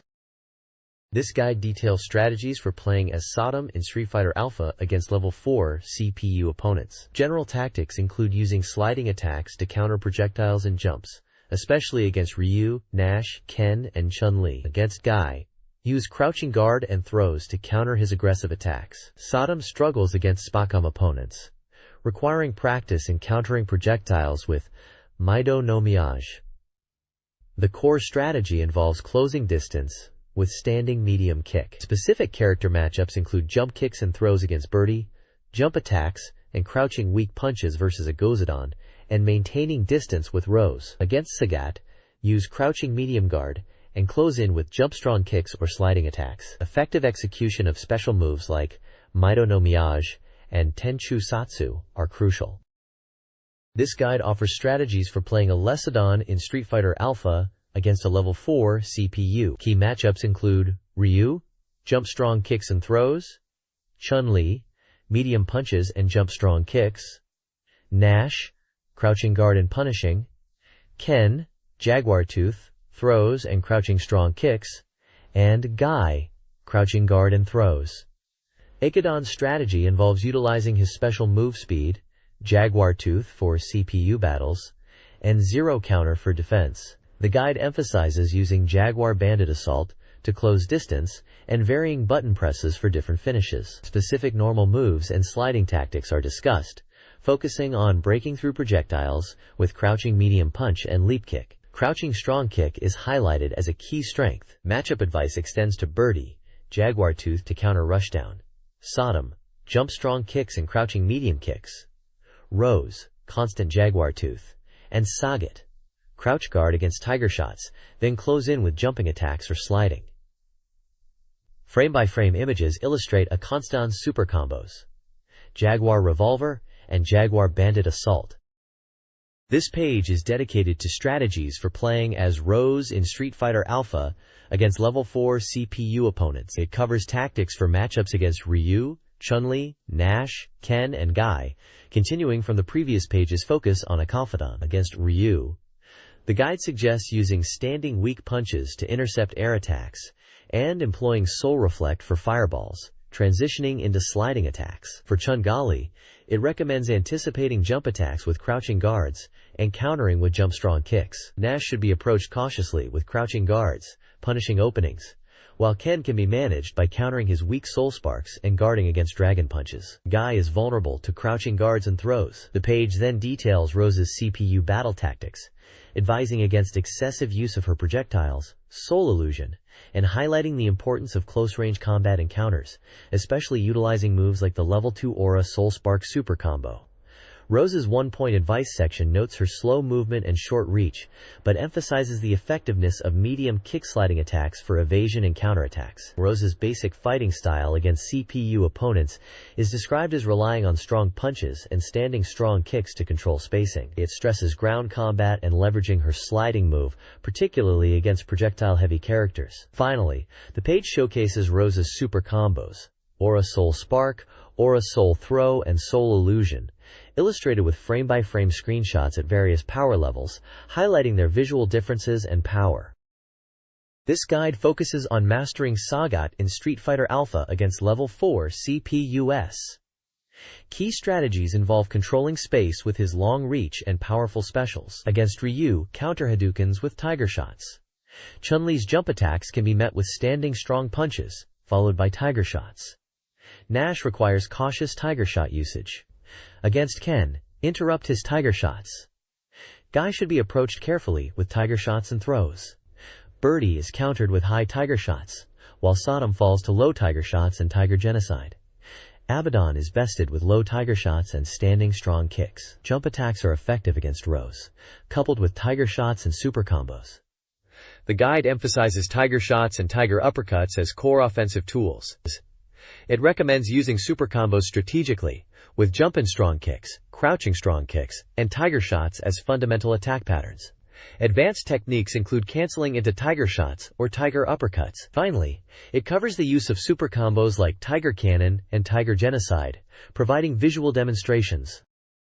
The next page is all about Vampire Hunter, Darkstalker's Revenge, diving into practical techniques for battles. It's presented as an all-about guide, suggesting it's aimed at giving players a good overview of how to improve their game. The page starts by advising players on how to choose their character, suggesting that beginners should pick someone who resonates with them from the 10 available types. It mentions using the start button and punch/kick combinations to select different colors for your character. There's a versus battle flowchart explaining basic fighting game concepts like guarding, chain combos, and essential special moves. It breaks down a typical match flow, from approaching the opponent to dealing with their wake-up attacks and counterattacks, with points marked on the chart that probably relate to specific techniques or strategies. The page includes a compatibility table, showing how each character in the game fares against others, ranked from 1 to 10, with circles and triangles indicating good and bad matchups, respectively. This table seems designed to help players understand character strengths and weaknesses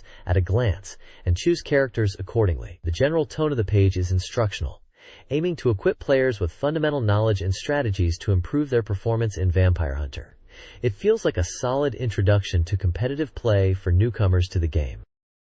This page delves deeper into All About Vampire Hunter, focusing on guard techniques and chain combos to enhance your battle strategy. It starts with guard direction and post-guard offense, explaining ground and air guards. It highlights that while guarding is crucial, you can't rely on it indefinitely and need to know when to counterattack. It points out ground techniques that cannot be crouch guarded, giving examples like specific moves for Anakaris.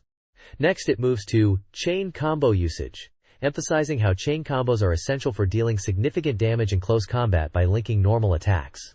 However, it notes that chain combo damage reduces significantly after the 5th hit. The page also warns about cross-up attacks and the limitations of air guards, indicating they aren't a foolproof defense. A section titled Chain Combo Weaknesses and Countermeasures elaborates on the reduced damage and suggests using guard cancels to interrupt chain combos and create counter opportunities. It further mentions that relying too much on guard cancels can be predictable. Finally, it touches upon auto guard, explaining it as a feature where the game automatically guards for you, but it can also be a liability, as it might guard ineffectively in certain situations. Characters like Donovan, Victor, Phobos, Byron, Leylai, and Morrigan are mentioned in examples to illustrate these techniques. Overall, the page is packed with practical battle advice to help players improve their Vampire Hunter skills by mastering defense and offense. In Vampire Hunter, dash attacks are crucial for both offense and defense. Characters utilize running or flying dashes, each with unique properties. Running dashes, often used by ground-based fighters, allow for jump attacks that bypass crouching guards, enabling characters like Morrigan and Sasquatch to launch devastating chain combos. Air dashes, available to characters like Lele, Zabel, and Phobos, offer added mobility. Backdashes are equally important, serving not only for escape, but also as a counterattacking tool. They can evade attacks and set up counteroffensives, especially against jumping attacks or predictable rushdown strategies. Characters like Bishaman and Victor benefit from effective backdash usage. Mastering both forward and backdashes is essential for controlling space and dictating the pace of the fight.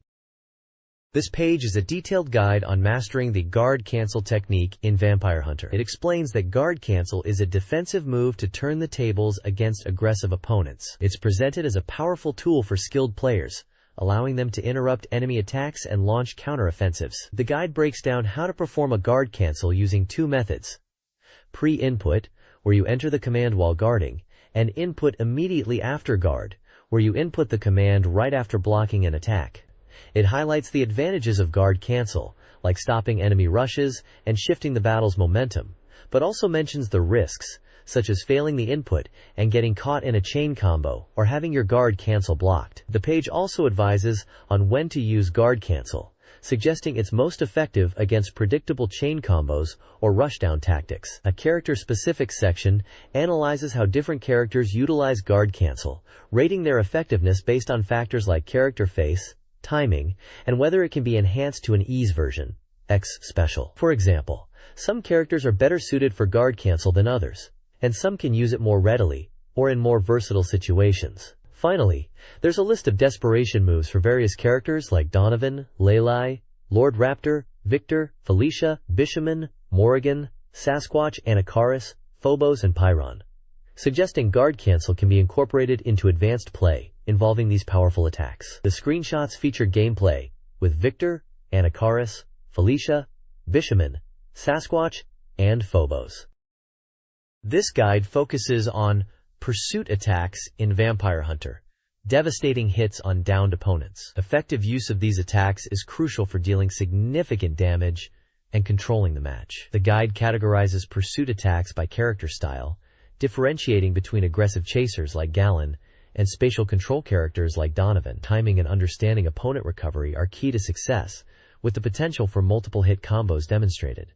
New characters add unique approaches. The guide also highlights limitations, noting when pursuit attacks are ineffective. It recommends using them after throws and knockdowns, with subtle movement adjustments for optimal damage. Finally, it explains air pursuit attacks, showing how to extend air combos and providing character-specific examples. This page delves into wake-up offense and defense in Vampire Hunter, continuing from the previous page's focus on pursuit attacks. It emphasizes thinking about your next move and deciding your wake-up direction after being knocked down, a crucial aspect of the game. The page breaks down strategies for both getting up safely and attacking a rising opponent. It suggests considering different wake-up options like counterattacking, creating distance, or trying to anticipate the opponent's next move. A character matchup table is provided, suggesting optimal wake-up directions against specific opponents. For example, Donovan versus Anacaris, or Lele versus Felicia. The guide then moves on to methods for attacking an opponent during their wake-up. It covers various techniques, such as waiting to counter their attack, layering invincible moves, using high or low attacks, and even unblockable moves to pressure them. The page highlights the importance of reading your opponent and adapting your wake-up game accordingly to gain an advantage in Vampire Hunter. Screenshots are used throughout the page to visually demonstrate these wake-up tactics in action. This page dives into advanced strategies for Vampire Hunter, focusing on effectively using special moves and X attacks. It starts by discussing the effective use of special moves, emphasizing the importance of understanding move properties and predicting opponent actions. The page then explains the rules of projectiles, detailing how projectiles interact in the game, highlighting things like durability. Moving on, the guide covers the advantages of Essification, explaining how Essip's moves enhance special attacks with increased power and hit counts. Next, it details the power of X moves, noting their unique properties like invincibility, unblockable aspects, and significant damage output. The guide then touches on using invincibility frames for both offense and defense, a crucial technique in fighting games. It also explores incorporating special moves into combos, discussing how to seamlessly weave special moves into attack strings. The page further explains special moves with increased hit count by button mashing, giving examples like Donovan's Lightning Sword and Lei Lei's Typhoon Kick, where button mashing boosts hits.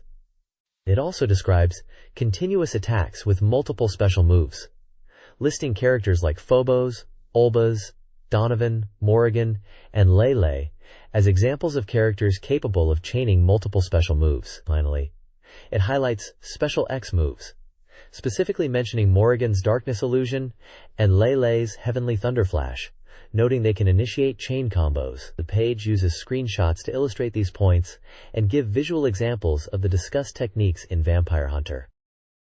This page introduces 4 characters from Vampire Hunter: Donovan, Victor, Anakaris, and Felicia, giving a profile and move list for each. Donovan is described as a tragic warrior born between humans and demons, fighting to prevent repeated tragedies. His move list includes special moves like Ifrit Sword, Blizzard Sword, and the powerful Kill Switch. Victor is a Frankenstein cyanotype monster created by a genius scientist from Goldenheim, seeking to prove he's the strongest. His moves are strength-based, like Giga Hammer, Giga Buster, and the explosive Giga Burn. Anakaris is an Egyptian mummy king resurrected after 5,000 years. His profile highlights his powerful defense. His move list features unique mystical attacks such as Royal Curse, Cobra Blow, and Pharaoh Magic. Finally, Felicia is a musical star Catwoman dreaming of fame. Her moves emphasize speed and agility, featuring attacks like Sand Splash, Delta Kick, and Rolling Scratch. The page highlights her tricky movements and strong X attacks. Each character section has screenshots showcasing their moves in action. This guide explores 4 additional characters from Vampire Hunter: Bishamon, Sasquatch, Phobos, and Pyron. Bishamon, a samurai, utilizes relentless aggression with dash attacks and combo chains to overwhelm opponents. Sasquatch, a strong Canadian hero, focuses on close-range combat, relying on powerful punches and dash attacks. Phobos, a robot guardian, employs zoning tactics using projectiles to control space and then closing in for combos. Pyron, a cosmic entity, dominates with long-range projectile attacks and punishing close-range approaches. Each character profile includes gameplay strategies and a list of special moves, providing players with a comprehensive overview of their unique fighting styles. This page is the SEGA Saturn Soft Complete Guide. It's a thorough guide for SEGA Saturn software released after they hit the shelves. This particular issue dives deep into 3 big titles that came out at the end of last year. They're hoping this guide will be a big help to players. The page highlights 3 games across different page numbers: SEGA Rally Championship on page 207, Shin Megami Tensei, Devil Summoner on page 212, and Tushinden S on page 216. The image features a character in blue martial arts clothing who looks like they could be in the middle of a fight, possibly related to one of these games, or just to illustrate the action-packed nature of Saturn games. This page unveils hidden commands for SEGA Rally Championship, enhancing the driving experience. Players can race against the developer's ghost car in time attack mode by inputting a button sequence after setting specific parameters. The page also reveals how to unlock the challenging lakeside course by pressing X and Y on the mode select screen. Furthermore, it details 2 methods for driving the Lancia Stratos. In champion mode, winning the super advanced course followed by a specific button combination unlocks the Stratos. Alternatively, the Stratos can be selected in arcade mode on the mount transmission screen by moving right, then left. The page encourages players to explore these secrets to elevate their gameplay.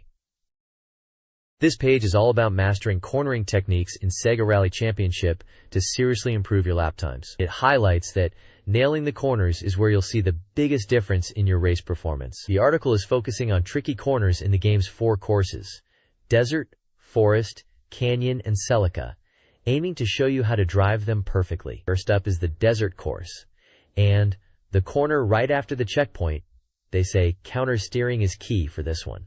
It's a right-hand corner, and they explain you need to drift and use countersteering to get through it fast. There's a diagram showing the ideal line, which is out and out, and it stresses the importance of early steering input and controlling the slide to avoid hitting the rocks on the exit. Then it moves on to the forest course and a right-hand corner just after point A.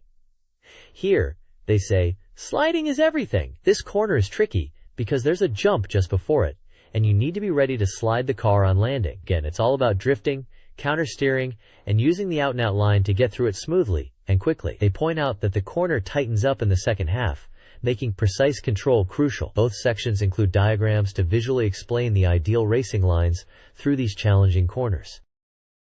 This expert guide focuses on mastering the mountain course in SEGA Rally Championship, particularly cornering techniques.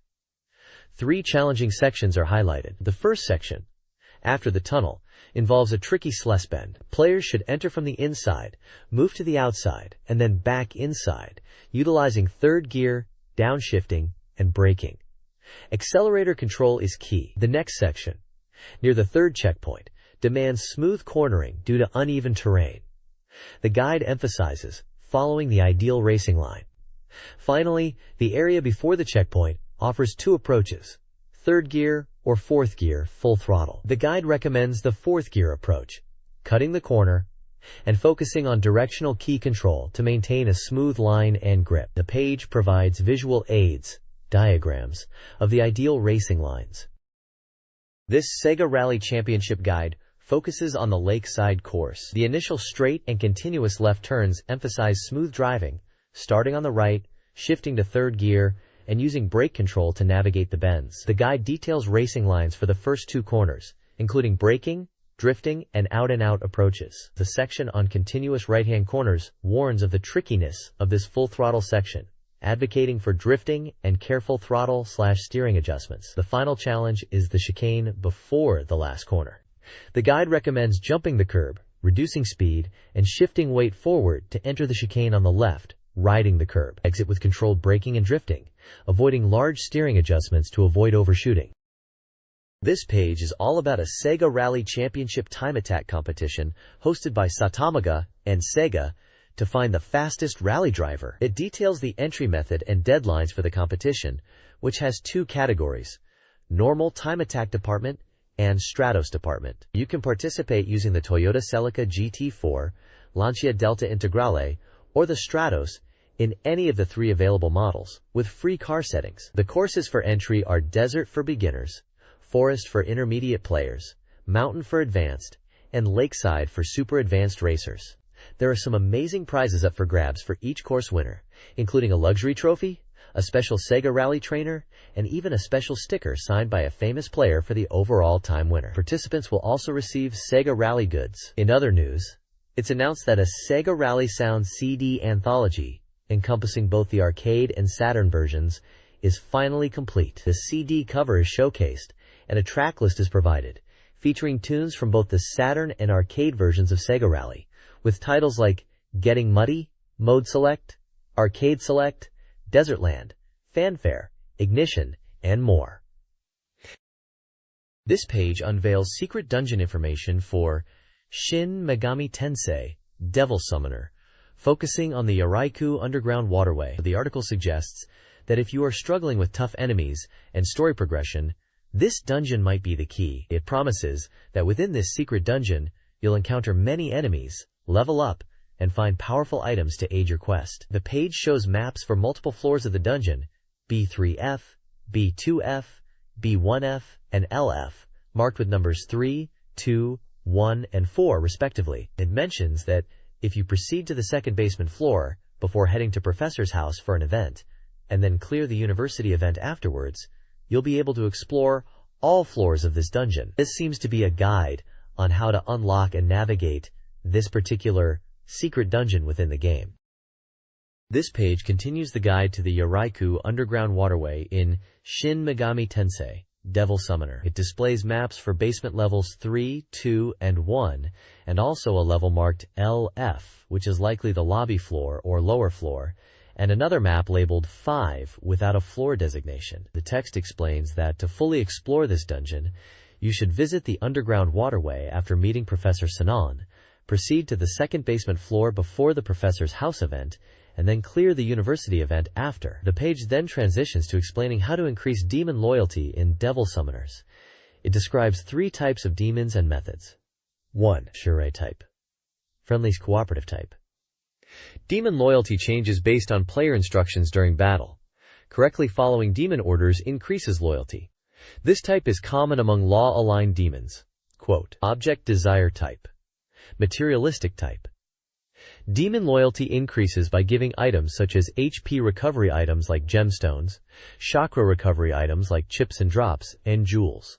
Giving these items builds loyalty for this type, which is common among neutral-aligned demons. Quote, 3. Level Difference Type. Level Gap Type. Demon loyalty is affected by the level difference between the protagonist and the demon. Demons don't level up, so as the protagonist's level increases, demon loyalty also increases automatically.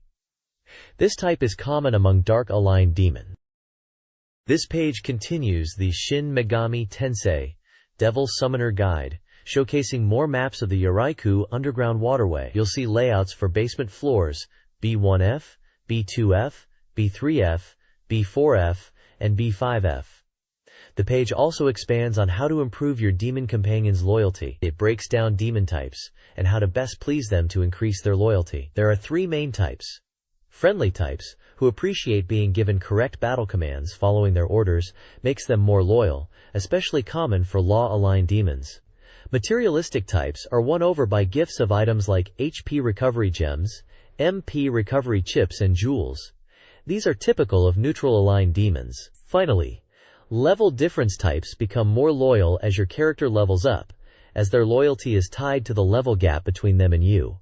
These are often dark-aligned demons. The page suggests understanding your demon's personality to effectively raise their loyalty.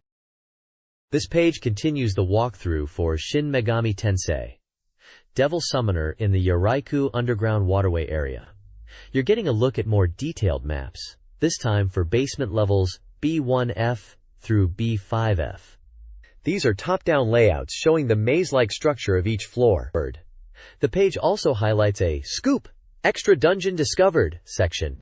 It mentions that there's a secret extra dungeon beyond the main game that's filled with high-level demons and valuable items. To access it, you apparently need to go to the last dungeon in the ancient underground area, then proceed to the boss room but don't trigger the ending sequence. If you go back to Yuraiku Underground Waterway B2F after doing this, and head to a specific location marked with a star on the map, you'll find the entrance to this extra challenge dungeon. So it sounds like a hidden postgame area for those who want even more of a challenge.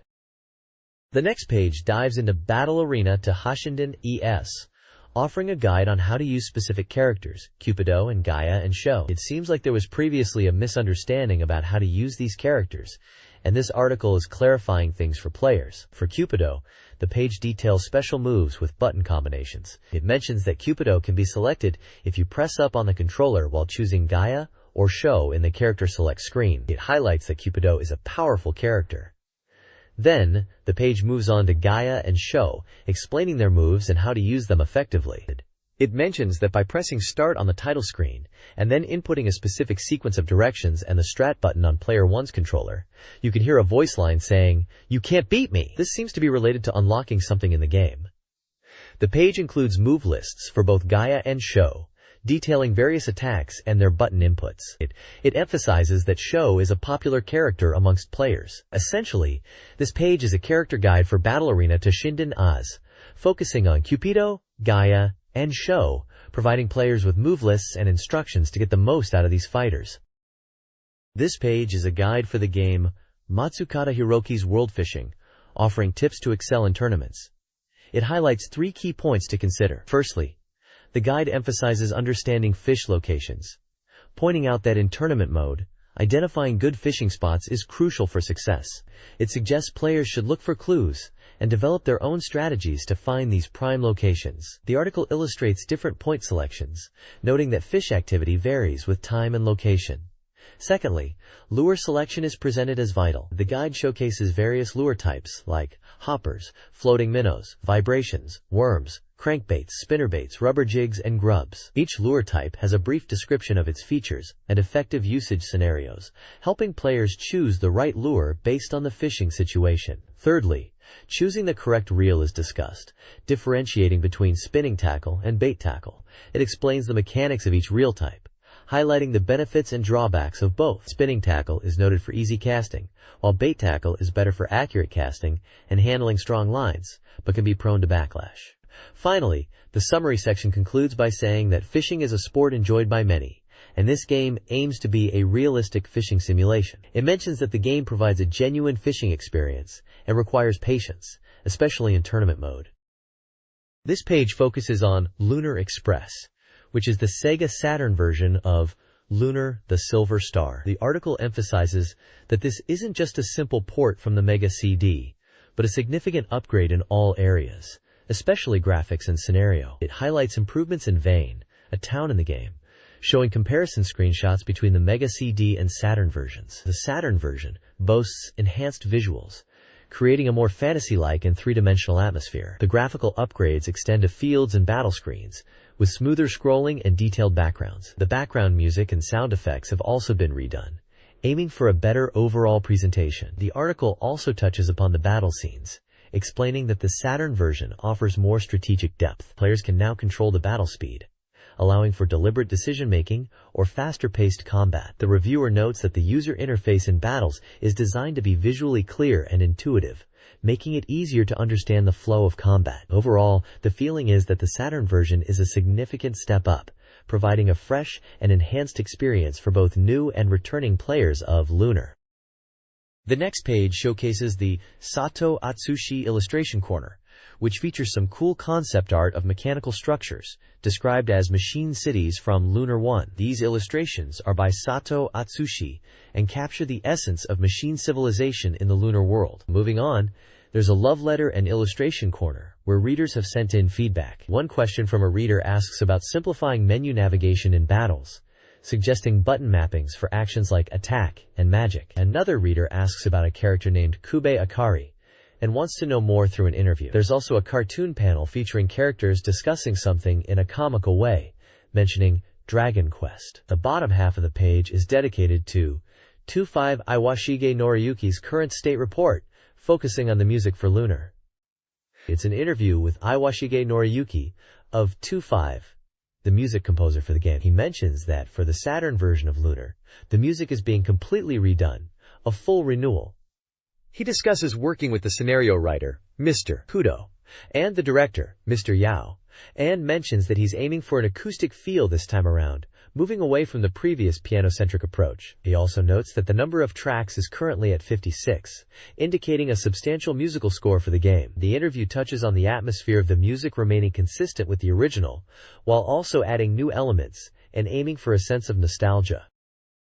This page is all about the arcade scene, specifically Sega AM3's latest project, Rush. It's showcasing the arcade version of Cyber Troopers Virtual-On, which is being hyped as a robot action game, where you feel like you're actually inside the cockpit, duking it out. They're really emphasizing the arcade experience, saying it's finally hitting arcades properly and is a true arcade game. The article talks about the graphics and motion being really impressive in the arcade, and the two-lever control system, which might seem confusing at first but is apparently deep and rewarding once you get the hang of it. They even suggest watching other players to learn tactics. The page highlights 4 different Virtroids. These are the mechs you pilot. There's Temjin, MBVO4G, described as the standard balance type, easy to handle. Then there's Viper 2, TRV06KH, a lightweight, agile type with good jumping and aerial capabilities. Next up is Raiden, HBVO5E, a heavy armor type designed for defense and stability. And finally, APHARMD, MBVO9C, which is focused on close combat with strong melee attacks. There are also screenshots of the game in action, showing beam Tenfanfa weapons and hit effects. It looks pretty intense, and they mention it's something you really need to try out in the arcade to get the full experience. They're really pushing the immersive feeling of piloting these robots in battle. This page continues the feature on the arcade game, Rush, and focuses on Cyber Troopers Virtual-On, helping players understand the weapon characteristics of each Virtuoid to improve their game. It explains that the tables shown rate weapons out of 5 stars for attack power, continuous fire, and tracking ability, with more stars indicating better performance. The page details 8 Virtuoid Koroids, For Temujin, its beam rifle and beam sword are highlighted as balanced. Raiden's Vulcan and grenade bomb are noted for their power. Viper 2's laser has high continuous fire and tracking. Ape Harmid's shotgun and bomb are powerful. Then there are 4 new Virtuoids introduced. Fian's handbeam and heartbeam are featured. Dorcas's fireball, hammer and phalanx are listed. Balbispo has ring laser and F-main. Belgdor's grenade, napalm, and homing missile are shown. The page encourages players to understand these weapon characteristics to choose the best Virtuoid and weapon combinations for victory in the arcade. This page showcases the exhilarating arcade experience of Manx TT Superbike. The text emphasizes the game's immersive feeling of riding a real bike, achieved through detailed sound and realistic bike physics. It poses the question of whether you've experienced this ultimate bike game yet, highlighting the intense speed and responsiveness of the controls. The page features images of the arcade cabinet, in-game action, and course maps. It introduces 2 courses.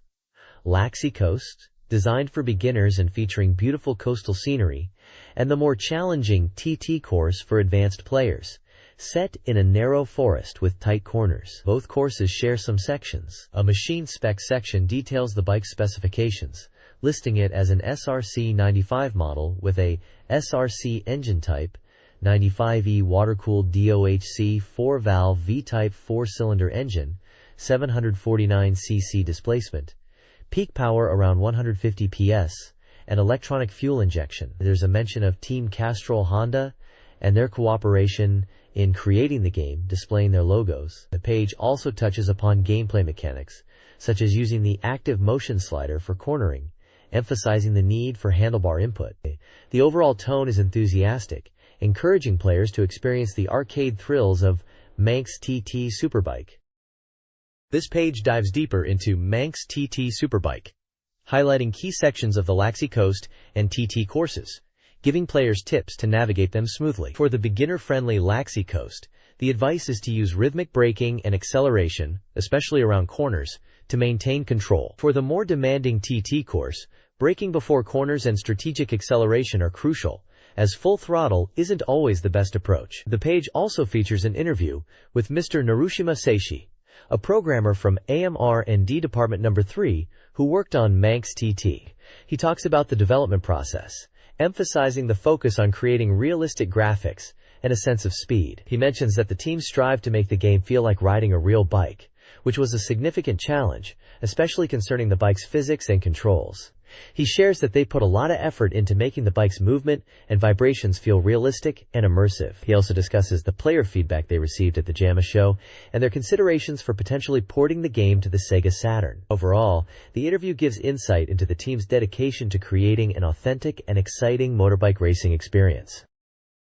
This page features a roundtable discussion with team leaders from SEGA AM2 Research and Development Department, reflecting on 1995 and looking ahead to 1996. The theme is titled, 96 Years Main Players and the Direction of Works. The discussion includes 6 team leaders, namely Nakamura Takashi from the Sound team, Mifune Tsuyoru from the Arcade team, and Okayasu Seiji from the Saturn team.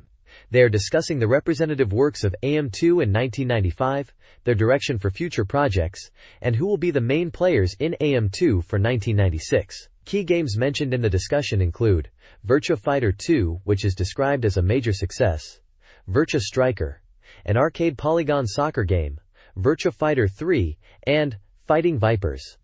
Mifune-san, from the arcade team, mentions Virtua Striker as a game they released last year, and wonders about its current popularity. Okayasu-san from the Saturn team talks about the success of Virtua Fighter 2 on Saturn, and mentions Fighting Vipers as another title. They seem to be discussing the balance between arcade and Saturn game development, and the plans for bringing more arcade hits to the Saturn. The discussion touches upon the positive reception of Virtua Fighter 2, with Okayasu-san noting its great reception and reflecting on whether it surpassed the original Virtua Fighter. They also mention Virtua Cop as another successful title. Overall, it's a forward-looking discussion about AM2's game development strategy and key titles for the coming year. This page shows a Saturn Magazine photo roundtable discussion and point ranking for staff contributions between February 1995 and January 1996. The point ranking table lists staff members and their accumulated points, with Suzuki U topping the list at 29 points. The page also continues the discussion with team leaders from AM2. The page highlights interviews with 3 key figures. Kataoka Hiroshi from the AM2 arcade team reflects on Fighting Vipers for arcade, released in November 95. Mineo Takanori from the AM2 Saturn team discusses Virtua Cop on Saturn, released in November, and Izaki Kazuhiro from the AM2 design team talks about Virtua Fighter 3, planned for arcade release in 96. The roundtable discussion touches upon arcade versus home console development, the challenges of porting arcade games to Saturn, and the importance of polygons and 3D graphics in their games. They mention aiming to push 3D technology further, especially with titles like Virtua Fighter 3, and address the pressure and expectations from fans for upcoming releases. The leaders discuss maintaining team morale and the shift towards more demanding and new tasks in the coming year. The final section points towards Okaya Susan as a key figure for 96, acknowledging the hard work and dedication of the AM2 team. This page focuses on Virtua Fighter 3, building anticipation for its upcoming appearance at the February AOU show. The article reveals the name of the new female character, Aoi, explaining the careful selection of her name and her background as a Japanese character similar in age to Akira. The developers mention their focus on designing appealing female characters for Virtua Fighter. The article also dives into the extensive number of costume variations in the Virtua Fighter series. It explains that while 1P colors are generally standard, 2P colors offer significant changes and variety, with some characters having just a few costume variations, while others boast up to 30 different patterns. We get a glimpse at rejected costume designs for Sarah Bryant, Pai-chan, and Lion Rafal. The article highlights that in Virtua Fighter 3, the 2P colors are intended to be more visually striking, citing Akira's headband as an example. The page features Tsukamoto Gaku, the person in charge of Virtua Fighter research and development at AM2. In short, this article provides insights into the design process of Virtua Fighter 3, emphasizing the detail given to characters and their costumes. This page celebrates the music of AM2's Virtua Cop and Virtua Fighter. It highlights the release of official soundtrack creds for both series, featuring interviews with developers about the creative process, from arcade music creation to SEGA Saturn porting. The Virtua Cop soundtrack CD is the first official release, containing game music, sound effects, and jingles. The Virtua Fighter 2 Candelas features arcade music in stereo on the Saturn. The page promotes 2 soundtrack seeds: Virtua Cop soundtracks, January 24, 1996, 3,000 yen, and Virtua Fighter and Virtua Fighter 2 music tracks, January 31, 1996, 3,000 yen, emphasizing the arcade versions of the music. A humorous comic strip about Sega is included. A giveaway is offered, with signed CG portraits and postcards of Virtua Cop and Virtua Fighter artwork, signed by Hikari Nakamura and Shuichi Nakayama, to 4 winners. This page announces the upcoming SEGA Saturn version of Fighting Vipers and interviews Hiroshi Kataoka, the team leader for the Saturn port. Kataoka explains that the Saturn version is not a direct port, but is being enhanced with new elements. He mentions learning from the Virtua Fighter 2 porting experience and aiming to capture the essence of the arcade game while adding Saturn-exclusive features. Kataoka highlights that the Saturn version will include a visual movie, which seems to be a demo or attract mode showcasing the game. There's also a practice mode to help players learn combos, addressing a common request. Intriguingly, they are adding Skill Edition, hinting at new moves or gameplay mechanics. Finally, Coloring Change suggests customization options for characters' appearances. Kataoka touches upon the technical challenges of bringing Fighting Vipers to the Saturn, particularly the visual aspects like walls and character graphics. He mentions they are trying to replicate the arcade experience faithfully but also exploring Saturn-specific enhancements. He expresses enthusiasm for the project and aims to deliver a definitive version of Fighting Vipers for Saturn, asking players to look forward to it. The page also features screenshots showcasing these new features and in-game action. This page details the latest trends and gameplay tips for the arcade version of Fighting Vipers. It highlights key strategies like mastering guard attacks and reversals, and even cheekily mentions the ability to remove Honey's skirt. They also talk about armor breaking and the effectiveness of knee attacks. Moving on, there's a section showcasing essential special move commands for various characters. Piki, Grace, Sandman, Raxel, Tokyo, Jane, Honey, and Bon. It gives you the button combinations to execute some of their signature moves. Finally, there's exciting news about a special version of Fighting Vipers being showcased at the Polygon Junkie 3 event. This special version features super deformed, almost chibi-style characters. This two-headed Viper version was set to be available to play on December 26th at the event, and it sounds like a fun and unique take on the game. SEGA created a peculiar commercial for Virtua Fighter 2 on the SEGA Saturn using the tagline, "Brain Direct Hit SEGA Saturn." The 30-second ad, crafted by Hakuhodo Inc. and airing from late 1995 to early 1996, featured human locomotive cars, actors wearing train helmets. The commercial depicts a train crash, visualized through miniature sets, and a focus on the brain direct hit concept. The actors were actually staff from the CG department. The ad culminates in the Virtua Fighter winner screen, showcasing Akira. The making of the commercial involved shooting in locations like Kawasaki and Minato Mirai, with creative use of wind machines and miniature cars. An interview with Kurokawa Fumihiro, Sega's AM2 research publicity manager, discusses the evolution of Sega Saturn commercials. The focus is on impactful, memorable advertising, like the Human Locomotive Cars commercial for Virtua Fighter 2, which used the tagline, "Brain Direct Hit SEGA Saturn." The interview highlights the shift from this style and Sega's ongoing efforts to create powerful commercials.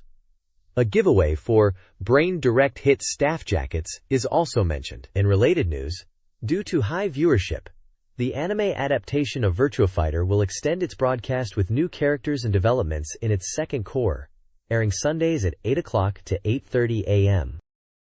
AM2 Research is sharing updates. They're excited about Virtua Surf, showcasing its New Year's card art and thanking fans for their postcard submissions. They hint at exciting projects, including a potential two-player mode for the Sonic racing game and the possible return of Sagata Senshiro. They're also previewing the Virtua Fighter Kids magazine cover, discussing the development process and seeking fan feedback on character designs. A contest is underway. Winners can receive a Sarah Bryant poster, a Virtua Fighter 2 calendar, potentially a rare item, and a Virtua Fighter 2 postcard set. A postcard campaign offers a Virtua Fighter t-shirt and other prizes to those who provide feedback on their games, music, and artwork. AM2 encourages players to share their opinions to influence future game development. This page showcases software reviews for the Sega Saturn. There are 3 groups of reviewers: Lady Users Group, Game Mania Group, and Guest Game Writers, each giving their opinions on upcoming titles. First up is Street Fighter Zero, which everyone seems to love. The Game Mania Group gave it a high score of 9 out of 10, praising its faithful arcade port and the inclusion of a training mode. They highlight the combos and techniques are easily accessible. The Lady Users Group also enjoyed it, particularly noting the cool combos. Even the guest writers were impressed, scoring it 8 out of 10, mentioning it is a good port of the arcade version. Next is Tengai Makyo, Daion no Mokushiroku, or Far East of Eden, the Apocalypse IV. It seems to be getting mixed reactions. The Lady Users Group gave it a decent score, highlighting the video quality and engaging scenario. However, the Game Mania Group only gave it a 5 out of 10, finding the scenario and dialogue in the adventure parts to be lacking and too slow-paced. The guest writers also gave it a 5 out of 10, pointing out the dialogue scenes are a bit dull and need more exciting direction, but acknowledge some positive aspects. Overall, Street Fighter Zero seems to be a hit, while Tengai Makyo is receiving more lukewarm reactions, with concerns about its pacing and scenario. Return to Zork, a point-and-click adventure, received mixed reviews. Lady User reviewers found the puzzles obscure and the graphics scary, giving it a 4/10. High Roller reviewers appreciated the cinematic presentation, scoring it a 7/10, despite the confusing puzzles. Guest writers enjoyed the story integration, but warned of its difficulty, rating it a 6/10. Virtua Fighter CG Portrait Series Leon Raffaele, a fighting game, also had varied reception. One reviewer praised its simple controls and comedic elements, awarding it a 7/10. Another saw it as a reaction-based game aimed at fans, also giving a 7/10. However, a guest writer, pointing out graphic changes, gave it a 4/10, stating it's mainly for core fans. The editor summarized it as a CG port focused on Leon, designed for fans of the character. This page from SEGA Saturn Magazine dives into secret techniques and cheat codes for a few games. For Off-World Interceptor Extreme, there's a money cheat activated by entering a button sequence in the options menu, giving you maximum cash to start the game. Marriage, a dating sim, has an exploit where you can repeatedly get paid by saving on payday, reloading, and restarting the game each month for easy money. Moving on to Darius Gaiden, there are a few command codes entered at the start screen. One boosts your shot speed and makes boss fights easier in very easy and abnormal modes. Another adds difficulty levels and rapid fire in X mode. And finally, a code to max out your credits to 9. For Guardian Heroes, you can adjust the camera angle during gameplay by pausing, going to options, then exiting while holding L and R. You can then manipulate the camera with the D-P-A-D and Z/Y/L/R buttons for zoom and rotation. The bottom section is a call for readers to submit their own game secrets for SEGA Saturn, 32X, Mega Drive, and Mega CD games. They're offering prizes like Saturn games and book coupons for the best submissions, categorized by game bit level. This page features an interview titled Don Mako and Hiroaki Iwasaki in the Creators Bank Volume 3 section, focusing on people who create games. It appears to be a discussion between a magazine editor and two game creators, Don Mako and Hiroaki Iwasaki.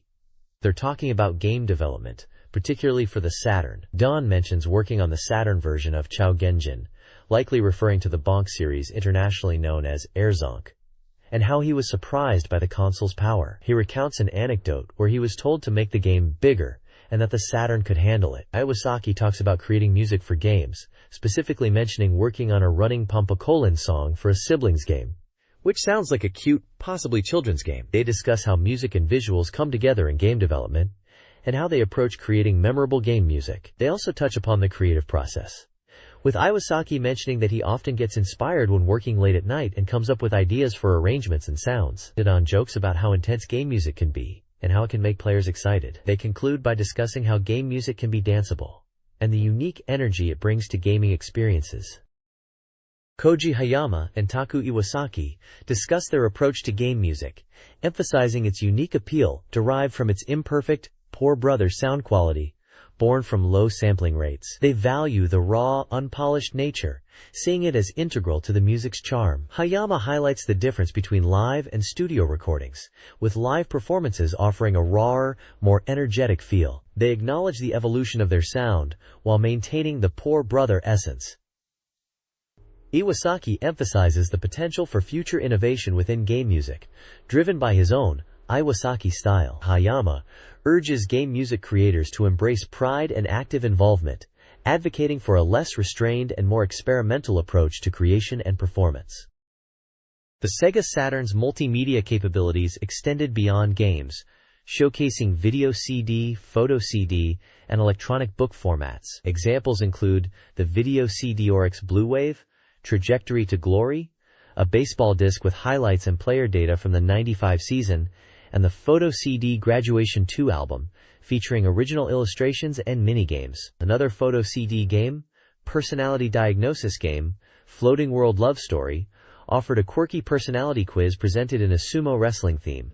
For parties, the Saturn supported music-oriented video crids like Promo Lights Clip, /Hits 1, a compilation of music videos, and Rap de Bingo Art, a rap-themed bingo game. The Saturn was positioned as an entertainment hub, capable of various media types. This page showcases the Reader Prize section from SEGA Saturn Magazine. They are giving away 7 different prizes to lucky readers who fill out a questionnaire. First up are 20 copies of a SEGA Saturn game. The title will be a surprise, but it's limited to games released by February 25, 1996. 3 readers can win a Super Real Mahjong Graffiti Notebook and Underlay set, featuring the popular Mahjong game characters. There are also 3 sets of mystery game music creds up for grabs, selected randomly by the editorial team. 10 people can get their hands on a cool Death Mask t-shirt, featuring a striking graphic design. For music fans, 3 copies of the Dangerous Curves CD, the soundtrack to the arcade-style racing game, are available. A single lucky winner will receive a promotional video for Legend of Galactic Heroes 3. Finally, 3 travel sets branded Let It Go, Waya Japan are being given away, described as perfect for overnight stays. The page also includes a staff list of the magazine contributors and an information section announcing the next issue of SEGA Saturn Magazine will be released on February 9th, promising more new game announcements. This page is an advertisement for the SEGA Saturn game, Gearbox. It's described as a hyper 3D battle action shooting game with a command input system for diverse strategies across 8 types of 3D fields. The advert highlights the intense battles and mentions it's a hyper 3D fighting battle. The game is for SEGA Saturn and priced at 5,800 yen, excluding tax. It's set to be released on February 23, 1996. And the initial release comes as a battle cable included limited pack. Below the release info, there are images of several cartoonish characters that seem to be from the game. This page is an advertisement for the SEGA Saturn game, Gearbox, and it's quite humorous. It shows a person completely wrapped in bandages, like a mummy, in a hospital bed, intensely playing Gearbox on a TV screen mounted at the end of the bed. The screens show gameplay footage, with one displaying won and the other lost, implying he's been playing intensely and winning and losing. Red siren lights are flashing on top of the TVs, suggesting the game is so addictive it's become an emergency. There's a promotion highlighted for pre-ordering the game, where you can get Gearbox branded underwear as a special gift. The advert emphasizes the crazy, addictive nature of Gearbox and the intense 3D battle action. The bottom of the page includes the company details for Riverhill Soft. This page is all about the SEGA Saturn game Guardian Heroes. It's a vibrant advert showcasing the game's characters and action. You can see the heroes prominently displayed in the center artwork, facing off against a large skeleton warrior, which looks like a formidable boss. There are also screenshots showing the side-scrolling beat-em-up gameplay, typical of Treasure style. The advert highlights it as a dramatic action RPG, where your choices and actions impact the story thanks to a multi-scenario system. They're really pushing the idea that this game is all about player agency and branching storylines. It also boasts both a story mode and a versus mode, promising intense battles in both. Apparently, there are over 40 characters to choose from in the versus mode, and you can have up to 6 players battling at once on screen. Sounds chaotic and fun. The tagline is something like, "Attack is the greatest defense," and it sets up a quest for 6 heroes heading to a mysterious kingdom. It's clearly promoting Guardian Heroes as a must-have title for Saturn owners, emphasizing its unique blend of action and RPG elements. It lists the price as 5,800 yen and mentions it's published by Sega Enterprises. You can also see a picture of the SEGA Saturn console itself, reminding everyone what system this action RPG is for.